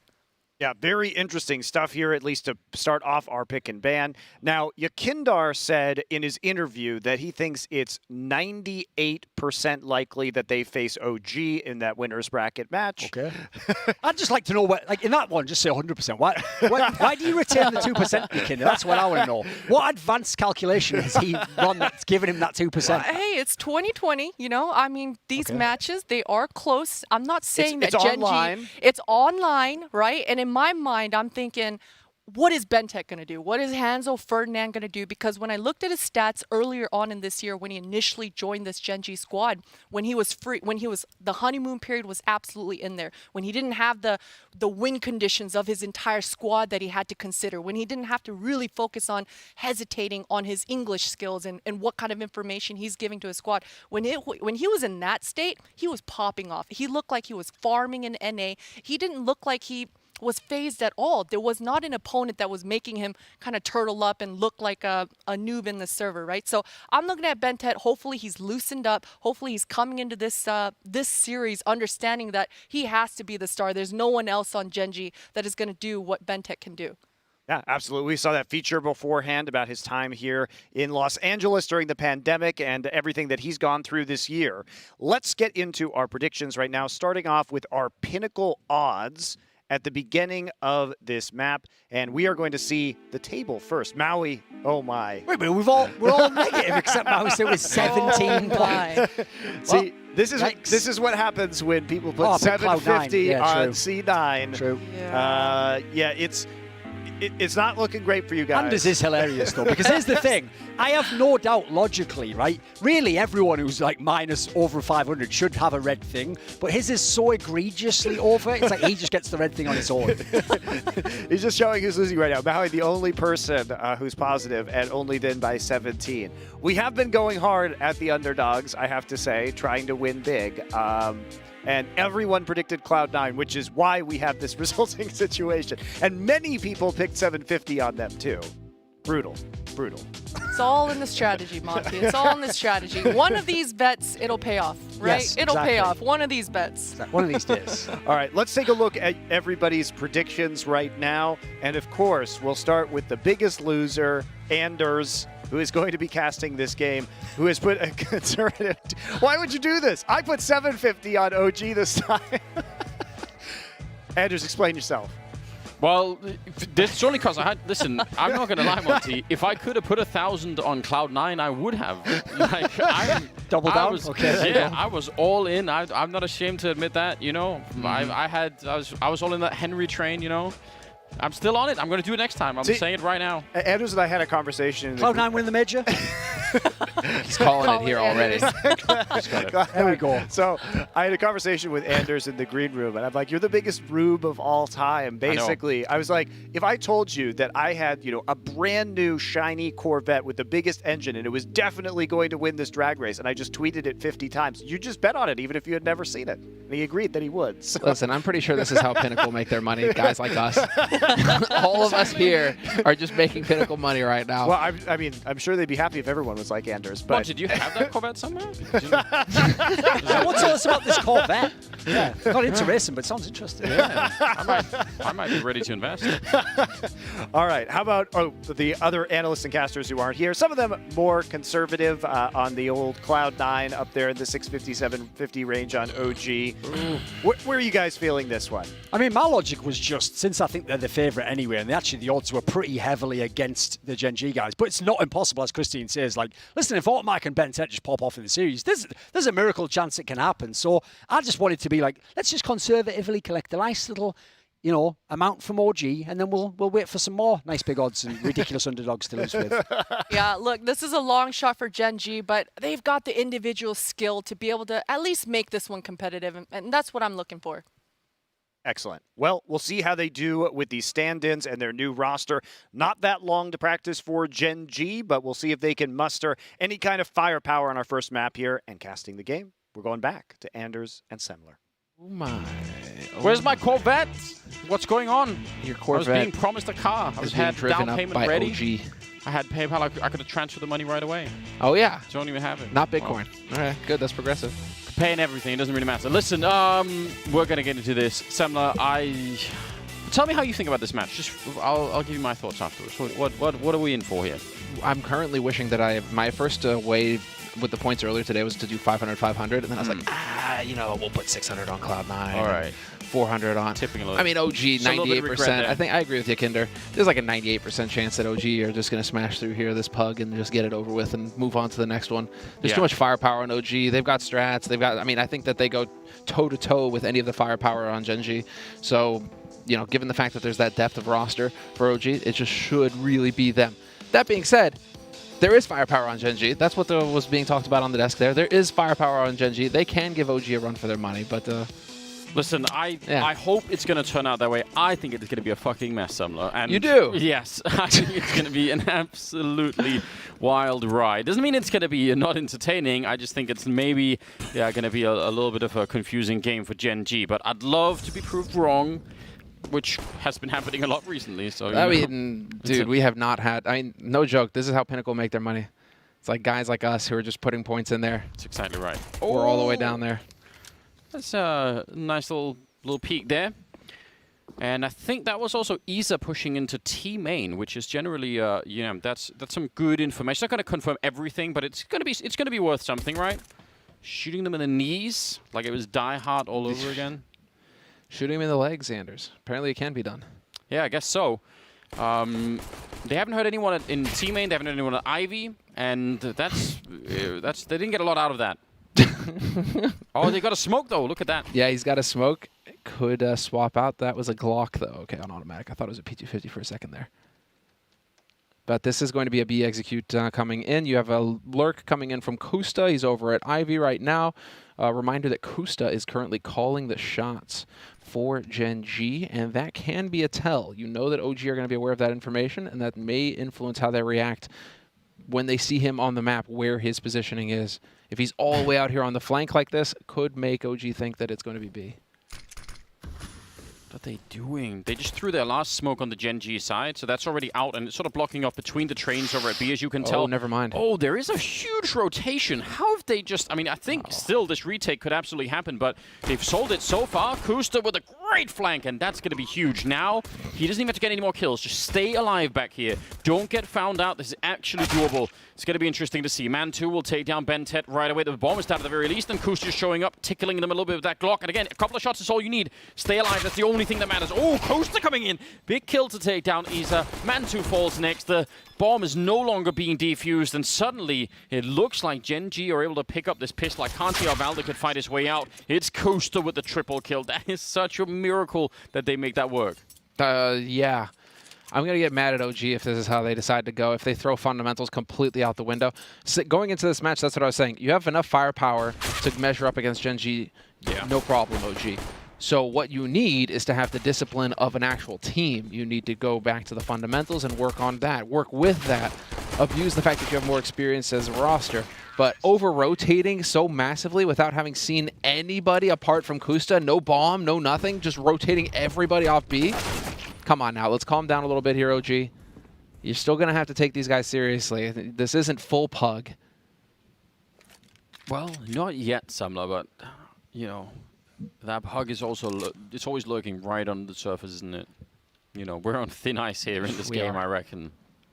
That won't take a lot. Just one false move, and we're going to crash through right into that space. I actually would really like to rewatch that first round because I'm really not sure exactly what it was. That I mean, they had one smoke on B, and then like what was it, just Kusta making noise over at A, and they were like, all right, let's go. he ran out on A, and they were just like, oh sweet. They saw him Ivy, spotted him Ivy, and that was the like they just spotted him and they rotated. I'd almost say that over rotation was so much that I almost feel like they must have practiced against each other and sort of sold them the idea that they like doing. Like it's almost too much for OG just to buy that, you know. I think that OG are just not expecting much from Gen.G. They're probably expecting very straightforward strategies, and so when they see Kusta, they're like, okay, cool, this is going to be an A split. Let's just rotate over and smash him, right? Oh, buddy. Kusta's going to win out versus Alexi B, and there's a shot coming in. Freeze catches Velda looking the wrong way. They've got double HE, so just keep that in mind, guys. If they go for the bomb plant here, let's see if they could line it up. It's not going to be just quite yet. Yeah, Man2's going to put down one of them, and it's on Ben's head. He's got all the health, so that won't make a big difference. But for a second there, I actually thought maybe they could have done something cool where they sort of time it with the bomb plant. That could have been really fun. Doesn't look like that's what really is in store here. They picked up the AK that Automatic threw away out in the yard early on, and I was very seriously questioning what that was about, but it seems like it hasn't really had any impact on this round, so I guess fair play to Gen.G. Good round. Oh, man.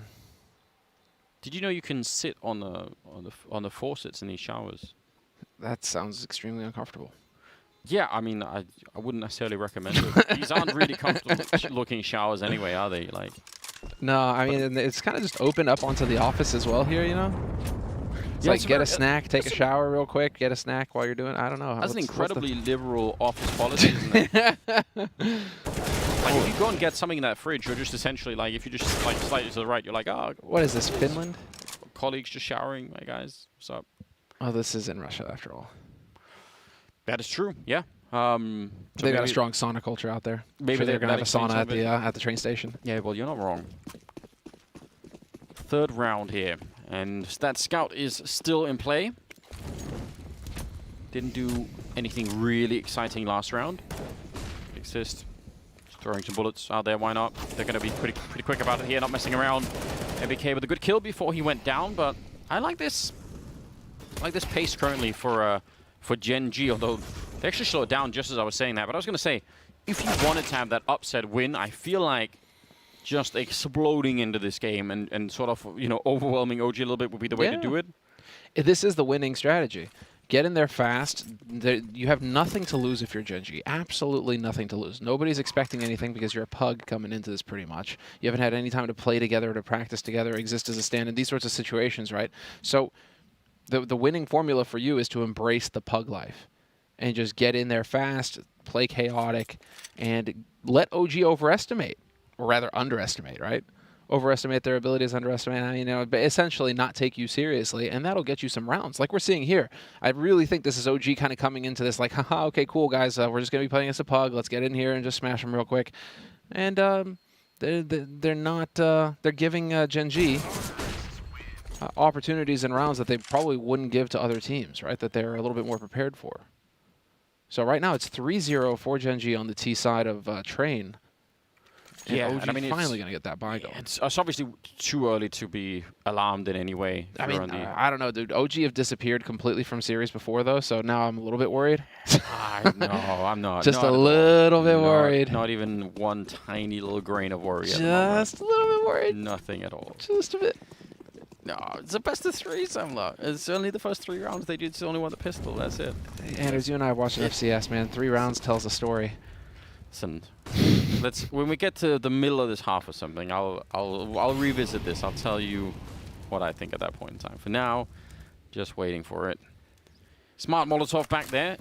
Let's see. Manta looks like he wants to repeat. This could be the beginning of a really good early start for Gen.G. If they can win this fight, he's at a bit of a strange off angle, and it's a one and done with the AWP. If he misses this, Bentet will absolutely take him down. And Bentet, though, also patient on the other side. Good return there from Kriaz, I'm assuming, to take down MBK. I'm just calling him Craze. Craze. Could be that, too. Someone to find out. I don't know how you would, but... All right. See, the thing is, Mantu's still up there, so they can happily be three people out in the A yard at the moment, or at least over towards the A side of the map. Because as long as he's holding this position, they already feel like, all right, it's fine. Nice counter Molotov to buy some more time. That's pretty important. Luckily, body blocks that smoke as well, so it's not perfect. If they don't know that, and you're already going to have Valda rotating off. So it is looking like this is going to be the A split in a moment here as they make their way out through Ivy. OG looking to get on the board in a big way here. Lexi B is going to catch one. Still does not have to worry. There's that smoke up. It's going to be very difficult for Gen.G to get in here and punish this. And Issa still hasn't even given away his position. Yeah. And that is really huge. I think you're absolutely right to point that out. 15 seconds on the clock, and they're starting to see if they can make their way out. There was Isa coming in, and now there's absolutely nothing here. Automatic better save that AWP. And OG find a way to calm down at least this round for now. Although, I mean, you know, if Mantu doesn't win that fight over there, who knows? If then the next thing that happens is MBK goes down, and suddenly it's a 5-on-3. So, you know, it's a pretty good round for OG. But there are some things you could have been worried about in this one too. No bomb plant. No bomb plant. This is where it gets weird, though. If Gen.G starts slowing down, this is playing to OG's strengths, 100%. I definitely think so, yeah. So I really do think that Gen.G need to embrace the chaos and just play fast, play quick, play loose, and just get in there looking for some duels. So hopefully we'll see that change of pace now here from Gen.G, that they'll be able to get in here and look for some fights, maybe catch OG getting greedy again. And well, that's MBK through the smoke, going to take Kusta out. Mantu, you see they were ready this time, automatic with that AWP, had the angle on Mantu, and it's a 4-on-4 going onto the B site here for Gen.G. Yep, and they're actually waiting for them. Pretty good smoke to create a little bit of cover. They're going to boost over it, in fact. That could be dangerous, but it's going to work just fine. Nice shot from Alexi B. Some deep grenades.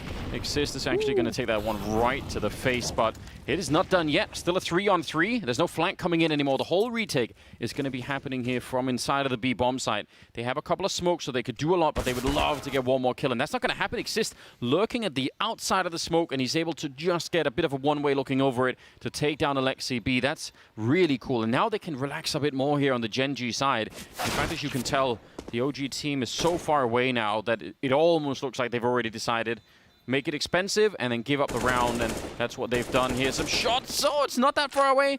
Exist, can he make it out? I think he's going to be close to dying here. Yeah, that's it. The bomb just reaches him. No way! That's rough. So, I mean, it's an expensive round, but Gen.G, they actually did a good job of winning this round. Wait, does the AWP get blown up towards him? Craze, right? Craze? Does he actually does that AWP? I mean, is that just Gaben giving him a little wink? Like, all right, you lost Exist, but here, have you. This is what you really wanted to save anyways. You can have this one. That's a good... I don't know. Okay. Well, 4th round on the board for Gen.G. Again, there we go. Quick play. Nice little read on the tendency there. Mantu trying to play aggressive. Gets caught out. A little bit too predictable there. Gen.G play off of that, and that nets them another round. Very well done here from Gen.G. I like it. Straightforward stuff. And they're in position right now to pinch onto A early as well. Yeah, have slowed it down a bit now. Waiting to see if OG are gonna try anything. They're watching T main there. I think it's Kusta who's keeping us a slight eye on it every once in a while, which is just fine. But yeah, you can spend some time here if you want, especially because you know OG's economy won't be that good. So they're probably just seeing how many grenades are they going to be using. If they, you know, any smoke that goes down now from the CT side, the Ts will count as a bit of a victory. And OG are actually doing a fair job at holding on to their own smokes. It's going to be a flash setup here. Well, maybe. Mantu's just scoped up for now, so I guess it could be the other way around too, but I was almost ready for it. We'll see.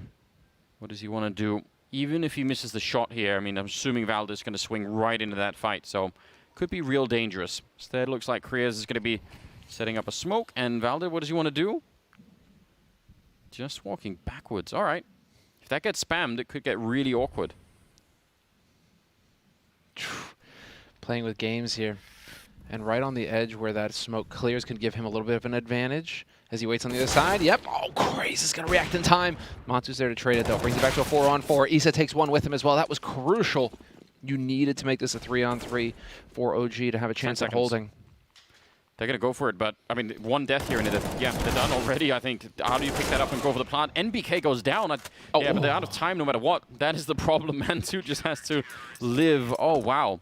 That did get a little bit close, but again, the time that's left, you really have to be banking on the fact that there's the entire rotation to the B bomb side already, and it just wasn't. But an expensive round for OG. I mean, I actually think Gen.G not going to be happy they lost the round, but I think in a broader sense, this is actually not that bad at all. They're already up 4-2. They're doing a lot of economic damage. They should be feeling all right. Well, it looks like some kind of timeout's getting put into play here. Is it tech or tack? Technical pause. Technical timeout getting called here. As we are going to get a quick reset here, and we should be able to get back into it. Usually those problems don't take too long to resolve. Yes, you have to hope for, but I mean, obviously, you know, want everyone to be able to speak to each other inside of the server. That is going to be critical. Communication usually turns out it's a good thing, Anders, right? It can really make the difference at the end of it. Don't get to quite hear enough of it these days, but yeah, it's sort of a fundamental feature of the game, I suppose. This 7th round, because they keep just losing so many rifles on the CT side, you know, they're not in that position where it's just like, oh, let's just win like, you know, 1 or 2 rounds, and then we've got like the massive economy and it's all working out. Could see they have to sort of spare grenades. They have to think about how they use those all the time. I think Gen.G they're definitely outperforming my expectations for now. It could change a bit, and I'm sure OG, you know, once they get a little bit more used to the style here, maybe it'll also start to look a little bit better for them. But yeah, so far so good. What's the second map? Second map was Dust 2. Yeah, that caught everyone off guard. But for Gen.G, that's probably pretty cool. It's very good. Got the aim for it then. Just they've got, that's the thing. They've got the aim. If they can just make this chaotic, if they turn it into a series of duels, they can win out. If it goes to the end of the round, as we've seen now, where they basically lost to the clock twice, that's where they're going to hurt. That's where it's going to get real difficult for them. But if they can play quick, just get in there and try and get chaotic, this is going to get real fun. Nicely done there. Automatic times Mantu perfectly. Right behind that flash. Frustrating start there for Mantu. NBK recovers that AWP, but now it's going to be Action Valda. Going to spot the first one by. 2 guys there ready to rush him down. He's going to be hard-pressed to survive this, but somehow he's still doing it. He's still here. Just really nice control. He should have jumped down and then went back up again, so they wouldn't know exactly where he is. Now, backup is a little bit further away, and Valda's not going to get that second kill that he desperately needed. That would have absolutely changed the tie, but suddenly it's a 2-on-3. 2-on-4, actually. 2 of them are pretty low on the Gen.G side, so, you know, you could still turn it, but he needed that double kill for sure. There's so much time on the clock that Gen.G slowing this down makes a lot of sense. Quick jump down there. Automatic, getting shot in the toes a bit. Yeah. That's an unfortunate turn of events there for Issa. Feel like that should be a freebie. Look at how low they all are. 34, 41, 38 health on 3 of those players there for Gen.G. But it doesn't, I mean, it doesn't have to matter yet. You can still win this by just getting a kill on either bomb side, and no one is going to try and go for that 4-on-1 retake. It's not even clear that they know how much damage they've been doing. Let's see. Easer up here. Grenade in on the one side. Oh, flashbang to force him down up on the high ground, and he doesn't even realize. That's going to be the round for sure. Even NBK. Almost, he's got 1 health left. 1 HP, yeah. All right. Well, let's see it. Bomb's going to get planted. Easy peasy. And they can even go out and try and hunt this. It's not like they have a bunch of money in the bank, but... Well, you know it's an AWP, so the incentive is a little bit higher to try and get it out of the game, at least for a minute here. It really feels to me like now OG are taking a you know, a lot of forward battles, and that could also be a, you know, an attempt to establish some kind of, you know, dominance early on. You know, saying, you know what, like you saw Mantu's trying to do it a couple of times. Val did this round. Don't necessarily mind that approach, but obviously, eventually, if it really is not working and no one is sort of connecting with those early kills, maybe you have to call it off. I think it kind of works against you. It's like, yes, you have the aim, but what you have that they don't is depth to the game, right? Or you should. But then again, I mean, this is still Train, and so that was mentioned on the desk going into this. I mean, this is Gen.G kind of going for a weak map as far as OG are concerned, and so trying to, you know, make it a bit scrimmy, trying to turn some duels in here, but also relying on OG not having as much experience, not being as comfortable on Train. I mean, this could be a winning formula for Gen.G to kick off the series. It's a must-win map for him. So, first tactical timeout getting called here by Gen.G. And so far, so good. I mean, they take the AWP away. This is going to be a hard eco from OG. It's looking better and better for him. Yeah, I actually think they've done a remarkable job. It's even worse because OG's round loss bonus is really messed up because they've been trading, you know, like the 2 rounds they have weren't consecutive. So as a result, the 2 losses they have aren't consecutive. There's a lot of weird things that are happening right now, and they seem to be favoring Gen.G. I'm really impressed. I think this is great news. I did way too soon, I think, still to really to call it in terms of OG doing much, because I still wonder what happens if they get enough money to have, you know, everything and they don't give up some of those early duels. I think there is like a plan B in some sense. There has to be for OG to sort of say, let's just play a little bit more default. But now they're down at Ivy with a flash setup. Sure, and that works. Exist is going to get caught here. He's got some backup arriving now, but he is still all the way out alone. Takes a wide angle, too. So big chance here for Montu at least to pick up an M4. Craze looking to cut them off, though. Issa is low. 1 bullet will do it. There you go. Does not know where Montu has run off to, but that's Montu probably just going to try and hold on to this M4. If he does, that's a full set of nades next round. Fully equipped. Yeah, definitely the smarter choice. But 6-2, again, T-side Train. I mean, this is one of the few maps that is currently left that can still be pretty CT-sided if you get off to a good start and all that. So I think Gen.G are really looking good at the moment. Kreas has got 9-3, so he's performing really well. One of the players that we knew not that much about coming into this. Good sign, I would say. And Bentet is at 6-3, so, you know, nothing super explosive, but definitely putting up a good game so far. Yeah, yep, spotted. Spotted. But this is big, as you can see. Now you have an M4 that's in play. Oh, just $100 short for Montu. That's so unfortunate. Yeah, he would have loved to have picked up that ult. That would have been sick. Unfortunately, yeah, it's not going to happen for him. So it's just going to be rifles across the board here for OG. But this is somebody being fully equipped with everything that they need, kit, full set of nades, and that's going to be Alexi B taking that. So he will be able to carry that M4 over, and he will have extra gear going into this key round. 6-2, Gen.G in the lead on the T side. And OG looking to fight back. Craze, though, really quick out through main, and he may have spotted Alexi B's shadow. He's certainly well aware. Calling in for a Molotov, that could definitely be behind that. Yep, some good little attention to detail. MBK grenaded once and a second time. He's not enjoying that whatsoever. Alexi B nearly catching it, but Craze will still pick up the kill on MBK. In spite of the communication and everything, it just wasn't enough. HE will do a little bit, but they've actually really confused this A defense, you could tell. And he's just going to continue. Huge double for him right now. Dude, that was sick. Just waits out that flash as well. No fear at all. He knew that he had Alexi dead to rights. So 2-man advantage for Gen.G in this round, and OG right now are getting swarmed. They're getting swamped. Let's see. Velda and Issa, last 2 alive. And now this is drawn out long enough for them to start wondering if this is going to be a B-site hit. Spread out, OG. It's only Issa alive on A. Molly comes in. He's going to be forced around the corner, and pretty soon he should be going down, although Velda's going to get the flank. Issa and Velda each finding a kill. Velda, this is dangerous. He can't really get any cover. Yeah, they know where he is. He does not have a defuse kit. He's got no grenades or anything else, so he would need to get that kill that he was just battling against Kusta for almost immediately, and then still it would have been hard to track down Automatic at the end of it, but Now that they've sort of fallen a little bit back and are playing it a little bit more safely, it's just going to be hard all the way around. Automatic trying to see if he gets to catch him there. Valde goes down at the very end. So nice round out of Gen.G. They take all the rifles. They're up 7-2. And OG look real uncomfortable. This is one of those stats now where I'm kind of wondering. But I always get the feeling that A train must be, if not the hardest bomb site to retake, maybe second hardest. It's really high up there, yeah. You know? There are a lot of issues. Yeah, there was Dust 2, like B-site Dust 2, Nightmare mode.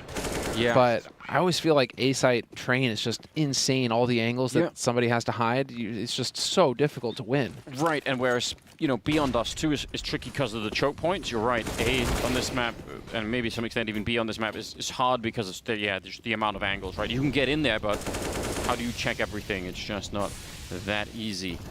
Again, a push-up from NBK on the one side. Mansu, oh, that's a nice find. Big double for him. Alexi's going to take down Kriez.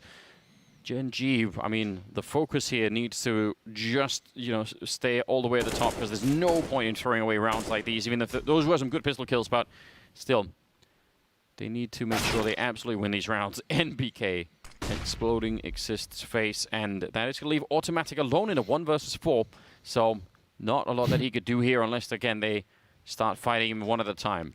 That made me happy there for a second. NBK exploding exists face, you know, it's like, oh, what year is this? It's, yeah. Those guys have been going head-to-head for how long now? Got some history, don't they? Oh, and a missed shot. Well, a weird, surprising third round somehow being picked up by OG. This is a gift that would almost be disrespectful if they just throw it away and lose these next rounds. Like this is where they need to say to themselves, I'm sure they are, win all these rounds back. It's gonna be 5-7, oh sorry, 8-7 here. Just let's go. You know, get the next 5 rounds. Oh yeah. Get the next 5, smash them. I mean, double AWP now for OG on the CT side. And it's going to be the 4 spot coming in from Gen.G. They could afford an op. Automatic, he's been doing decently well.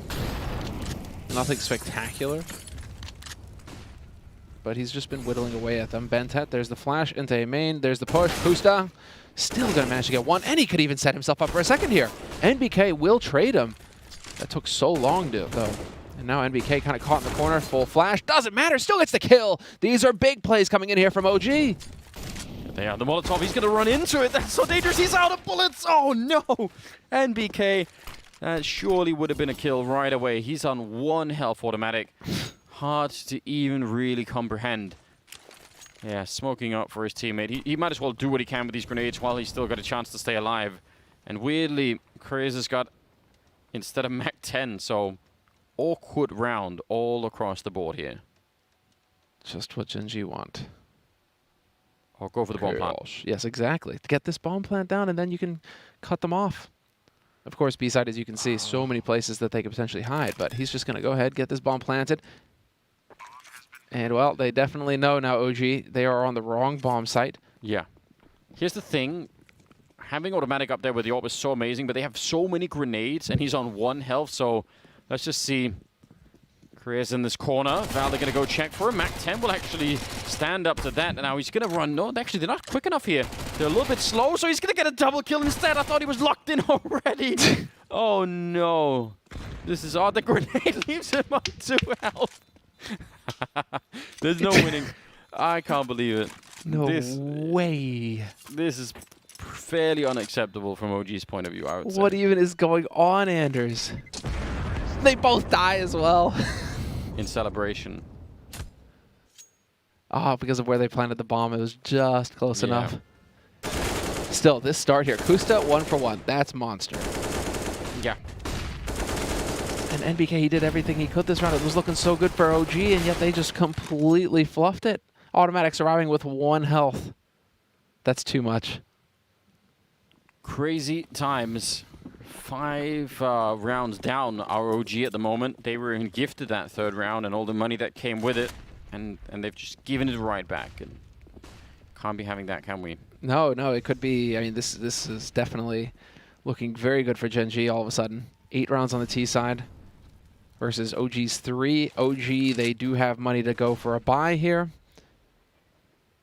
And this time around, it's going to be a little bit of a presence getting shown here. Brown Halls towards the B site from Gen.G. Nobody currently pushed main, and that's NBK taking it over. So they will have some ground to cover here, Gen.G. But it is kind of the group and go towards B. It looks like they're still holding on to Brown Halls. They've held Pop Dog automatic, you can see. Made sure nobody was able to get up here for information. Yeah, I think NBK, I like what he's doing here. They have so few grenades on the CT side, so instead of just crossing his fingers and hoping for the right timing, he's just going to try and hold on to it until he basically sees someone, I guess. Or until Isa gets pushed back, if that's what's going to happen here. Nope. Luckily for him. They started to... Yeah, I was going to say, Mantu was starting to rotate back, and that would have been the wrong move. Valdez going to need him in just a couple of seconds here. Speaking of seconds, 30 of them left, and now they're starting to make their way up on the high ground. Valdez could hear that, and somehow he gets bested by the MAC-10, just falling off the ledge. Oh, man, I guarantee he's going to be mad. That's Gen.G just winning the round. Anders, this is actually just going to be us, no. I was going to say, our pinnacle points, man. It's not looking good. No, I'm digging for that rock bottom at the moment. You know? At least I've got that. At least I've got you ahead of me on that one. So there's no winners with the pinnacle points, but there's definitely going to be a loser. So yeah, and we still haven't announced what the punishment is. That's going to be happening on Sunday, I believe. So very likely. I mean, I've made my own suggestion, so it would be just fitting, wouldn't it, if that's what we end up doing? You've made your own suggestion for punishment. That is. Yeah. Oh no. I don't know if you better be highly motivated now. Well, there's still time. I can turn it around. I'll go all in on whoever is the biggest odds. Just you'll make it all back. Yeah, that's how it works. One bet. This is upsetting. It's actually hard to watch. Dude, a MAC-10 dropping down and winning that duel is insane. I think he even like dinks in mid-air or something stupid like that, and this works out. 9-3. I am really shocked. Even if you factor in OG not really sort of as I think Christine was saying on the desk, fairly that this is their second most common ban for OG. Mm-hmm. But I still think I'm still not satisfied. It's not enough. This really makes you wonder.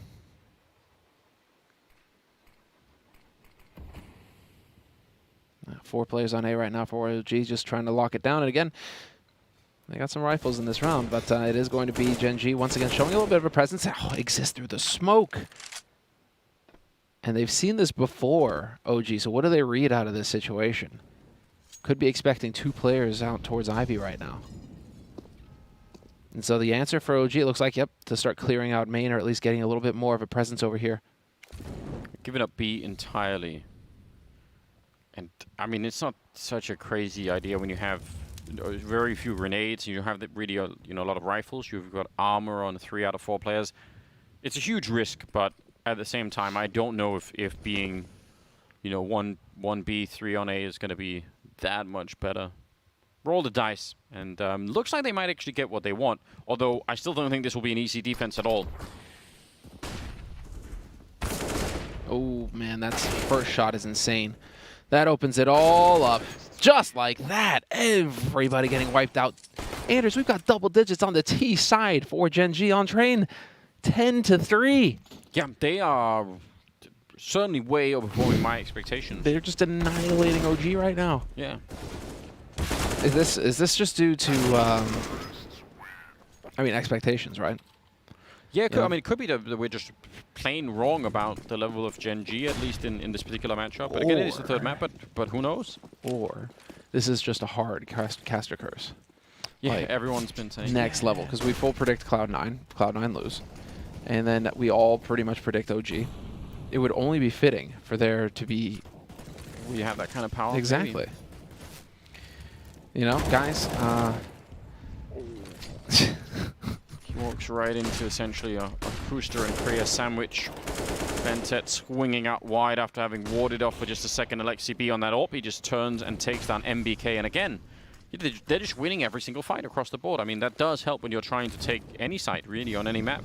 If you can enter with a couple of kills and not lose anyone. Listen, who needs strats when you can get headshots? It's great. Yeah. Turns out that that actually is a pretty good winning formula. We've seen that work in the past. And well, Gen.G, they've unlocked it. They've figured it out. They've gone through those dusty tomes and scrolls of CSGO strats covered throughout the years. And then they found it all the way at the back of the shelf, Anders. And it was just one piece of paper. And written in bold Sharpie was... get double entry. Get double entry. Just hit headshots. Click heads. Oh, yeah, of course. It was so obvious all along. It's working out at an incredible level at the moment. Again, 14-5 on Chris. Kuster at 13-7. And the rest trailing a little bit behind, but it doesn't really matter when you're winning this much. Who really cares? They have some kills on the other side. Valda is, 3-9, and obviously he is, one of the people we're definitely going to be looking for to put up a lot on this OG team. So not really been happening so far. We're going to go into the 15th round, the last of the half, and I really don't know where OG have gone. They are currently wondering that themselves. I mean, we've seen this in the past, though, from OG. Obviously didn't think we'd be seeing it now, but they have vanished from the server sometimes, where for whatever reason nothing seems to work for them, and they just cannot seem to do anything. And even NBK, at times, he's even gone for like the tweets like just getting yeeted out of the server, stuff like that. So OG are aware of it. They know that this can happen. I just wasn't expecting it to happen here versus Gen.G.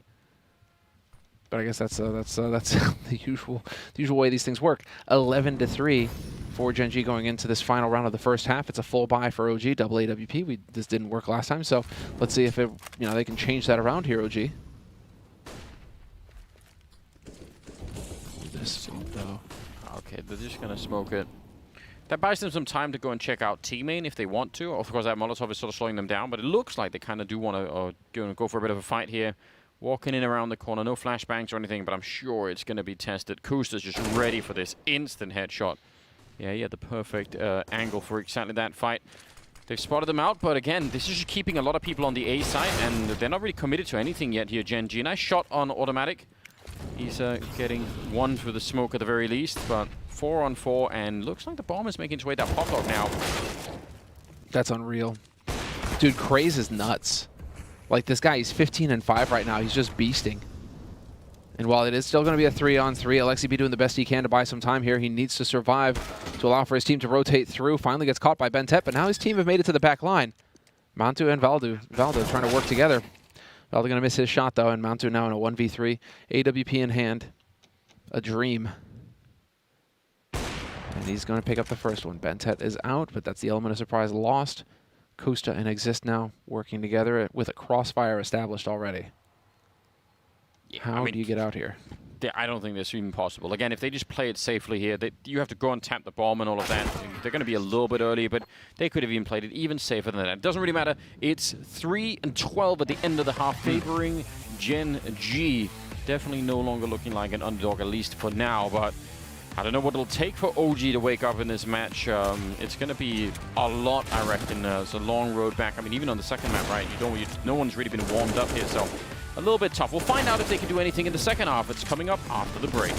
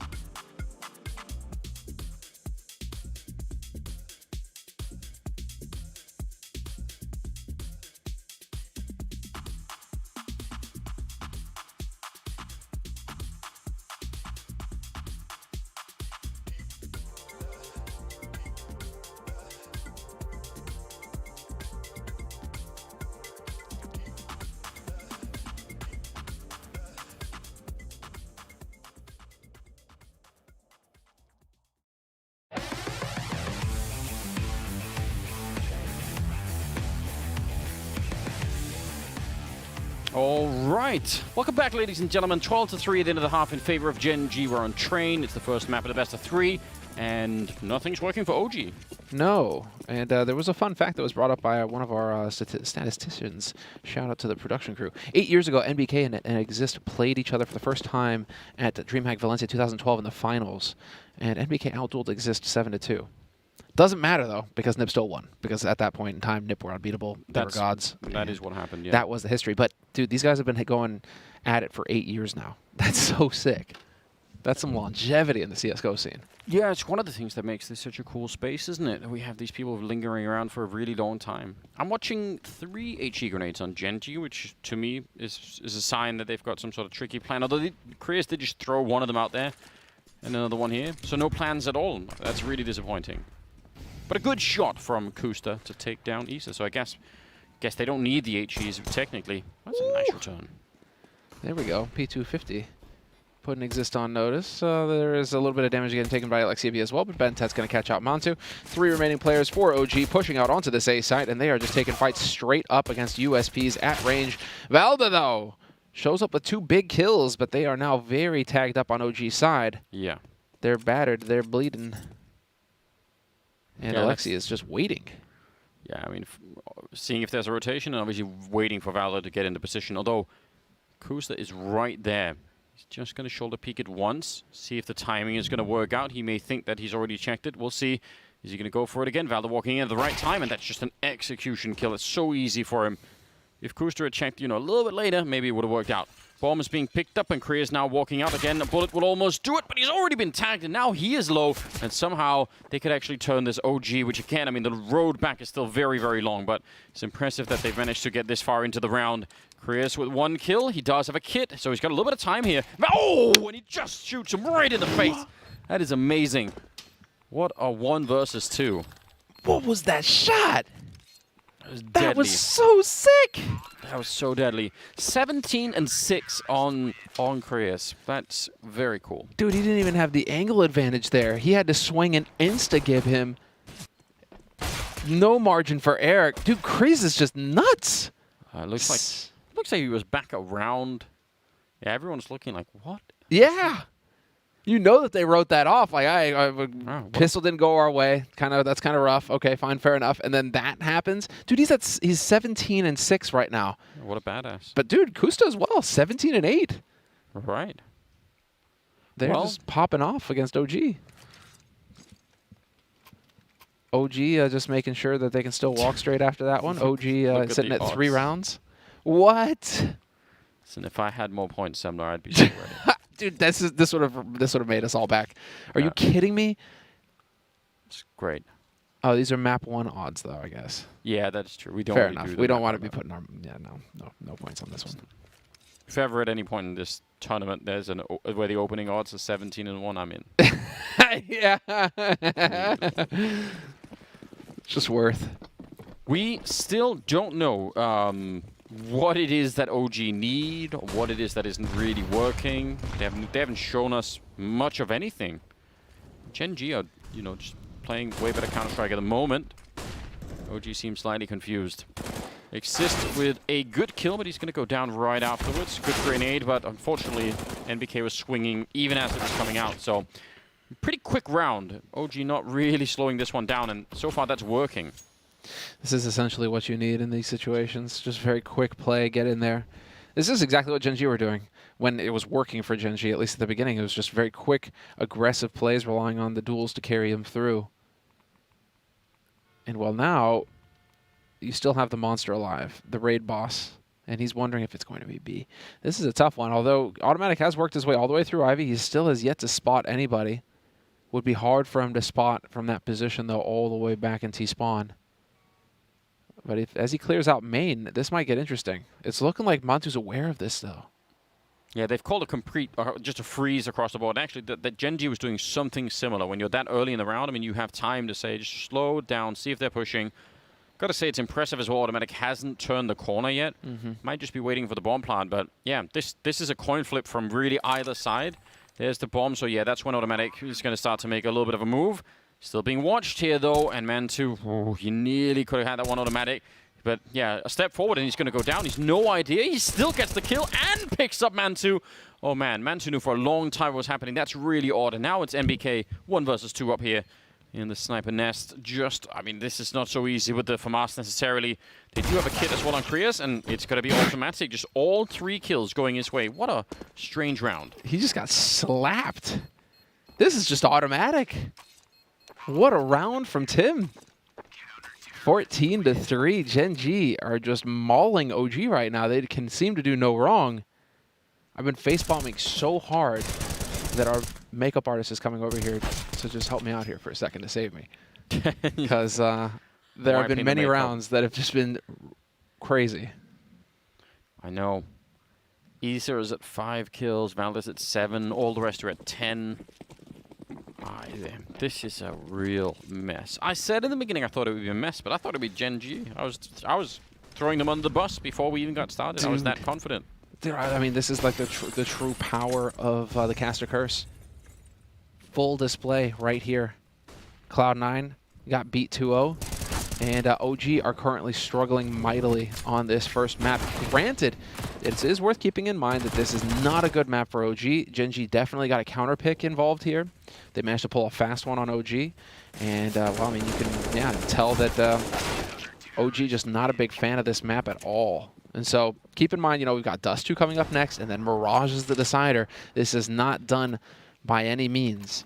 But this will certainly have been a good map for Gen.G to kick things off on.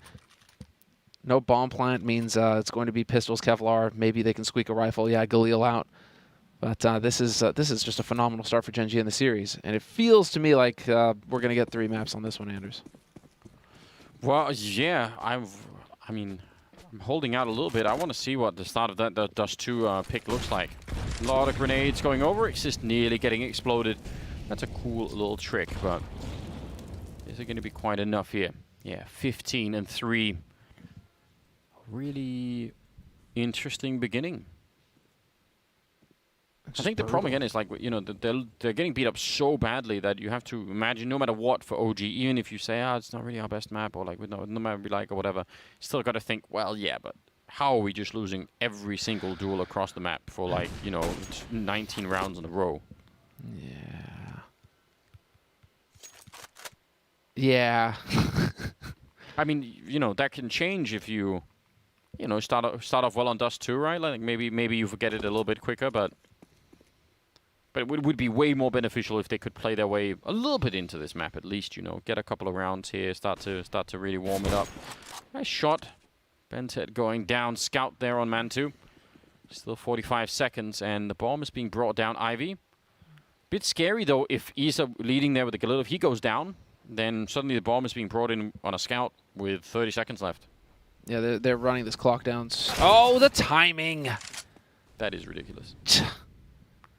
And this works out for Gen.G because now they'll just save these 3 guns for the next round and it'll be fine. No need to even attempt a retake here. But that's CSGO in a nutshell right there, isn't it? Hold an angle patiently. The split second that you glance away is when they will peek. It's just written.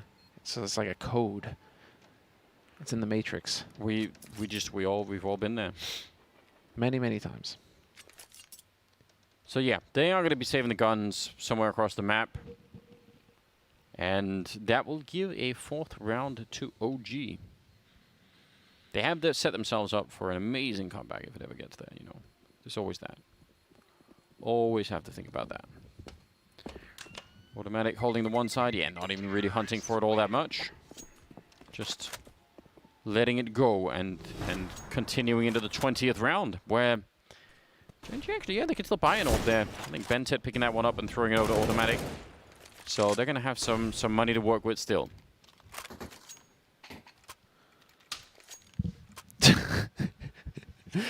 Losing it a little bit there. Almost breaking the chair. Just breaking stuff, Anders. I mean, they're only points, Anders. It's yeah. I love it. You still don't. I'm still very curious to see what the punishment's going to be for last place this week. It's going to be fun. I am too. Hey, it's not like I'm that far behind you either. I'm right there with you, bud. A lot can change. Never count me out on this. Bentet getting traded. Nice double kill for Isa, opening up from main. And they're going to go down onto the B bomb side at what looks like a really great timing as, yeah, Crazy's going to make a jump and just realize, hold on. Yep. That one jump gives him so much, that just saved them. Quicker rotation coming through, but yeah, that molly. And then the smoke follow-up. It's going to be so difficult for Gen.G now. This is pretty much impossible. Yeah. I think you save again. Well, if you can, because Isa's already out looking for you, that's really the issue. And I don't know how they would expect to find Isa that quickly down at Ivy. That's going to feel really odd if they suddenly go down. Kuster is about to walk into, well, nearly did. But yeah, this is going to be a 5th round no matter what here for OG. And unfortunately for Isa, can't find that 3rd kill. But yeah, good call. I mean, good timing on that for OG just as they were rotating into the A-bomb site. What a mad lad. Just went for it. What even was that? I guess he expected them to be in brown halls at that point, trying to pull back on the other side, but okay. That was unfortunate there. I was about to say that, you know, Craze can do no wrong, but this time he gets caught, he gets punished. Still, he's right up there. I mean, Costa, Craze, Bentet, 19, 18, 17 frags apiece, looking very good. And, well, over on OG side of things, there's a couple guys, you know, getting into the double digits, several, tied at 11, NBK Montu and Alexi B. So, starting to get some kills on the board here, starting to show some fight. 15-5, Gen.G map point, 10 of them still on their CT side. But this is going to be, whoa, Bentet hitting a spicy headshot. They just need to slow this down. I mean, they've got some rifles coming in as well, so anything you can do like that. Krias, yeah, he needs some timing on this. If he goes straight down the ladder, Isa's already watching it down there, or Alexibi, I think, so don't want to be doing it too quickly. Oh, nice shot from Automatic, holding that diagonal angle, and now maybe you could go for it, and this would just be perfect for Gen.G to close it out like this. It's going to be 16-5. Didn't even need all the guns or anything like that. A couple of good headshots, and they take Train away from OG. Only the first map in the best of 3, but still, gotta say, that is really impressive, and OG need to wake up and do whatever they can to get into Dust 2, because that is the second map, and if they can't wake up for that, it's going to be a huge upset. We'll see how it goes after the break.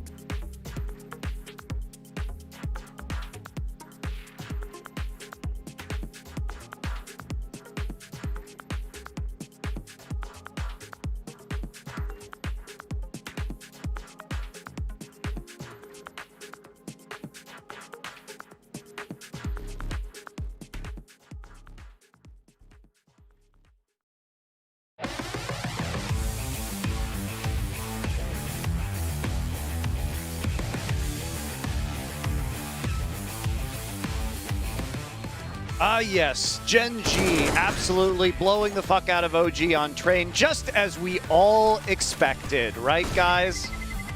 Yeah, the script is just kind of writing itself out here, isn't it? This was quite the surprise. And it wasn't like Gen.G was doing any particular crazy strategies or being really innovative across the map. It was pretty cut and dry, defaulting across the map, and OG just seemed to be caught off guard time after time.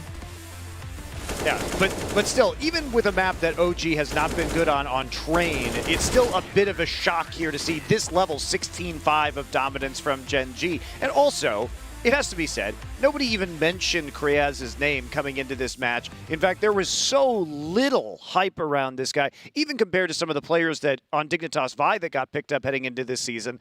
So he had an amazing performance by a rookie unknown player's standards, at least on this one map. Yeah, I mean, he is a player who has pro experience. It's not as ridiculous as that Heap scenario where he didn't even have a map registered on HLTV.org. Like, he stood in for Fnatic at ESL Pro League in the last season. He was playing for Simon Gaming over in the CIS region. So he's played a little bit, but certainly I asked around in the Swedish scene. I didn't hear anything. Like, even the players who knew him were like, I'm surprised he's getting that gig, actually. So impressive from him, not something you could anticipate. But then I also look at this equation. Listen, let's not get too far ahead of ourselves. This is actually one of the worst maps. It's the other map, aside from Vertigo, that they always ban in OG. But I'm not going to give them a break in that sense. Like, I certainly think in the series they can reset. But when you're the veteran team, even if they spent their few days of practice only practicing this map, how have they got everything down? How is your CT side non-existent? Why are you always passive? Terrible calls, it looks like, coming in. Bad communication. There's no 2vx game for this team whatsoever. So I think, listen, as much as I'll give credit to the Gen.G side, what an appalling display from the guys in OG. Well, especially Gen.G started T side and absolutely dominated that half on a CT-sided map. So you're really playing from the back foot after halftime if you're OG.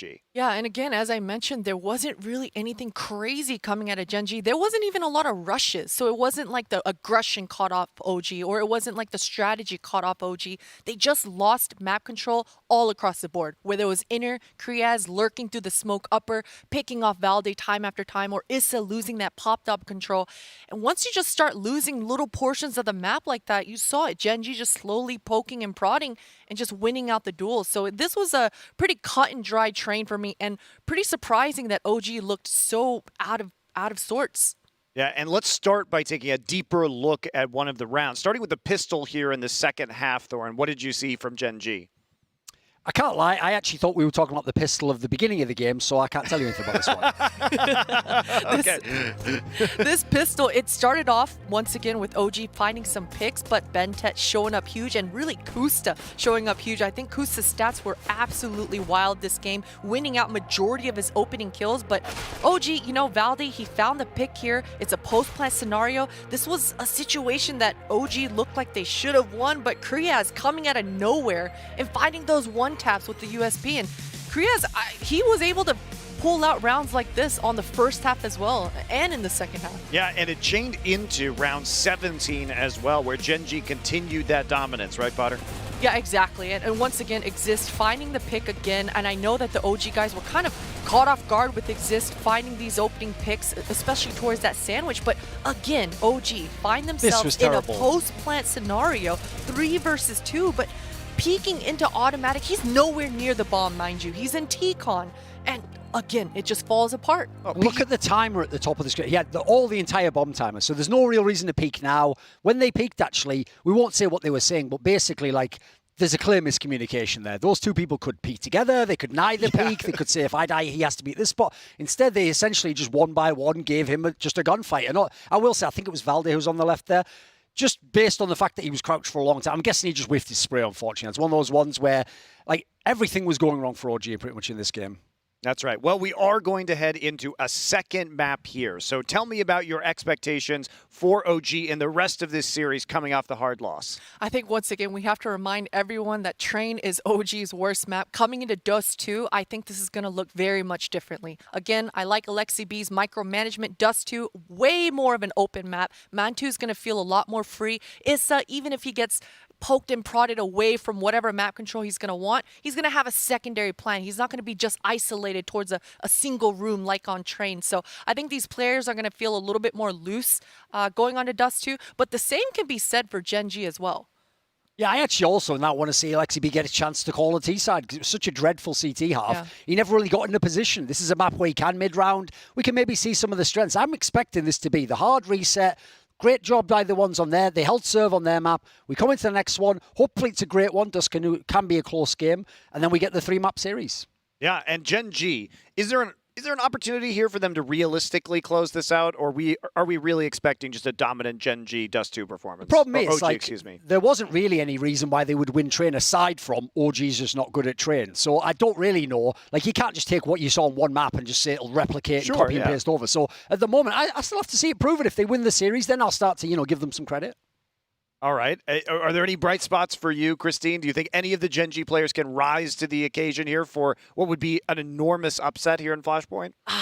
Man, I'm hopeful, Monty. I'm not going to lie to you. A part of me the way Kusta was moving in there, automatic. He didn't have the most kills, but I know he's been working hard on getting back into form. He was a top 20 player in 2018, right? So certainly they've got the skill to get them across the board. Dust2, again, the loosey-goosey style that I wanted to see coming out of Gen.G, it's absolutely there. Dust2, they have the opportunity. They really do.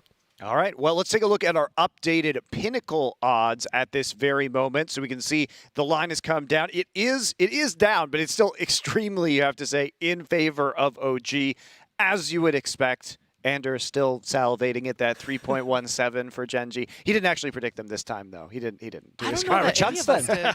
There you go. He's the worst one to predict them so far, so yeah, probably win. Finally a victory potentially for Anders here in our Pinnacle point prediction game. But yeah, as we come in, if this goes to a third map and we're back here one more time, what are you guys going to be looking forward in that third map of play? Third map was Nuke, right? No, it was Mirage. Inferno. Yes. Oh, Mirage. It was Mirage. Yes. If it gets to a third map, I think that's where OG gets the heavy favourites. I mean, that is another map that very much plays in the LXB wheelhouse. They're very comfortable on that one. I think the opening's a lot more easy. So I think if it goes to a third map, it's not impossible for Gen.G, but I'd have to see something special on this map, even if they lose. Well, OG, it's your time to turn things around here. We're going to head right into our next map with Anders and Semler. Oh, yes. I just want to say, it isn't, I've got like 250 points on OG, so that 1.37 returns not going to make any difference for me. We're so far behind right now, and I love how we're just getting roasted by the Pinnacle social media account, so shout out to the Pinnacle intern. You're doing good work. You're doing good work there. Listen, I find it all to be fun. It's great. I love it. And just again, we don't know what the punishment is yet, and there's still a couple of days left before we get there, so, I remain hopeful. I'm optimistic. In life in general, I don't think it's all that bad, really. No. I'm not even sure we're living in the real world, Semler, so who really cares? We've been wondering for years, Anders. Gen.G and OG. It's a best of 3. It's the second map coming up here at Flashpoint 2, and it's going to be OG starting on the T side with Gen.G on the T side, and they just got, they just got completely slapped, didn't they, on that train map. So we shall see. I'm ready to give OG a second chance, but I think that's also it. If this doesn't work, no more second chances, and I'll be way more critical. Bentet hiding inside of the smoke, and he's got the right idea. He's got Kuster in here. Oh, such a cool idea for Gen.G. It doesn't quite work out when they already lose one, and yeah, that's the problem is you always need to cancel it, but I actually think that's a very, very interesting plan there for Gen.G. What a shame that Bentet isn't. It looked so good for Bentet there. But the watch was on from OG. They were aware of it, and yet, Anders, this is looking like a B split. Where are the remaining 3 players for Gen.G? All in B. Oh, buddy. Oh, buddy. If this happens, OG have no way. This is a fantastic call. I mean, obviously if they're all going A, we would say, oh, no, they're not watching A or whatever, but that's just how we are. They're expecting there to be a rotation towards A from Gen.G because of the guys that are dead, and now they're just going to walk right into the trap. This is the gamble here. Exist in the corner. Ooh, he's going to get one good headshot. Keeps going. He's got a couple of more bullets. Oh, no. Now he has to reload. It's still a 2-on-2. He does get the reload in, but he's still going to be going down, and now it's Kriaz. Can he do it again? He will stand up for the headshot and take down NBK. That is a huge win for Gen.G and a great call. I'm beside myself, dude. I can't handle this. Listen, this is amazing. Too much. Yeah, and OG must be feeling out cold in that moment, right? They must be feeling you just got wow. owned so hard. Yeah. yes, okay, there were the 3 there. I mean, it was the best case scenario for Gen.G. That was the gamble, but that's Alexi B getting too deep in his head where he's like, okay, wait, we got to kill, we got two kills mid. They're going to have to rotate somebody over to A, right, to cover that ground. And so the B side should only have 1 guy there. And, I mean, you're just going that deep into it, and it just happened that Gen.G called the B stack.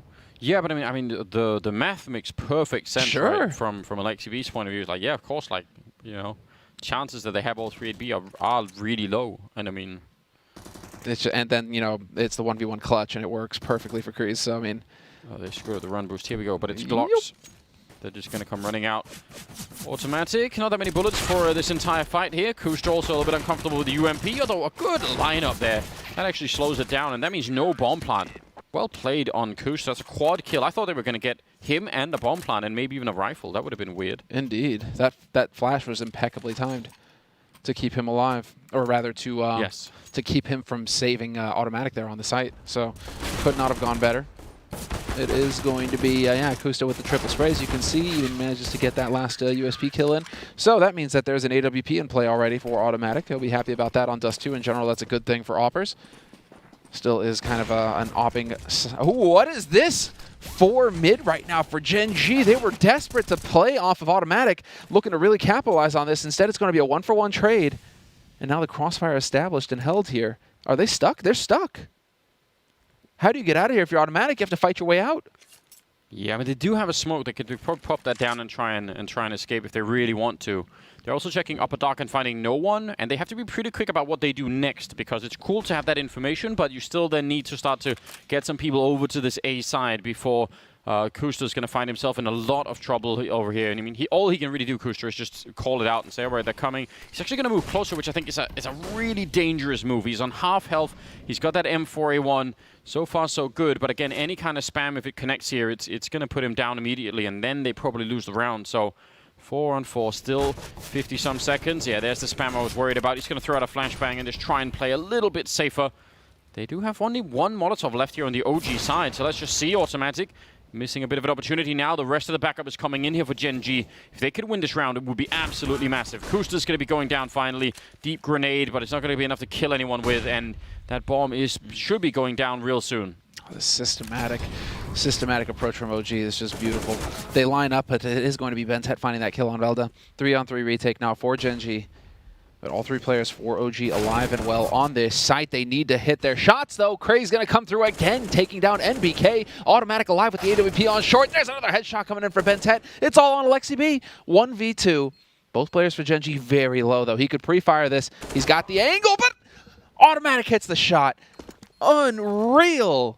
And he has a kit as well. They both do now. Yeah, what a turnaround. That's more or less everything OG could have possibly wanted. They don't lose the fight in the middle, or they trade it evenly, and then they just go up A and they find, 2 players, both of whom they can smoke off and just go for the bomb plant. That's amazing. But they don't win the round. So. I'm just blown away that, I mean, look at how they were just so measured in how they took A. Taking advantage of the smokes, not rushing into the smokes, not rushing into weird situations. They had time, and they used it on OG. It felt like they really set themselves up for success there. Just when it came to it, they weren't able to hit their shots. And so that's a very painful round loss for OG. Gen.G surviving the 2, some shots getting put through the smoke. It's still going to be a buy round, but look at this. It's OG just relying heavily on firepower. They hardly have any utility to speak of. They have a smoke and a flash across 5 players.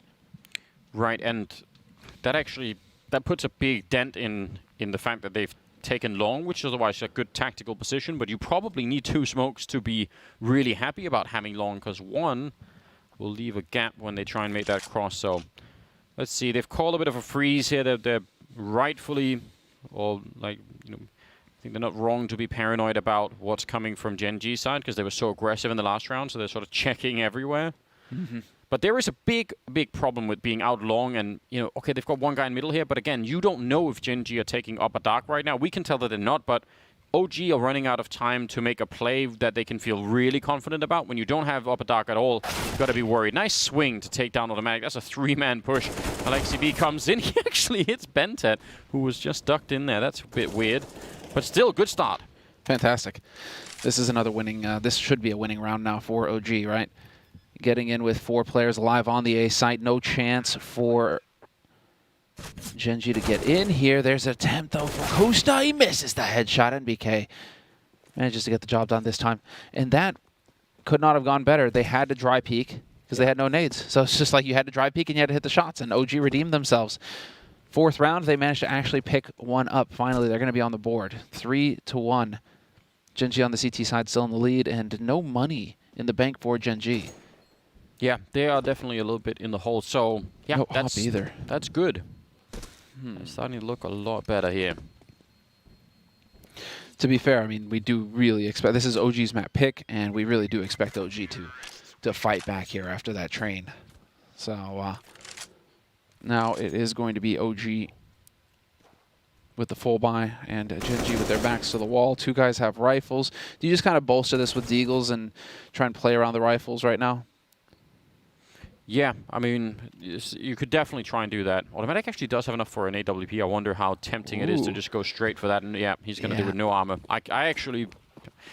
It's fine. I'll co-sign that purchase. I think it's a good idea. You're on board with this? Yeah. I mean, if he can hit some shots, he's got 2 kills so far. I mean, Automatic hasn't really been dominating, and it feels like it's been a while since we've seen Automatic just dominate. But that was nades. Insane damage. This is really softening him up. It's a straight B rush. No subtlety here from OG, but the nades did so much damage. OG are really struggling to make their way out onto the site. The crossfire, impeccable for Gen.G. That could not have gone better. Yeah, that's... Didn't even need that AWP with no armor. Really cool stuff. 4-1. Anders.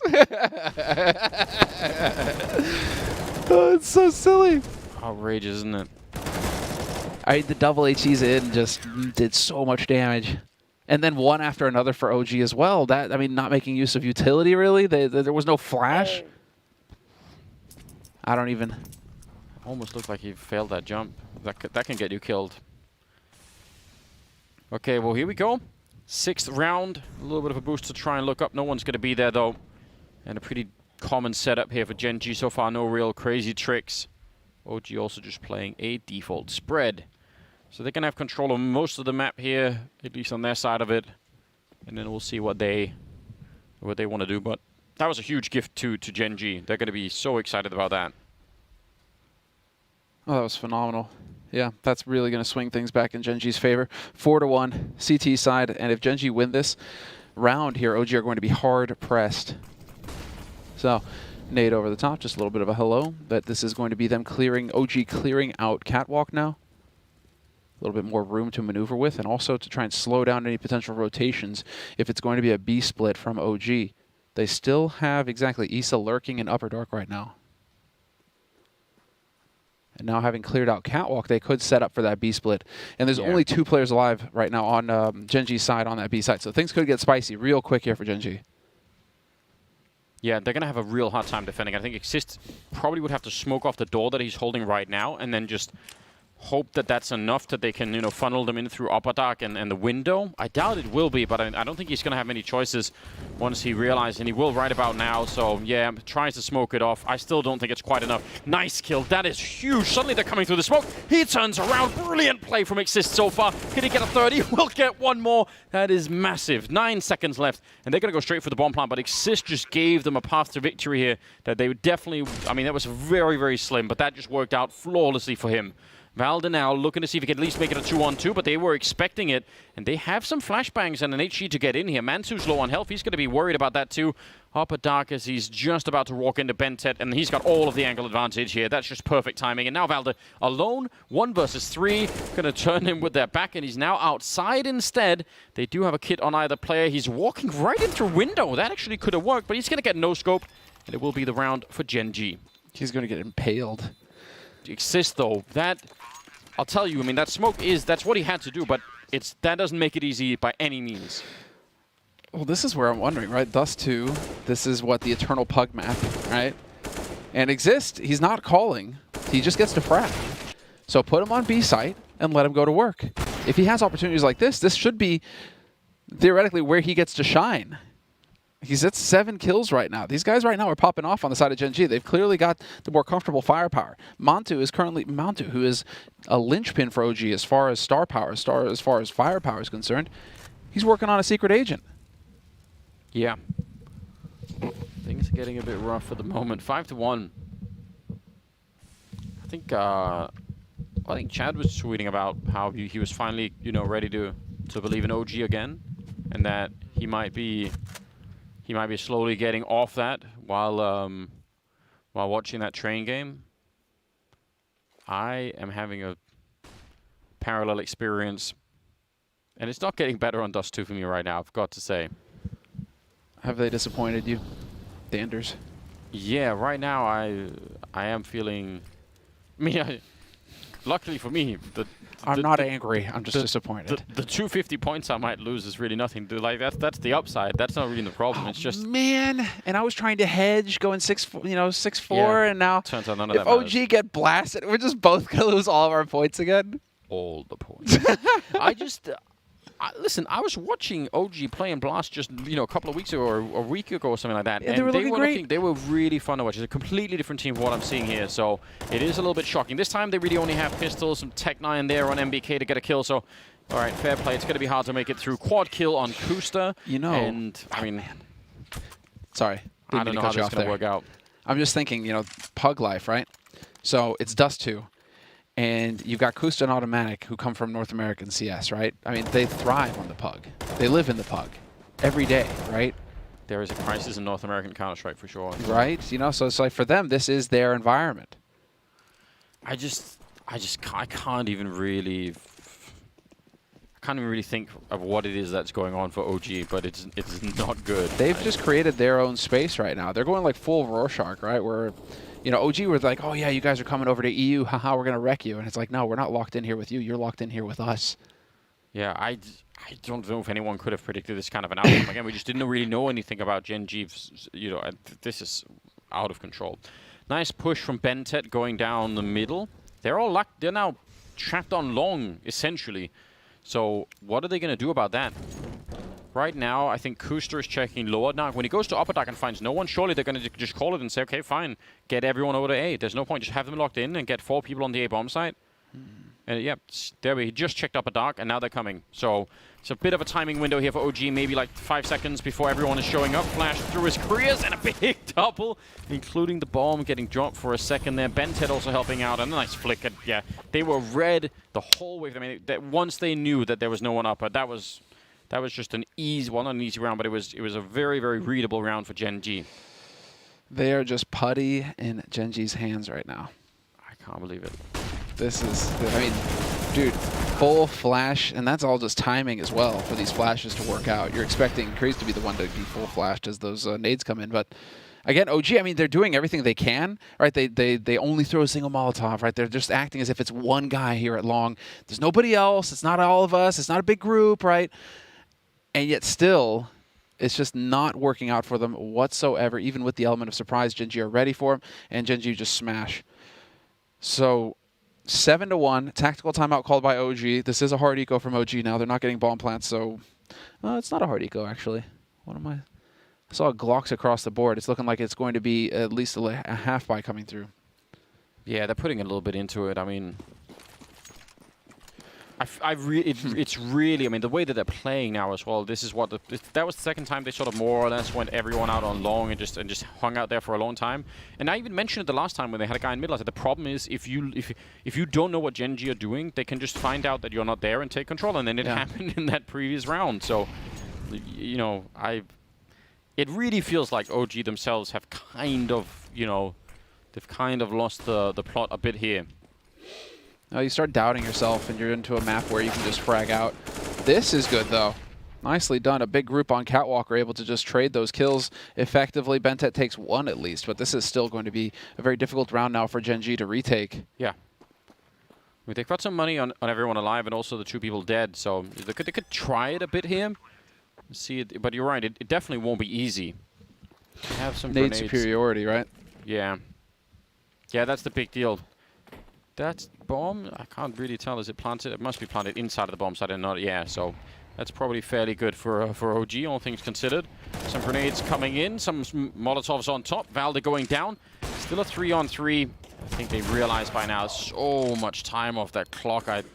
Not sure if they should still be fighting this. I mean, they could make it really expensive, obviously, for OG, and even that might be sort of a slight victory here. Yes, Korea one more kill. Trying, he's going to get one more there, and assist with the one, and stealing the orb. That is actually not that bad. Yeah, I'd say this is a win.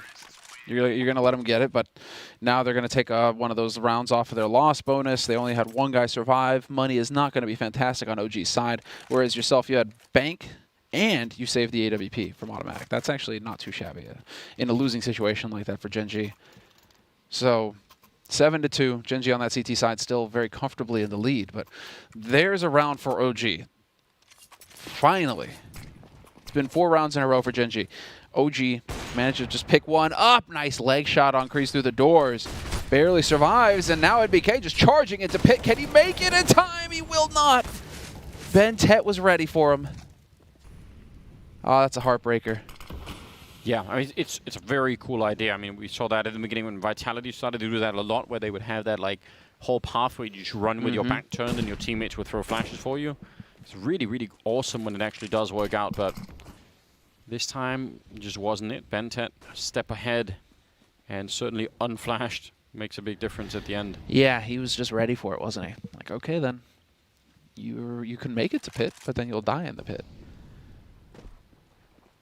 And so this is prompting a change of strategy here from OG. I'm so confused about what we're seeing from OG. I really just am. I just don't know if they, I mean, they just clearly can't handle the chaos. Ooh, that flash. Costa. Did they didn't realize, they didn't see him. No, they don't know. Ooh, buddy. Could have a very quick flank. You could have all sorts of fun things here from Kusta now that he's alive. Oh, and the timing works out that they turn away. He's going to have a very quick flank in Upper Dark now. Yeah, and they're calling it in as well. They know what's coming. And once again, they have a perfect read here, Gen.G. They know everything that's coming their way. They line up for a huge spray. That's a fair bit of damage. Kusta now coming in from behind. Oh, but he started running and made some noise. And Exist goes down. Oh, dear. That was essentially a gift-wrapped round at that point in time. And somehow they get just a bit over-eager. If you know, the running, the stepping at the end, that made all the difference in the world. BenTeT going to try and see if he could go for a wide swing. It's Man2 who's finally going to be picking up a kill there. He was actually a 0 not that long ago. He's got 5 now, so that's a nice turnaround. But that is a round that Gen.G should never lose. What a save from Man2. You got to give it to him. He heard the footsteps, and he whips around and hits that shot. If he doesn't hit that shot, 2 of them are dead, right? Yeah, but that is definitely not OG winning the round, but Gen.G losing it. Yeah. It has to be. Unfortunate for Kreese, he's not able to get more there. Yeah, but I mean, even then it was fine. Like, you know, it's like he's got a kill, he's done some damage. Like, I think the round is still won at that point in time. I'm like, yeah, that's it. On to the next. But yeah, I mean, it's hard not to get excited, right, when you've got that much timing and you're just so ready for it. Yeah. You know that okay, hold on. Are we going to get it from Monsters? Yeah, we are. So he hears it. Man. It's a sweet turnaround. But it's a sweet shot. That was so clutch from Montu. That made up for a lot. And so NBK, the bearded one, nonplussed. He's seen too much CSGO. He's jaded now, Anders. Yeah. It takes a lot to impress Nathan Schmidt, the natural-born killer. Listen, he's seen a lot. That's also one of the reasons why these things shouldn't be happening, what's happening to OG right here, you know? It's true, though. I mean, we just talked about it. 8 years, right? Yeah, you've been through many. And this, again, you know, we just saw them playing not that long ago, and they looked very, very focused. And they are playing in $1 million tournament here. So, you know, like, it actually does make me really worried about what is happening on the team, because there's gotta be more here. Automatic slowly walking forward. Smoke is going to force him away. They're going to be coming out long. If Kusta goes down, this could be great. The MP9, though, will slow them down a little bit. He's turning around for more. Nice job on Kusta. Huge double. He does get a bit greedy. He wanted to upgrade that gun. Can't really blame him. The bomb is down here, though. So, again, if Man2 can't win this fight against Automatic, it's going to be a real issue, and he's just waiting for it. Man2 right on the other side. The timing is ridiculous. He's throwing the flash behind him, and that is the bomb on the ground. And Alexibi and Isa, again, if Gen.G just call you know, a bit of a freeze and don't freak out, they should be fine. Yeah, that timing there. Exist able to win that shot. The double spray, so close for Isa. 17 health on Kreese. One more bullet does it. Oh, man. I know, dude. They're doing everything. I mean, this is still Pug CS. That's the thing. It's going to be like this, Anders. It's not going to stop. Yeah, but why are OG the ones playing Pug CS is the question. That's the thing. I don't know, man. It's like, I guess the only way to counter the chaos is to embrace the chaos yourself, but I would think not. There are so many fundamental things that I really am just confused about from OG's point of view. I just can't even. I can't wrap my head. Listen, I'm happy that I'm not, trying to be an analyst. The people in the green room right now are going to be the ones that are going to be scratching their heads, thinking. Do we have the green room cam ready? Yeah, I would love to get that green room cam. Just see. I want to see Thorin's face, just like, what? Listen, I'm going to expect some high-level breakdowns and amazing rationales for what's going on, because some of this is really out of control. Timeout is just about done. We're heading into the 12th round. Gen.G up 8-3 right now on OG's map pick here on Dust 2. They already won the first map in tremendous fashion. So things are looking really strange right now. Cool little boost here to try and look over. It does get spotted, but the shot through the box doesn't really do that much damage apparently. So everyone is fine at the end of it. Yeah, an automatic just not wasting any time at all. Rotates hard over to cover long. So far, though, OG have not committed anywhere.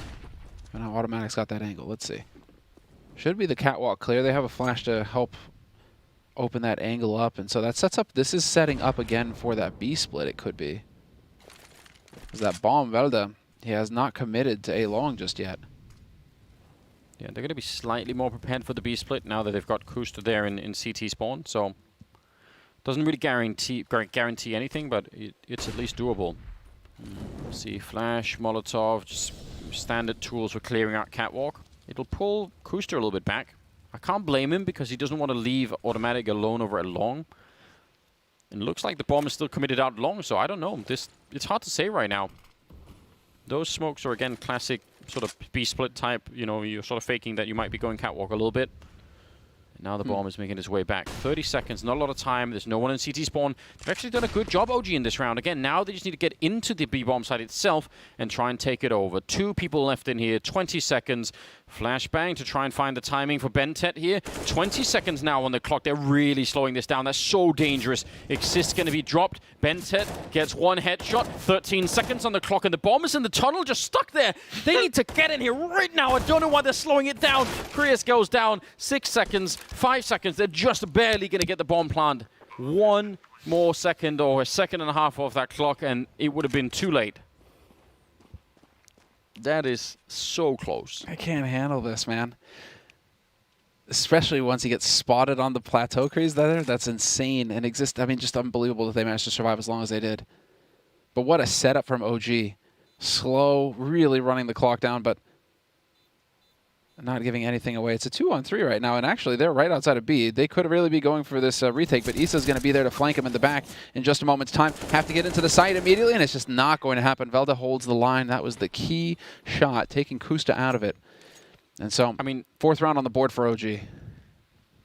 If they'd got that second kill inside of the B-bomb side, I think they win the round. Yeah. I don't think the guy in the middle can stop that defuse where the bomb was planted, so that would have been really an uncomfortable end to the round. But yeah, Alexibi, 2 good kills. From OG's point of view, 20 seconds. They'd left themselves some time. Well, the part where I was getting really nervous was when they were standing still inside that tunnel for such a long time, because again, they were just about a second and a half away from losing the round. So that's cutting it too close. This is Pug CS, Anders. You just have to embrace it, okay?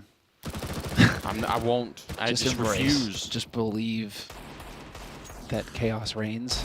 Oh, well. And that Kreese is going to hit headshots through smoke and the gap in the doors on NBK. And this is going to be a half buy coming in from Gen.G, so deal Kevlar. And OG already down a man. Yeah, and they probably realized from just hearing the deal, right, that that is what's on the other side. So 1 kill, maybe not the end of the world, but if it keeps going, it's going to be a real issue. Kusta pushing forward. They had no idea. He's caught him out in the open. Does only have the P250, and Mantu will stay alive, but only barely. That's a bit dangerous. Ooh, the scout bait. That was a nice attempt here. He's so fast, though. He can be mobile. This is, oh man, up close. That Deagle spray is lethal. Man advantage now for Gen.G, looking for a follow-up as well as that smoke, the wall of smokes has been put down. Alexi is waiting for somebody to get impatient and push out on Catwalk. Not committing just yet though, Gen.G. They have got 4 players alive. There's a Molotov on Kreas somehow.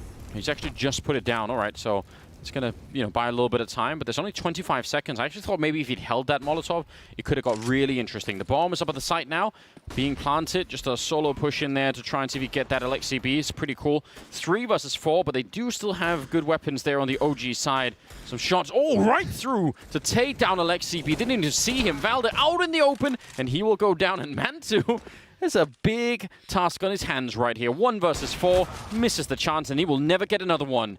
Gen.G take a 9th round, and again, OG just lost in the wilderness, Samla. Or they've lost the compass, all of their whatever food they had with them. It's a real mess. This is definitely one of those survival games. Call in the National Guard or someone to go find them. Like whoever does that, search and rescue. Dude, that shot, that was just the slowest. But the Deagle spray, man, this is egregious. This is where he gets a bit crazy, that wall bang. I appreciate the fact that he was crab walking while doing it. Yeah, that's insane. Still to this day, when I get sprayed by people who are crab walking, it just makes me angry. It doesn't matter how much meditation I practice, I can't get past that. It's like, no, not the crab walk spray. Oh, really? No smoke and go? Okay. I still think they're probably just going to gather up and get in there. It's looking like it. Smoke out through mid to create some room, and OG might very well just decide to YOLO it onto the B site. Molly, deep Molly. What are these nades getting thrown here by Gen.G? Yeah, I mean, the nades that they wish they would have in a second here. Yeah. Going to be counter smoke. That's really good. And everyone else fell back. Mantu was like, why are you guys running away? Boom. Oh, yeah. Well, turns out Mantu never has to worry about anything again. 9-4, CT side lead for Gen.G. And, well, Kusta's ready to hold the line in mid. They have got the crossfire established. If they decide to run through here, OG, it's going to be real rough for them. They have that single AK in the hands of Issa. But it is going to be towards the A site now. And automatic with the AWP, this is actually the perfect spot for OG to hit. He's got the op, so he'll take one. But if you're looking to trade, this could be effective. It'd be really cool if they had some smoke, so to make it harder on him to actually hit those shots, right? He's going to be standing up. Can't believe he hit that. It's all over the place. He doesn't have to peek again, but I mean, he can if he wants to, but it's better, just wait until the rest of the team shows up. It's a nice attempt, some good double kill on him, but it is just nowhere near enough. 10-4 in favor of Gen.G. I'm done, Anders. I don't even know anymore, man. Okay, I mean, granted, that was an eco round. But this is OG's map pick. Dust 2 up against Gen.G, and Gen.G are now double digits, 10-4 on the CT side in the first half. This is getting completely out of hand. I mean, that's the thing. These rounds have been close, too. It's not like Gen.G are sitting on fat stacks of cash. They don't have that much in the bank right now.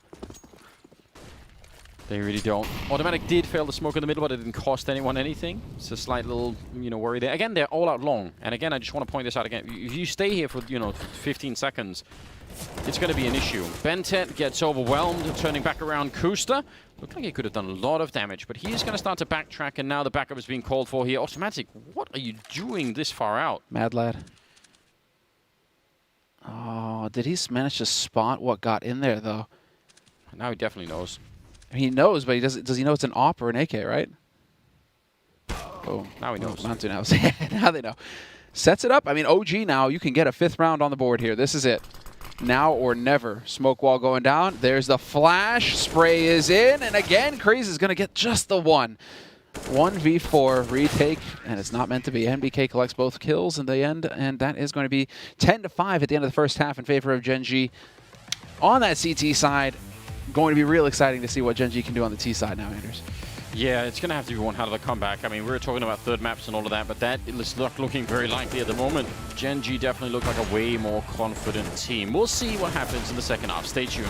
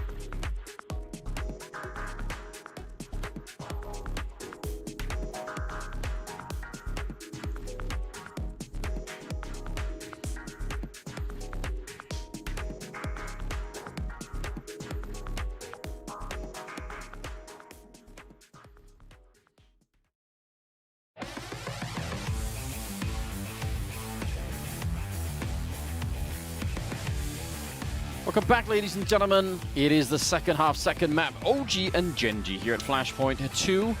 And it has been just one long series of disappointments, I think. A wild ride. Not Depends if on you're a Gen.G fan. Yeah, exactly. If you're a Gen.G fan, you're over the moon right now, Anders. You're loving life. Yeah, that is absolutely true. But I think even if you're a Gen.G fan, you've got to at some point say, but could they at least try and make it look like they're not just getting beat up? Like, if you're an OG fan? Yeah, no, if you're a Gen.G fan, even you might be like, come on, like, just, you know, my team is winning, but make it look like you're really trying, you know? Make it close.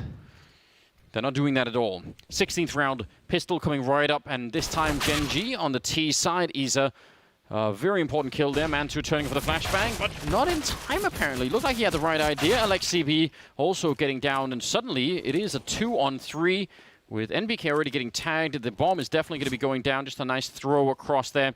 Exist does fall in the meantime, so a 2-on-2. And, oh, nice shot. That's important. Automatic gets that kill. Isa out in the open. He's going to have one chance, basically, and I think that might have already been a little bit too much. He's wasted a bullets. He's trying to reload in the meantime. Up, and he's got it! What a headshot. What a quad kill.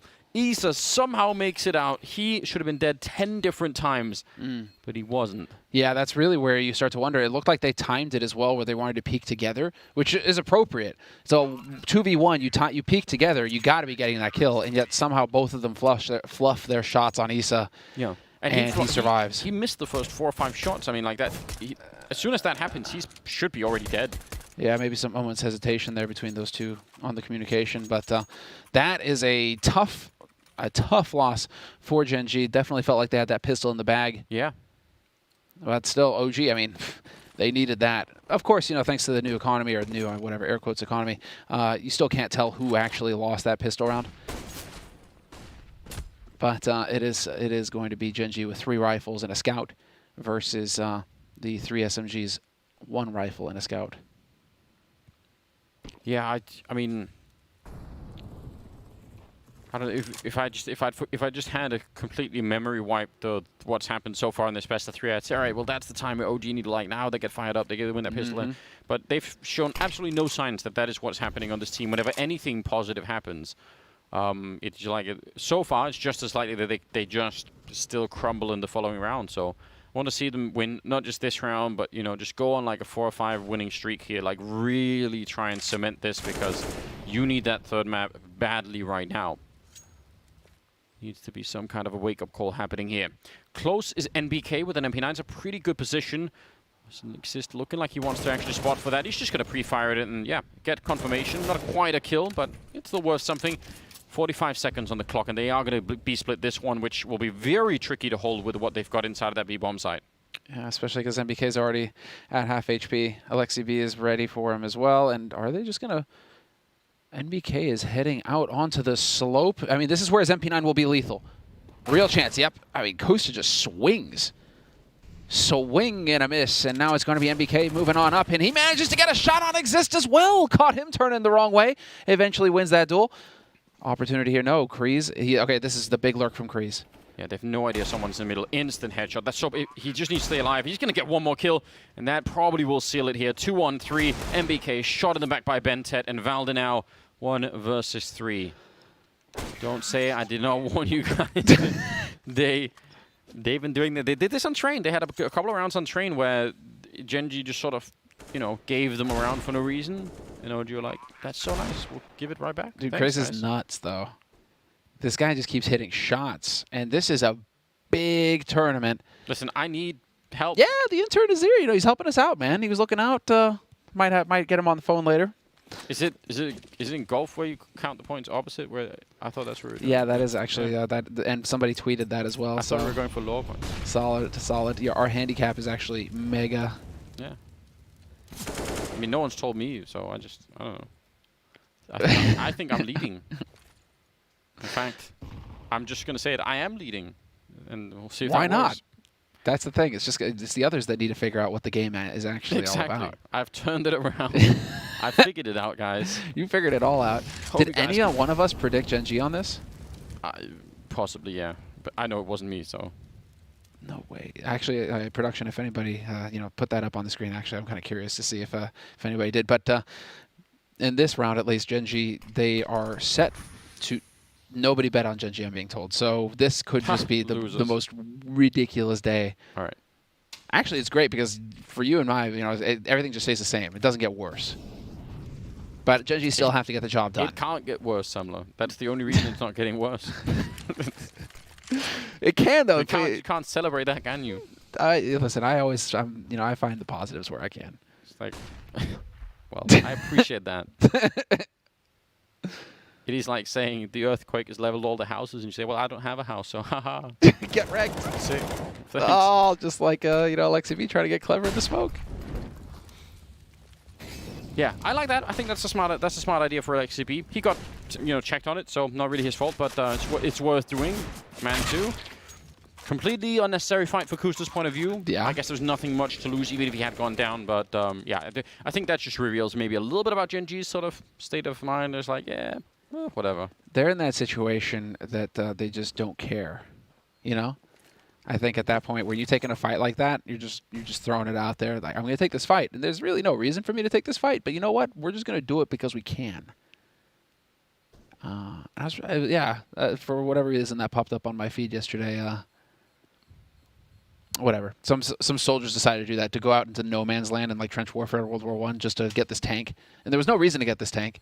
They just kind of did it because they could. They just felt like it. Just felt like it, And it turns out that is like the lone surviving tank that we actually have because all the other ones were destroyed. So just because those guys didn't care, we actually have one of those tanks in a museum. I'd happily make some World War I references about what happened to OG at the moment, but that might be that might get a bit spicy. They're just caught in Flanders Field right now, Anders. Yeah. And they can't seem to get out. It's not good. And they're slowly losing their minds. 12-6. They don't really have any money to work with. There's not a lot going on here. 19th round is coming up, and a little bit of a challenge for the scout in the middle. But I think not only would OG have to have some kind of a massive awakening from here on out, but it has to almost be time with Gen.G sort of putting their brains on cruise control or something like that and forgetting about the game for a short while, because they're 4 rounds away, and it's I don't know how they bring this one back. Yeah. Very odd indeed. They've got, it's just going to be taking some crazy plays like that. Or, you get some correct gambles that go your way, such as this one. OG right now, they've gambled 5 on A. It's a stack on A right now in this eco round. And so it could work their way, and this could pan out nicely for them. Gen.G, however, seems to have sniffed this out because they've spread out, and now they're just holding angles, playing the clock. And you can see now OG kind of going away from that stack. And so this plays into Gen.G's favor as the round continues. Bentet quickly checking as well. 50 seconds. And, well, the wait, if nothing else, has meant it's now a 3-man stacker at this bomb site. Make that 2 with the kill from Kusta there. So, yeah, just even waiting a little bit of time here actually helps them out. A nice grenade, but it doesn't change the fact that MBK will have to be an absolute superhero with this scout. His feet are on fire. It's all gone horribly wrong. Yeah, that's essentially it. So we will get that 13th round on the board for Gen.G. Just looking phenomenal. Hey, it's just round after round. They just keep this momentum. It's never really feeling like OG are getting into this in a meaningful way, Anders. And I'll tell you why. That's because they're not. That's because they're not. So you're just a very studious observer of reality. Nothing gets past you. I wish the absolute struggle. I wish I wasn't. I wish reality was different right now. I often do, in fact. One of the worst things about reality, in some sense. Yeah, usually it doesn't really work out, But right now, Valda and Alexi just walking away. Valda has a little bit of armor. There is nothing much really to highlight from OG's point of view at the moment. 13-6, ladies and gentlemen. 3 more rounds for Gen.G. It'd be shocking if they couldn't find them somehow.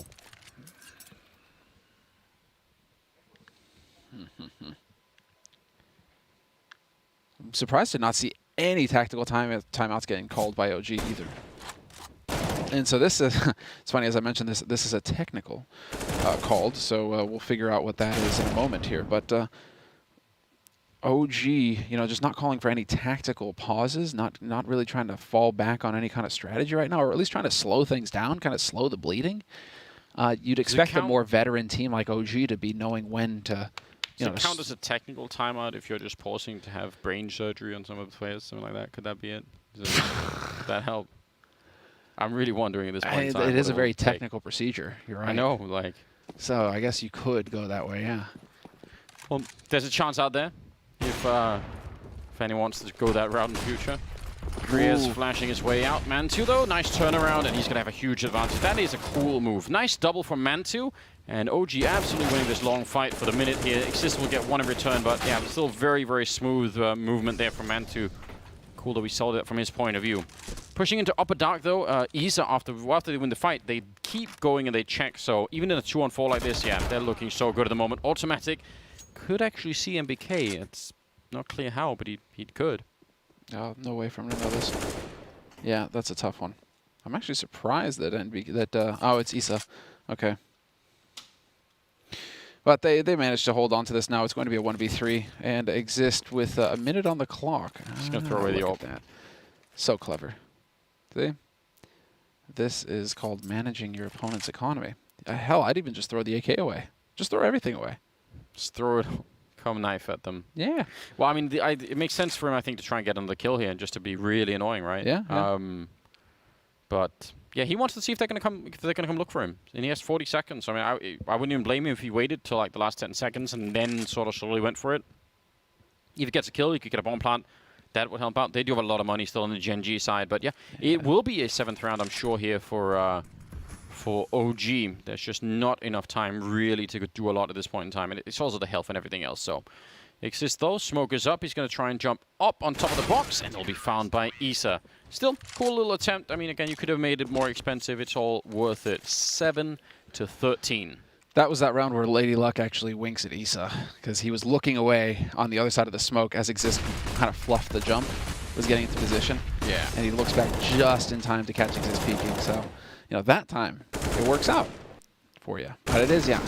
13-7 in favor of Gen.G. They've got the money for a full buy. We will have full buys across the board here, but no AWP because Exist managed to chuck that sniper rifle over the wall in the last round.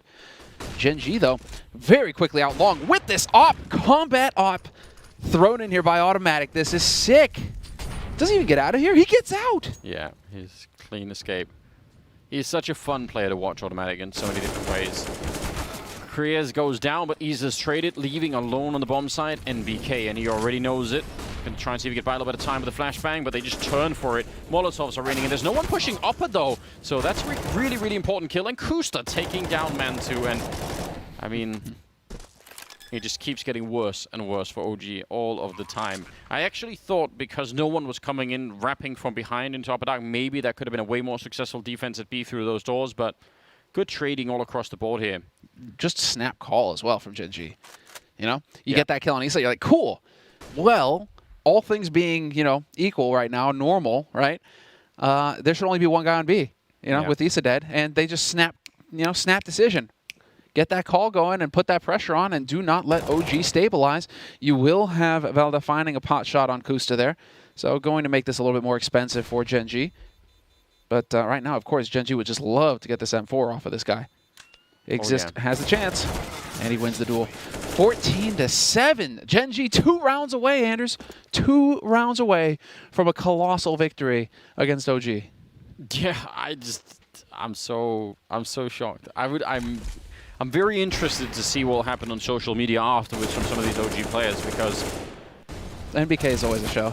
Yeah, I just think it's not really acceptable, if I'm being perfectly honest. I can just hear the disapproval in your voice right now. I really think that. So you thought it was a good idea to stay out an hour longer than I told you was acceptable. You know, you needed to be home at 9:30. It's currently 10:30. Can you please explain yourself? Oh, that's such a... He just sees that. Calls it in for Kusta, who's ready. Man, just a tiny, tiny margin there. They could have made their way past, but they get completely caught in the middle. Bentet continues. Big double. If he hadn't seen that one, Automatic, I mean, that could have gone spoiled out of control. So really slim margins for that one, but a good little spot. MBK does take it down. Continuing to fight in the middle. He's got 6 health left, and eventually I'm sure they'll get rid of him. Throwing everything at him right now, but from CT spawn, it's going to be Exist. No, sorry, Kriya's and Exist, both of them helping out there. 15-7, and yeah, I mean, I don't know. This is just excellent stuff here from Gen.G. they're keeping their cool, Anders. You know, that's the thing. If anything, I was expecting them to get ahead and then to start kind of, you know, trailing off, right, as the nerves could get to them. Yeah. You know, but we're seeing Gen.G just maintain that momentum. They really don't slow down. Yeah, they've kept a really good focus. Been only a couple of rounds where you sort of thought, okay, maybe they're going a little bit too hard, but no, I like it.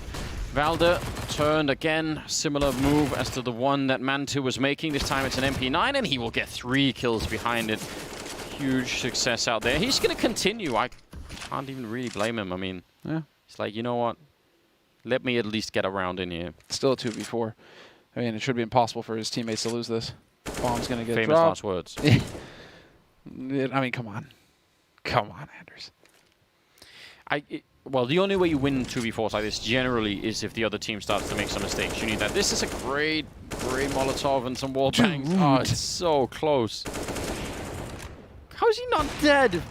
Finally. For 2 HP, you had to get the op shot on him, right? Yeah. Now, that's a scout on the other side. Automatic, he's going to be flashed into that one. It's just got a lot weirder, this one. They have the double smoke. They have the Molotov. Well, they're going to use one smoke there. The Molotov as well. 50 seconds. Problem for OG is they can't really, with 50 seconds, they can't, now they have middle. This is a huge difference. So I was going to say, otherwise they can't really start to really gamble on the A-bomb site. But Isa being here definitely changes things up a bit.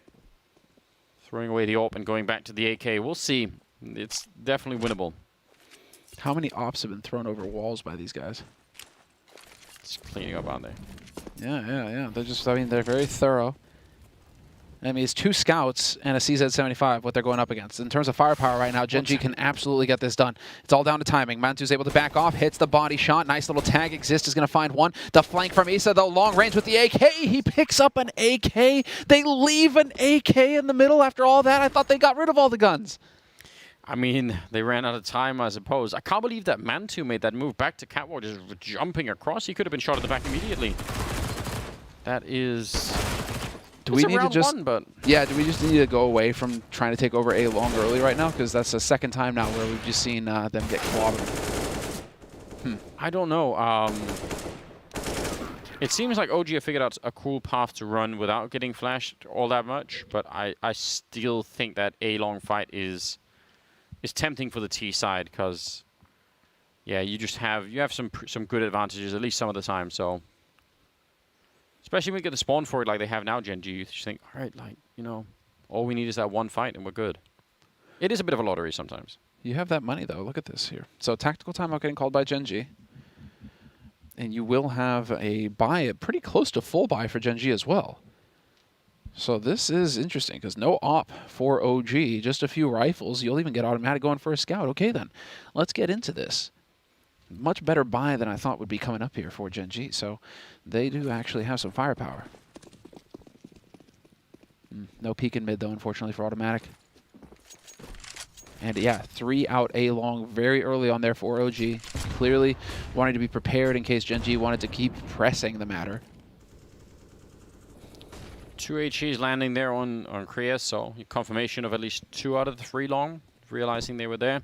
Don't think they were in a position to do anything, you know, anywhere else necessarily, but I mean, sometimes just counting the grenades can make a bit of a difference. Obviously, when then another 20 seconds go by, you sort of can't really count on that any longer. But yeah, sometimes if you're in the right position, you could act quickly. Classic smoke up on Catwalk. Could do any number of things with that. Indeed. Yeah, this could still go anywhere, but they're maintaining their presence on Catwalk right now, Gen.G. And to be fair, this wouldn't necessarily be the wrong call because nobody's going to challenge you on Cat, and the only one who could try is Mantu.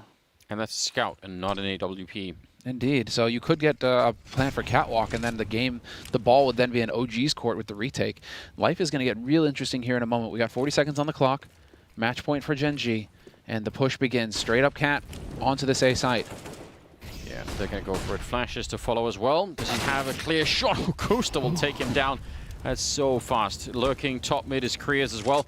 Valde might want to try and push out, but if he loses that fight, I don't know if they can actually do this. Bomb is going to be down quickly, and there's still a Molotov on Krios and not a single smoke. Well, he's in the middle, though. That is a bit of a problem, but that Molotov could be massive for him if he could get to Catwalk somehow. Alexi B, one big kill. Good flash from a teammate, but Bentet unblinded just in time. He's got his knife out, and Issa still not getting the kill. I mean, it's a 1-on-3. There should be no way. Yeah, I mean, throwing that out is going to be fun, but they should be able to get this in. Krios running away. It will be a 9th round here for OG, but if he could have made it there somehow, that one Molotov could have done so much damage. Wow. Still only the 2 surviving, but yeah, another round closer. And CS is a beautiful game in that it is not over until, you know, the score is there. You 1 round at a time. And there are certainly enough veterans on OG's side where they should know that, right? 1 round at a time. Don't even look at the score. Forget what the score is. You're just playing your game. I mean, you got, you know, you got offered a little bit by Exist a chance there, I think. There was something. There was something that could have worked with, but yeah, this is still just going to be a half fight from Gen.G. Ooh, all grouped. Did we just get the full YOLO on to B? I would appreciate that. I would like that. It's not a bad round for it. MBK only has a smoke, so you know they're going to come blasting through that no matter what, once they made the call. Actually, MBK needs at least a kill and to stay alive. The closest... Oh, this is a problem, though. The closest that the AWP to him in the middle, that's not that great for helping him out. You want Issa to be closer with that M4 so he could do something. Some taps coming out. They love hearing that because all they want to do is time the reload as they're coming fly up. There it is. Reload already. Issa a little bit close with his back turn. NBK standing up. It's going to be a grenade kill at the end, but still not such a bad trade here. Issa really helping out now, and Manchu also with the AWP, and they will shut it down, but that could have definitely gone wrong. It's not a bad idea for Gen.G at all. No, yeah, that's it's so close. If it's a 2-on-2, I mean, that was a 2-on-2, and they did not manage to make it through. That HE actually really stumbled things there, thrown in by Issa. The slow just kind of made it really difficult to get out of that smoke. And NBK looked like he was able to get the spray off in the nick of time. So again, all these things that are just slowing down the progress, just whittling away at your speed. 5 rounds separating them now. 15-10. OG match point still, 5 of them, and a full buy now for both teams. Automatic just being able to squeak an AWP out, and Mantu fully equipped. If you look at the kills, I mean, some of the OG members are starting to sort of wake up a little bit more here. Oh, He's yeah. at 19, MBK at 18, you know, it's slowly getting there. Kuster is still at 24 on the other team, so that's very cool to spot, but yeah. This is where you still have to get it done, Anders. Maybe we're getting a little ahead of ourselves here where, you know, the nerves are going to, you know, we're surprised at how well Gen.G are holding up under the nerves. But, I mean, you still have to get that last round. Exist going to find one, though. That is NBK dead on the B site. Alexi B caught in CT as well. Really trying to pour the pressure on here. Gen.G just barely making it out alive. But little do they know. I mean, Issa is alone. If they kill Alexi B there, I think that they just spring the trap, Gen.G, and just go barreling onto that B site because then they would have the information. Yeah, definitely. But they might still do it just slightly delayed. I mean, they just got confirmation that someone was pushed all the way down the end of long. Yeah, I think they're going to show up. Although now he's got some backup, so maybe they could hold it. He's low on health. They don't have any smoke, so Molotov to hold it back inside of the B bomb site. So it's going to have to be some fairly clean kills coming out. Flashes in, Issa lining up for a nice one, and they couldn't actually catch him. That's huge. More grenades raining in 25 seconds. Bentet's here to catch someone, but again, it doesn't really matter if they can't break through to the B-bomb site. They still need to win that fight. 19 seconds on the clock, and let's see if they could do it. It's all on this. Valde catching a kill. None of that matters right now. It's all on holding the B-bomb site. 10 seconds. That smoke goes up, and at least they're going to get the bomb plant here. They do have another smoke, which is actually really annoying for OG. But a 2-on-2, and this could be the map right here. Yeah, take your time with it. Oh, some clever stuff coming in here. I really like this from OG. A little bit of a gap you can see here right over the door. Super cool. Unfortunately for them, nobody peeking that angle, though. And right now, Gen.G are expecting a push from Upper Dark. They need that second smoke to come into play, though. I think they already put it down very quickly. First kill coming in, and now it's on Valde 1 versus 2. He spots the guy in the back, but it won't matter. 16-10, and Gen.G upsetting everything here and taking down OG on just 2 maps. That is fantastic. What a performance from Gen.G. You can't help but applaud. Yeah, I mean, that's just... no, like, that's super cool. I mean, NBK's face kind of says it all right now. if you're OG, this is a monstrous loss. You are not supposed to lose games like this. Yeah, absolutely. This is, I mean, this is really not meant to happen at all, and I can't find a nice way to say it, but it's just not acceptable if you're OG. You can lose to a Gen.G, maybe that's fine, but it's more, for me, it's much more about the manner in which they ended up taking this loss. That was, it was some very, very uninspiring Counter-Strike coming out from OG. And I don't know what that is about, but that is they're gonna have to fix that right away. It's a real, well, I mean, obvious glee. You know, it's just, this is so good for Gen.G though. These guys have been out in the woods for so long. You know, guys like Automatic, like Kusta, just been grinding and trying to come up with results. And, you know, glad to see that, you know, as far as the stand-ins are concerned here, you know, Exist really slotting in. He was doing very well on Dust 2, on that defense and on offense. He was looking very solid individually. So, you know, solid performance across the board for Gen.G in this match. And OG really left wondering what the hell. It's not the first time that we've seen these guys completely fall apart, though. So, I mean, no, I guess not. I'm curious to hear what the analysts have to say in regards to OG's performance, because, I mean, they look like they were on the up and up, like you mentioned at Blast. They were looking real good last week when we were casting them. Listen, they're over at the blind spot. I hope they had very many drinks, because that was needed to try and even just cope with what was going on here. How do you guys feel over at the blind spot?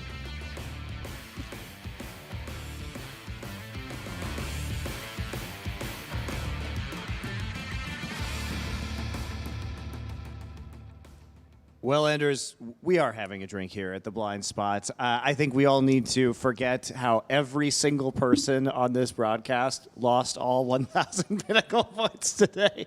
And of course, you have to say, if you were to peg the least likely outcome, if you were to look at all of our opening matches in Flashpoint 2, hands down, the least likely outcome was Gen.G 2-0 over OG. Literally nobody with a sane mind would have selected that. I think OG is like ranked number 5 or number 6 in the entire world. And Gen.G have that Kriaz guy, who, by the way, carried in this series. No one even knows.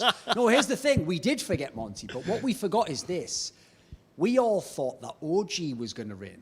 But OG, original gangster, the original gangsters exist, and he was like, don't ever pick trash against me. So little reference back to the old days, the good old days, you know, when you could pick teams to win games. I mean, you must be over the moon if you're Gen.G right now. You show up with half a team to Europe, have 2 stand-ins, and you take out OG, who, as they were mentioning, was doing quite well at Blast. So this is a pretty astounding upset. And for OG not to even pick up a map, to lose their own map in that fashion is staggering. It is staggering. And I got to give kudos to Gen.G and it exists in particular as well, because his individual form, it was on point. Yeah, I mean, he was defending towards that B on Dust 2, getting 3Ks, 2Ks. OG couldn't get into the site. And my biggest fear for the individuals like Exist, like Kriaz, is coming in and rigging for a squad like this. You don't get to get your roles. You don't get to defend the bomb sites that you feel most comfortable on. So to see these guys come out in this opening series and perform to that level, it's impressive. But the question still remains, was it OG just failing and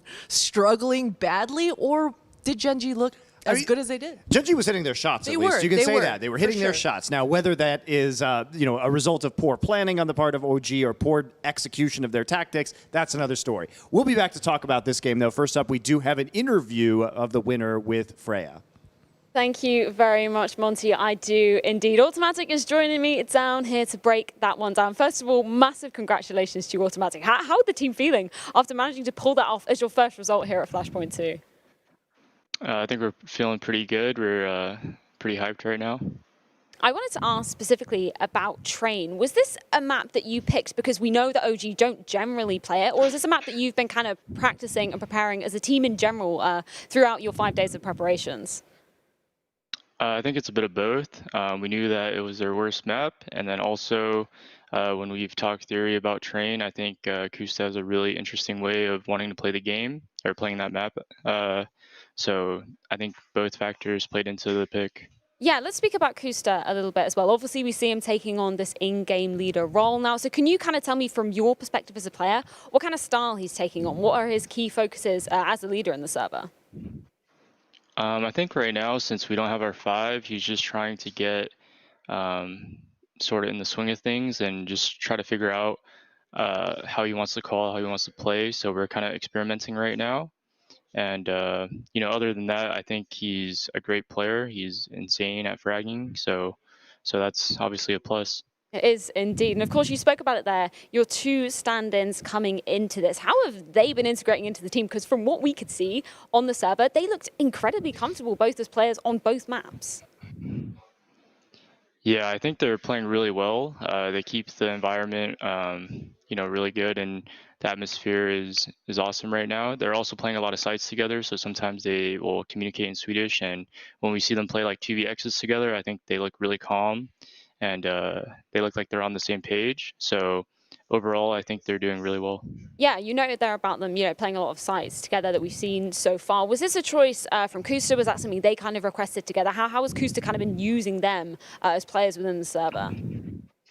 I think it just kind of worked out. When it was just me, Kusta, and Bentet, we talked about what spots we wanted to play, and we just had them fill into the spots that we didn't really want, and it just kind of worked out that they worked well together, and also that they're pretty good at those spots. Now, I know that Elmer Puddy said just before we came into this match that the key focus for you guys was to make OG look uncomfortable, and it definitely did look like that inside the game. So from your perspective, what were the key focuses kind of coming into it? Did you have to adapt anything around OG, or was it easier than you maybe anticipated? I think for the most part, we were pretty comfortable in the mid-round, at least in practice. Where we fail is when sort of our default fails and they punish us for trying to slow default. But once we can get map control and play slow, I think that's our strength. So yeah, we just got into a lot of those scenarios and we're really good there. I think everyone gives a lot of good input. I mean, the Swedish guys are known for playing that way, so I think that definitely helped. Yeah, Emma Puddy kind of mentioned just beforehand, obviously we see Exist frequently in that in-game leading position, obviously not in here, being in that stand-in role. So what is he kind of giving in terms of that input? Has he brought any strats, from his previous teams to the kind of, refresh the scene here with you guys? He didn't really bring too many strats because I think we just wanted to just play, but he brings a lot of experience and he tells us a lot of like good reminders mid-round and things like that. And I think that's where his experience really helps. But other than that, I think we're just all kind of mid-rounding, and then also Kenny's doing a really good job. And of course, you will be coming up and facing against Virtus.Pro later on in the tournament. We heard it from Yakinda earlier on. He had a few harsh words, perhaps, about Gen.G. So I'm wondering if you have anything that you want to say to him ahead of that next matchup. I have nothing to say. I mean, they're playing pretty well. Hopefully we can stop the streak, though. Well, thank you so much, Automatic, very much for joining me. A few celebratory drinks, maybe, for the guys from Gen.G over there, but maybe a few drinks to be drowning our Pinnacle prediction sorrows over at the blind spot. Yes, it is a time for mourning our Pinnacle predictions, that's for sure. When we come into this one, going back to the Akindar interview, there was only that 2% chance that he gave. What a genius, though. You didn't make it 100. I questioned him. You said 100%. The 2%, he was right. But never doubt Akindar. Listen, this man expertly picked that out. No, what I found interesting, actually, in the interview there, aside from the potential lying about whether Exist actually does anything in the team at the end, like that seemed a bit like he was like, he just didn't know what to say and he was caught a little bit, by the question. But earlier on, when he's talking about Kusta, who, by the way, was fragging out of control in the second map, while the IGL, while working with 2 Swedes as stand-ins, one of them totally inexperienced, putting them both in the B-bomb site. Obviously, he was, experimenting. He was the mad professor. He was tinkering around. He had the dead body of Exist on that table. Then he caught the lightning. It's alive! Next thing you know, what do you know? OG's out. Oh, they're not quite out yet. They're almost. They're almost halfway out the door, put that way. 1 foot out the door for OG. How'd you like that grudge match in the lower bracket, Monty? The OG versus C9, where, by the way, because they're both 0-2, probably out of the tournament whoever loses that one, especially if they get 2-0. Yeah, and speaking of that, let's take a look at the bracket here, everybody, for our final group, the Tower of Babel. Gen.G 2-0 over OG in a stunning upset. They will go up to play Virtus.Pro, and now Cloud9 dropping into that losers bracket alongside OG. And as you said, Thorin, here's the real kicker, guys. So yes, one of the 4th place teams that we have will be able to still make playoffs by participating in the last chance qualifier.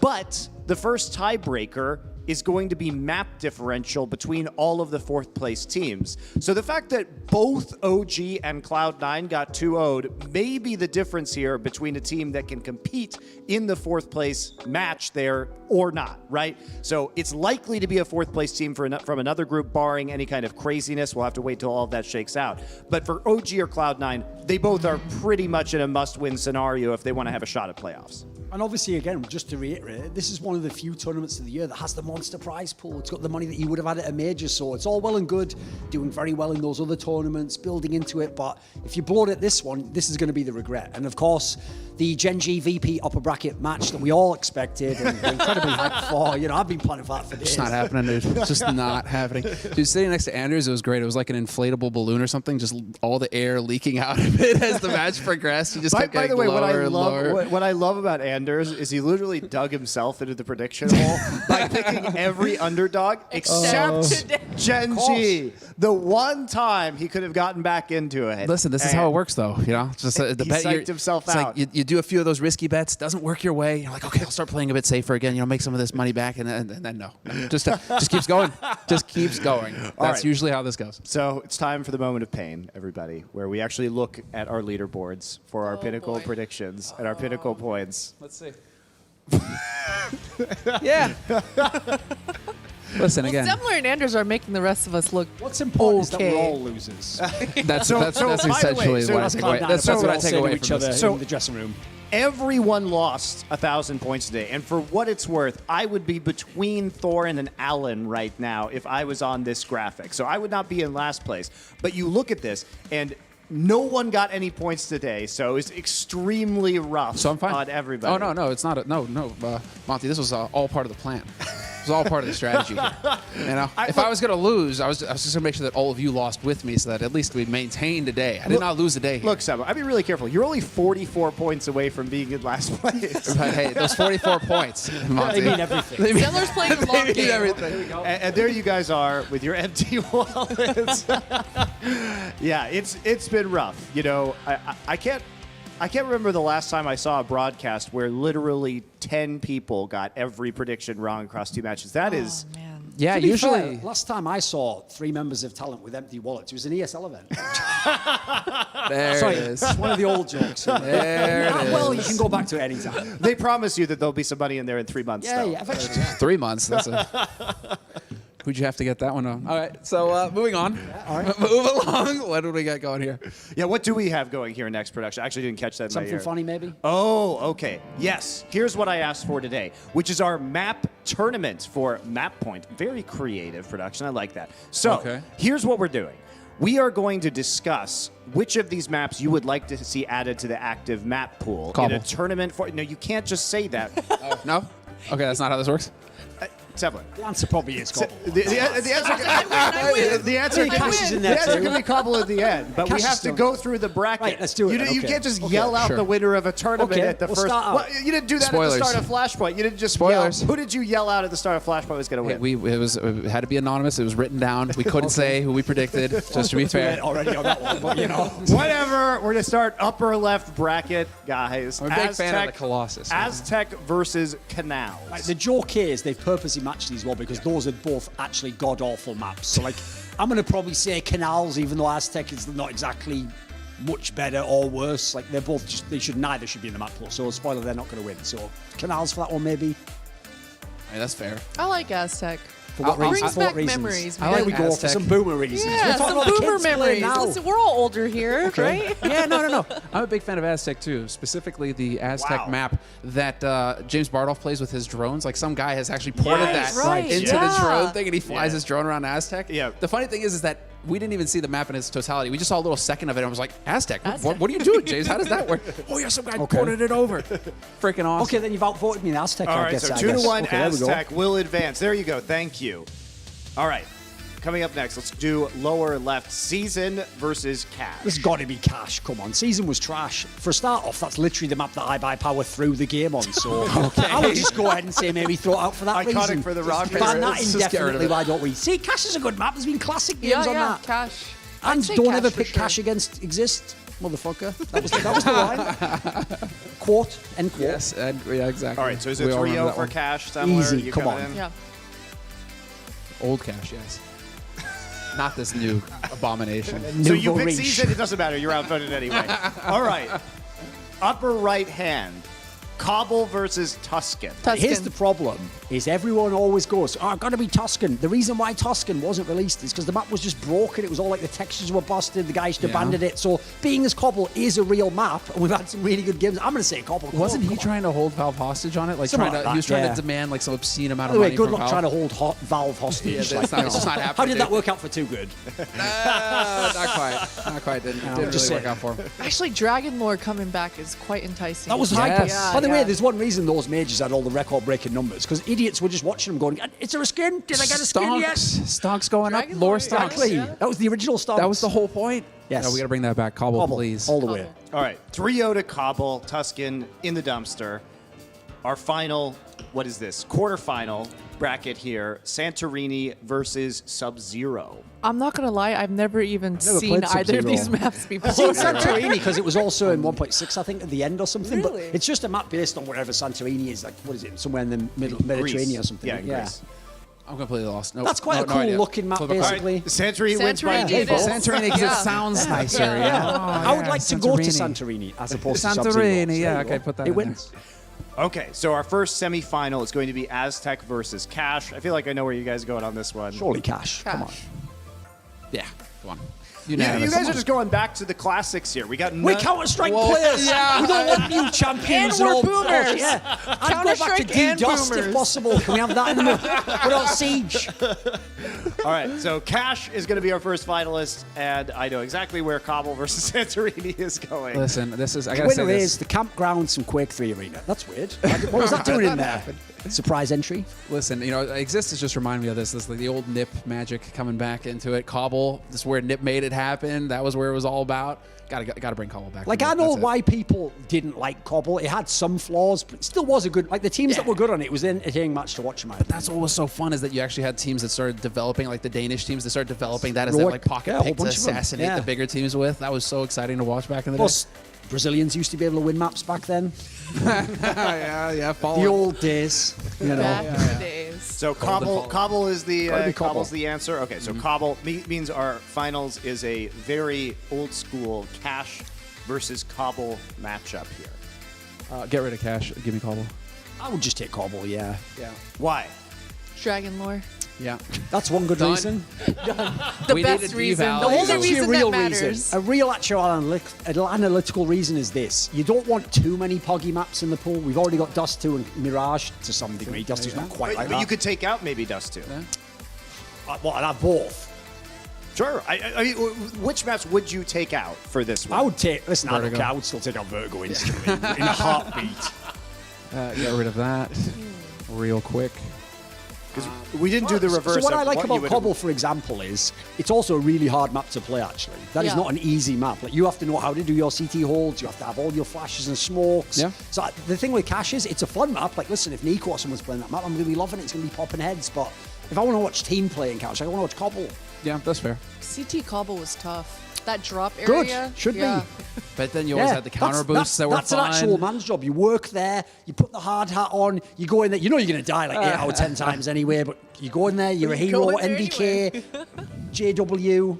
Yeah, Remember when yeah. JW used to actually, he was banned from using rifles. He had to only use like semi-automatic guns and shotguns in that drop-down area. It's true, and then B-side players want to get paid the same, and you were just like, what the hell is this? Exactly. Life They're isn't just over fair, there Anderson. chilling. Life isn't fair. Yeah. It's just the way it goes sometimes. It's like, oh, you all died in there again. I'm saving. Tell you what, if we had Jame in here right now, we'd pick that map instantly. There you go.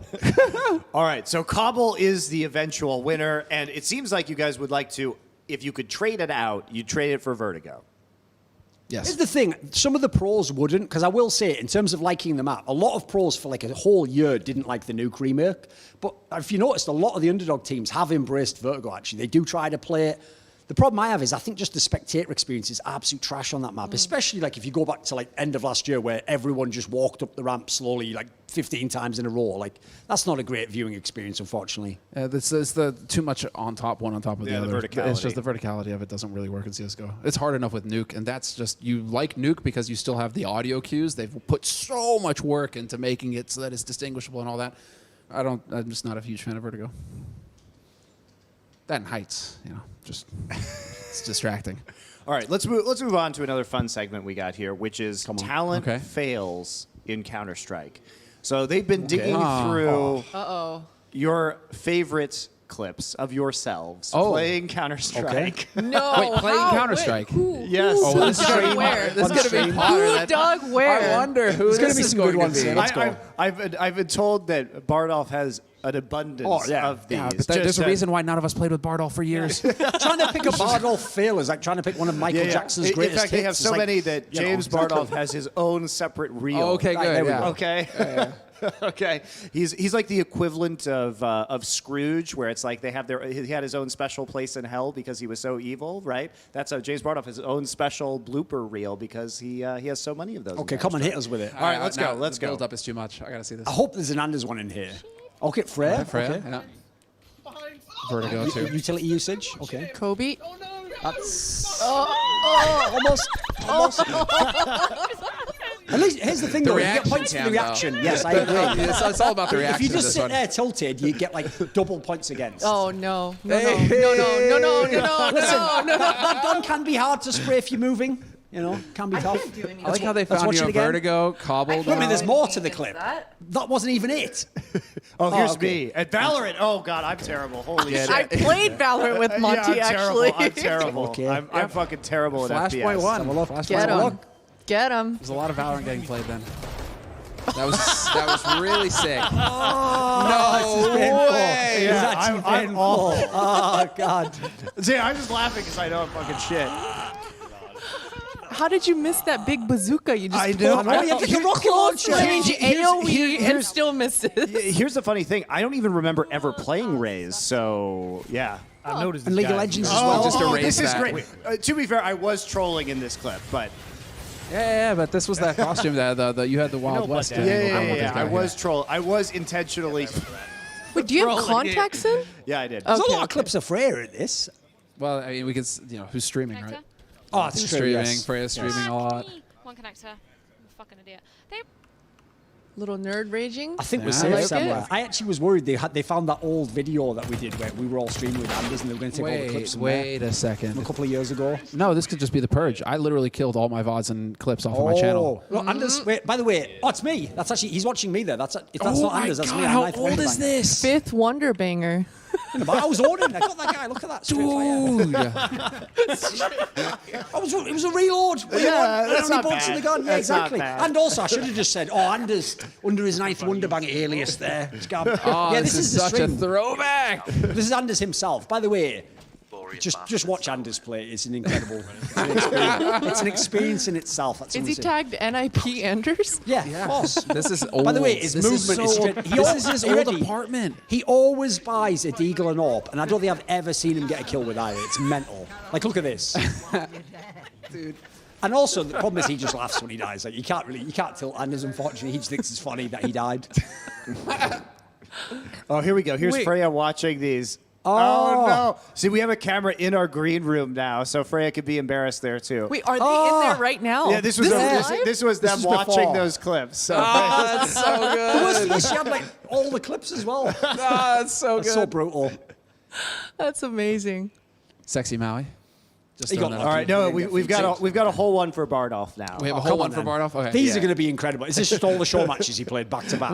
You know, in my defense, He shoots a lot. I Bardolph, yeah. really never played tac shooters growing up, so I am Bardistan is uniquely bad. a wealthy country. Problem is, I never played Danger Zone, so I have no idea what it's going to be like.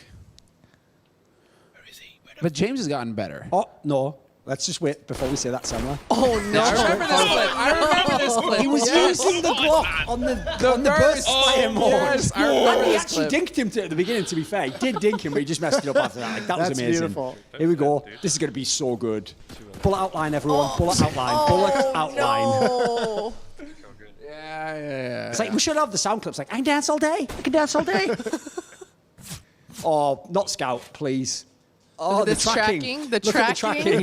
This is like, an it's like an LG. AI It's bot not trying an to LG. update, like updating. I'm blind. Updating. Totally not painful to watch. Oh, How does he start just like, okay, let me face this guy? He needs a pistol different set from of a mile keys. away? He would have owned if he'd have had the different set of keys in. The keycaps were Who the does problem, this? I agree. Yeah, that was the problem with that one. He didn't have his lucky ones. Whoa, what's his camera angle here? Okay. Oh, is he trying? Wait. Look Oh, at he's this gonna get backed out movement. instantly Look at by this guy. You ready? movement. Oh, he's trying to go behind. Wait. Pulled out his... Here we go. Oh, does he get killed by the helicopter? Does that, can that work? no. Does that work? Come on. Come on. You're kidding me, dude. Come on. Come on. Come on. Ah, Come on. all that. That's Wait, isn't it ridiculous. Prius that's a god at that? That's right? Rush. No, It's Rush. Rush. No, Yeah, Rush yeah, is a yeah, god yeah. at that one. Yeah, he's this a game. he's a movement god in Danger Zone. Yeah, that's Ooh, it. that was a not bad first kill. Decent. Oh no! Oh no! Okay, spoke too soon on that one. Bardolph giveth and Bardolph taketh away. I feel like he's going to get insta-banged here. He's going to drop behind someone, try and shoot him point blank, and then they're going to do the insta-turn and kill. Are you ready? You ready? 2 players. Two in main. Oh my god, I'm so. Bloody hell. Oh no. Oh, come on. Ooh, More. we're going back to More Kabul. punishment. This doesn't There's end. more. I Going know. back to Kabul. Wait. He also uses that logic as well, where it's like, I only use unorthodox weaponry. And unorthodox crosshairs. Look at this T crosshair coming out from Bardolph. Yeah. Because there's a clip with a Mac 10 on Kabul that I remember that made me so angry at him. Oh, look at this. Look at this. Oh, come on. It was a different guy who shot him, to be fair, but yeah, he did just get his head banged off the knee. Oh, come on. What's he doing? More with that? Bardolph. He's got in mid of the Just bomb. doesn't end. It doesn't end. It actually doesn't end. What is he doing? Stay alive, guys. I'm It seems production had an abundance of clips. He's in a clutch or something for here. James. Oh, he's going to get missed both. That is unbelievable. That is actually unbelievable. That is holy moly. His reaction is so good, though. Swear to God. Move! Not. Oh, he's blind. He's going to trap. He's trapped. hostage. He's trapped. He's trapped. He's staying there and he's trapped. Get me out. Just get me Trying out. to out-heal himself through the Get me out. molly. Just get me out. Oh, this is good. my. See, you know was good. that gives me hope as somebody who has played almost no tax shooters over the my life. Like it pleases me. You could be one of us. There it is. Who knows? You too could be a play-by-play commentator in CS:GO. There it The is. hope is still there. The hope is still there. You know, it's funny because when I started doing Overwatch, I literally played tanks because I can't fucking aim because I spent my entire life playing RTS and MOBA. So I was just like, finally, a game I don't have to aim in. It was made for you. It was You just made have for to you, play with Monty. James and bait him. That should be your strategy is go pug with James and bait him. Too funny. Too funny. And obviously, we would have showed one of DDK's big mistakes, but there's no actual footage of him leaving and going to Valorant. So it's a slow burner, that one. It's all right. It's all right. You'll get it. You'll get it. Solid. Rough. All right, that's the last bell for us. We are going to take a look at our schedule for tomorrow, which will see the return of Big as they take on Fours in our winners bracket match coming up first. Probably just 2-0 and bankrupt us all on the pinnacle points there. Why not? Just keep going. Followed by Envy versus MIBR in a very interesting battle because Envy started strong there. MIBR lost pretty hard, won their Vertigo map very closely against Big, but then kind of got banged out again on the third This map. is what I call a time machine match, because if you had a time machine, this game could be That would amazing. be amazing, yeah. 2 major winners. Sadly, it's 2020, so, probably just be all right, I'm guessing, All right, so that's going to be our schedule for tomorrow. Thank you very much for joining us at the Blind Spot today. We'll see you for that Big versus Fours match, 1 p.m. British time, 2 p.m. Central European time. That is 5 a.m. Pacific time and 8 a.m. Eastern time in the United States. So thanks a lot. We'll see you tomorrow.